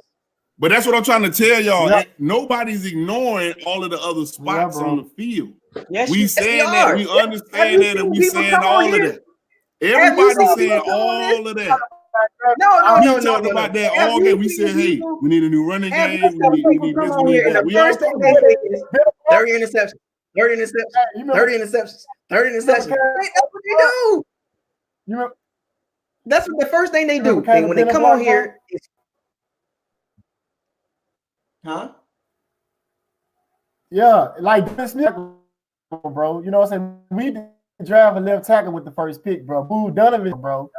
He shouldn't be playing left tackle. He gets so many penalties, bro. He was playing when Donald Pierre was playing. It's kind of up, bro. Yeah, I mean, William, I say this, William, I feel your pain, William. I know where you're coming from, but I gave you a lot of time too, because we're pretty much the last guy for the night. So I gave you a lot of time because since you were the last guy, I like your insight, man. I like what you're talking about. You're the last guy for tonight as we wrap this live stream up. But I appreciate you, William, for coming on and voicing your opinion and telling us how you feel. But appreciate we gave y'all 4 hours, man. Who do that for y'all, man? 4 hours, man. We're gonna appreciate it, William. Though. Make sure y'all come back. That was a good one, man. So he went in. Yeah, man. And let me say this, okay? I appreciate everybody's insight, man. Keep bringing that in. It's a fun thing to do. We ain't got you else to watch because our team's sitting on the couch. We're gonna do this again. Last thing I'm gonna say, and I know, and then Bucco's got some shit he got to break to you. Listen, I understand we got all the stuff that we need to fix, and I'm with it, fixing all of it. Running game, cornerback, safety, tight end, all of that. Play calling, I'm with all of that. I'm just saying that the number one thing we got to worry about is who we got to pay that most money to and who we got to build a contract for. That's why that's the focus, because we got to figure out what they got to figure out what they're going to do with James. That's why that's the focus. That's it. It ain't that everything else don't matter. That's the focus because that's what we got to pay. All right, it's on you. You know what's another big factor that nobody has brought up yet? Do you realize nobody bought up Shaq Barrett? He want money. He wants money. And he should get it. People are not talking about that. We got to pay him too. We got to pay him, and he going to want a lot of money, and we're going to save some money when we get Jacob Eason. Now, here's the question. Shaq Barrett, do we pay him based on 1 year? Because it's only 1 year. Yeah, or do we franchise him? But when you touching Warren Sapp type numbers, even if he go down, even if he do 4 less sacks, bro, he's still a beast. He could have got 4 less sacks and still been a beast. You got to be careful with this contract because he's already like 26, 27 years old. So this is his last contract. This is his last big contract. So this is it for him. You can't let him walk he's gonna, like we let Michael Bennett walk. You can't let him walk, man. Right, but he's going to want. So what? How you satisfy that situation? You give him guarantee money. You give him the guarantee money, not the year. You give him guaranteed. Like you're guaranteed for 2 straight years of X, Y, and Z. Because giving him a 4 or 5 year deal won't work. He's too far in the game to be wanting a 4 or 5 year deal. Like he's not going to get a 4 or 5 year deal. Yeah, I don't think he want that long. I'm good with 2 or 3 years. I'm good with 2 or 3 years. Yeah, he gonna get 2. Now he gonna get 2 guaranteed. Like I've noticed with Jason Light, he's always given 2 guaranteed years to people. He always give you 2 guaranteed years. He give you this year and the next year. And he has a way out of contracts. Like with Ryan Jensen, people ain't talking about this. He is scheduled to make $10 million, but if we cut him, it's not a cap hit. It's not a bar. He's out of here. Yeah, we got you, Grizzlo. We see you. We got you, baby. We got you. Hey, man. Hey, look. Oh, go ahead. Like Ryan Jensen can get cut, and we save $10 million. Like, period. Like we can let him go and upgrade that position with a younger and cheaper guy. You know what I'm saying? Like, yeah, but that's the thing. But we still need depth on that offensive line, so we can't just start cutting offensive line. All I'm saying is, there's contracts that can be that if they ask too much, we can save money on. But we can save money on as well. So we already at $89-90 million. But if Cameron Brate is guaranteed like $7 million, but if we cut him, it's not a cat. He's not. Yeah, he got to go. He got to go. Cameron Brate is not going to get $7 million. He's not going to get it. Period. Like in this offense, he's not worth the time or the money. I mean, I'm sorry, he's not worth the money. You know what I'm saying? If he's willing to restructure his contract for like $3 or $4 million, sure. Even Ryan Jensen is not going to get $10 million. That's too much money tied up into 3 guys on the O-line. Too much money. 3 guys. Well, especially if you trash. Yeah. 3 guys averaging $10 million or more and are not playing like a top level O-line. They're not playing like they're worth $10 million a piece. Right. We already know Donovan Smith is not worth $10 million, but he's got it. Now, guess what? 2021, we can cut him and move on and have no. And that's exactly what the fuck we're going to do. And that's what Jason Licht did. So I guarantee you, Shaq Barrett will get 2 years guaranteed. I guarantee that. He's going to get 2 guaranteed. I don't know how much per year, whether it's 15, 16, 17, I don't know what it is. But the Bucs are in a tricky situation with him in particular. Like I know the Winston situation, but the Shaq Barrett situation, that is the next biggest issue. Because they were talking about throwing the franchise tag his way too. Exactly. And you think about it, usually when guys have a breakout year like this, they want to see another year. Like they want to see another year of production because it can be fool's gold. We've seen contracts. We've seen guys that do one good year and they get another contract or they get that long-term deal and fall off. So the Bucs are in a unique situation. Yeah, but look at what you're saying though. You talking about SAP numbers, man. Even if he don't do SAP numbers next year, even if he I'm saying. Yeah, if he drop off 5 man, he still beats. No, I'm saying like I'm good with signing him, but you have to be careful of tying it up because we still got to sign JPP. You know what I'm saying? You got Carl Nassib. You know, Carl Nassib gone. Like you know, like you got Dominican Sue, which I think he's going to be gone. I don't think Dominican Sue's going to come back. He's going to want too much money. We're not going to pay a 33-year-old defensive tackle. No, it's not happening. We got one of the worst. We got one of the youngest teams in the NFL. We have one of the youngest teams, or the youngest team in the NFL. So, how much can this draft improve this team? It can improve this team in key areas: O-line, D-line, running back. Now, if the quarterback if Winston is not resigned, then that'll become a high priority in the offseason in free agency and the draft. So it'll be a double hit. So it'll be a signing free agent quarterback, a bridge quarterback, and then you're going to draft a quarterback probably 2nd or 3rd round if they don't bring Winston back, right? So on the flip side, if they bring Winston back, then it's like, okay, do we sign a quarterback in the 4th or 5th round just in case? Do we bring Blaine Gabbert back? We're gonna have there is a lot of wiggle room with what the Bucs can do. The Bucs can cut ties and move on and go younger in a bridge quarterback, or the Bucs can sign him to a reasonable deal. It's a unique situation. The Bucs don't get talked about that much. They don't talk about our team that much because we always bad. They expect us to be bad. But I will say this: they will try to hype us at the beginning of the season, but then that shit just fall off. But I will say this: Winston has brought a lot of attention, good and bad, to the team. Good and bad. He has brought a lot of attention. He's brought a lot of attention to the team. People are tuned in. The Winston situation is probably one of the most sought out things that everybody's going to pay attention to this offseason. People are really tuned in. They want to know what's going to happen. We're gonna schedule a part 2 because we already at 4 hours, and I got babies. Lord. Yeah. Oh Lord. And look, my Instagram is Tampa 2 YouTube. Tampa 2 YouTube. I saw that in the comments. Tampa 2 YouTube is my Instagram. Hit my Instagram. Bucos Locker, go ahead with what you gotta say. And then so here's the announcement. And we will do a part too, because I see that we going straight to the comments next video.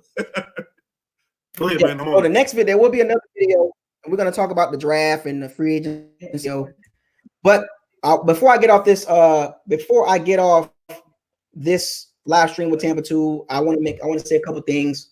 I've been thinking. I had a discussion with Tampa 2 yesterday, and we was talking about some things, and I needed a name for the people that follow Bucos Locker. Tampa 2 has the hooligans. The hooligans, they come in packs, they follow him. And I was sitting there thinking, like, he kind of put me on something. I was thinking, and I had to come up with a name. I was thinking about it, and there was a name that I always use at the end of a lot of my videos. When I always mention to the Buckaholics, to all my Pirates, and I will always say Sea Bandits. And Mr. Buck Nation, what up?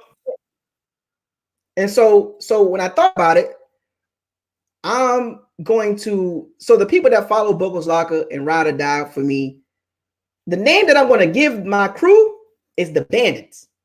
Right? The name of the crew, yes, sir, is the Bandits. Yes, sir. So now we have a name, we have a following, as in Bucos Locker and the Bandits. There's a movement, and it's called the Bandits. So we coming to take over. We coming to take all the gold. We coming to take all the treasure. That's what bandits do. We go places and we take over. And so I'm going to, and people remember the Tampa Bay Bandits, right? Back in the day. So that's the name I'm gonna give. Yes, sir. Yes, sir. So this is the new announcement. The Bandits, it's in the building, along with the hooligans. Let's get it. So there you have it, folks. That is one of the announcements that I wanted to make before I get off. We have the Bandits and the hooligans. We are a problem together. Hooligans is wild anyway. Just think about the name. And then the Bandits, we coming to take. We don't care what kind of ship you ride, what kind of car you got. We taking over. We are bandits. We are bandits. We don't care.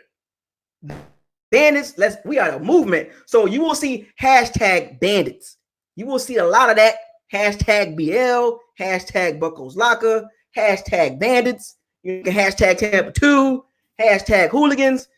It is what it is, folks. You know what I'm saying? So there you have it. Bandits. That's the name. Now, thing I wanted to bring up, and somebody brought this up to me a while ago. Last but not least, being that I do a lot of long live streams, somebody mentioned to me I should do a podcast. And after a long thought, I'm gonna do a podcast. Now, I don't know when I'm gonna start it, but I will start a podcast this year. I gotta come up with a name.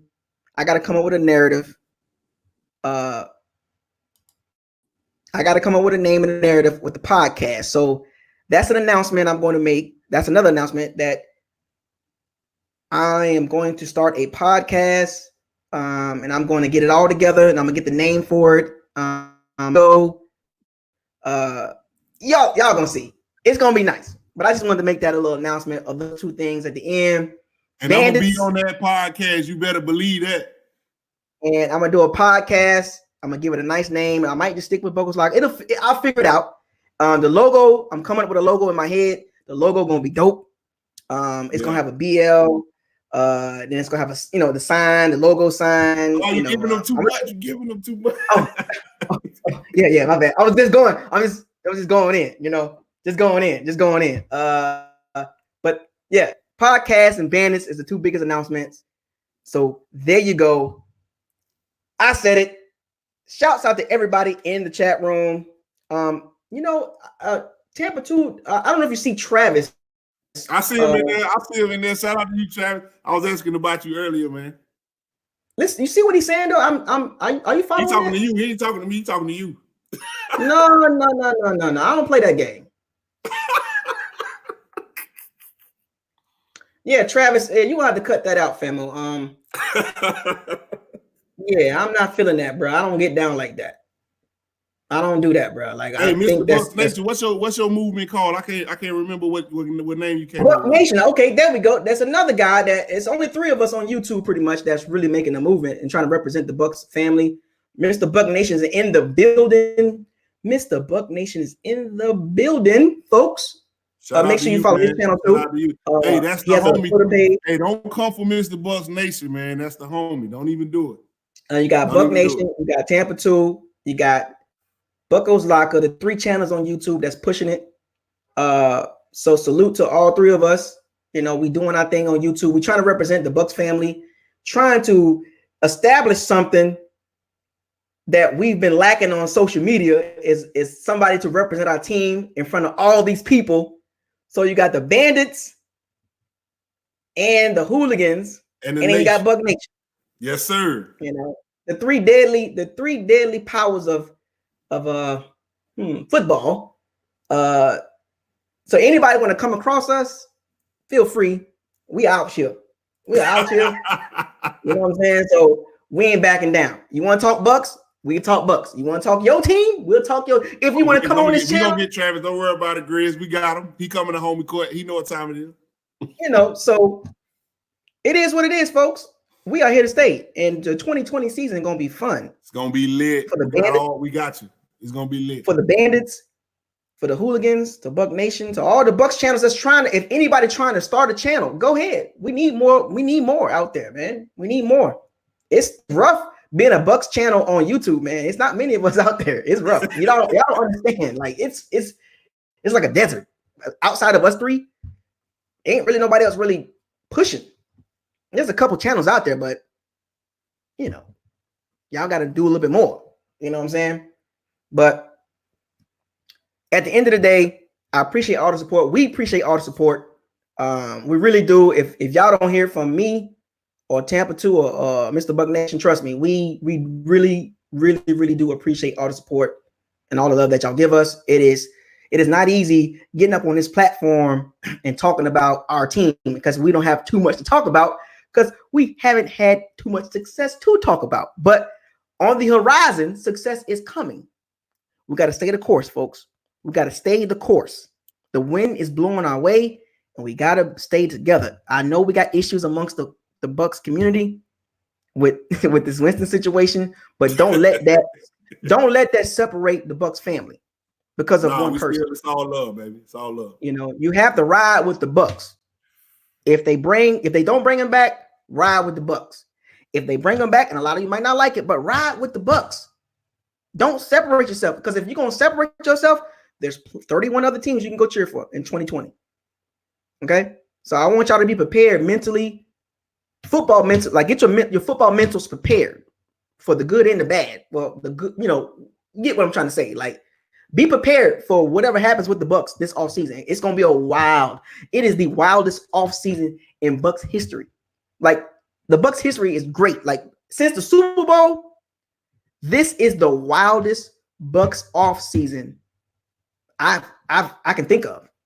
Can you think of any offseason that's gonna be this wild? It's gonna be crazy, man. It's Y'all gonna be stay crazy. tuned. Stay tuned. We'll let y'all know when we're gonna do this again, man. We're gonna let y'all know. Peep the Instagram. My Instagram is Tampa 2 YouTube. And what's your Instagram? Oh, I don't do Instagram. I got a Twitter page. Okay, well, he don't do Instagram. But you can always shoot us a message in the comments or something. Yeah. Email fire the Candace 813 Gmail. If you know we got a couple things you want to talk about one-on-one, and send me some emails. You want me to address it on the live stream, just send me an email. firethecandace813 gmail.com. You got an email address you want to shout out, man? Oh no, I'm good, man. Yeah, that's it. That's it right there. And look, shout out to all the podcasts, the Tampa Bay podcast. Oh yeah, Cannon Fodder. I know y'all are one of the podcasts. Yeah, the Pewter podcast, the Buckaholics, Buckaholics, the 1 million Bucks fans, Pewter Report. Pewter Report. Who else? I can't think of we gonna support everybody, man. Because everybody out there. So I usually end it off by saying to all my pirates, but I'm gonna say a little different this time. I'm gonna throw in the hooligans.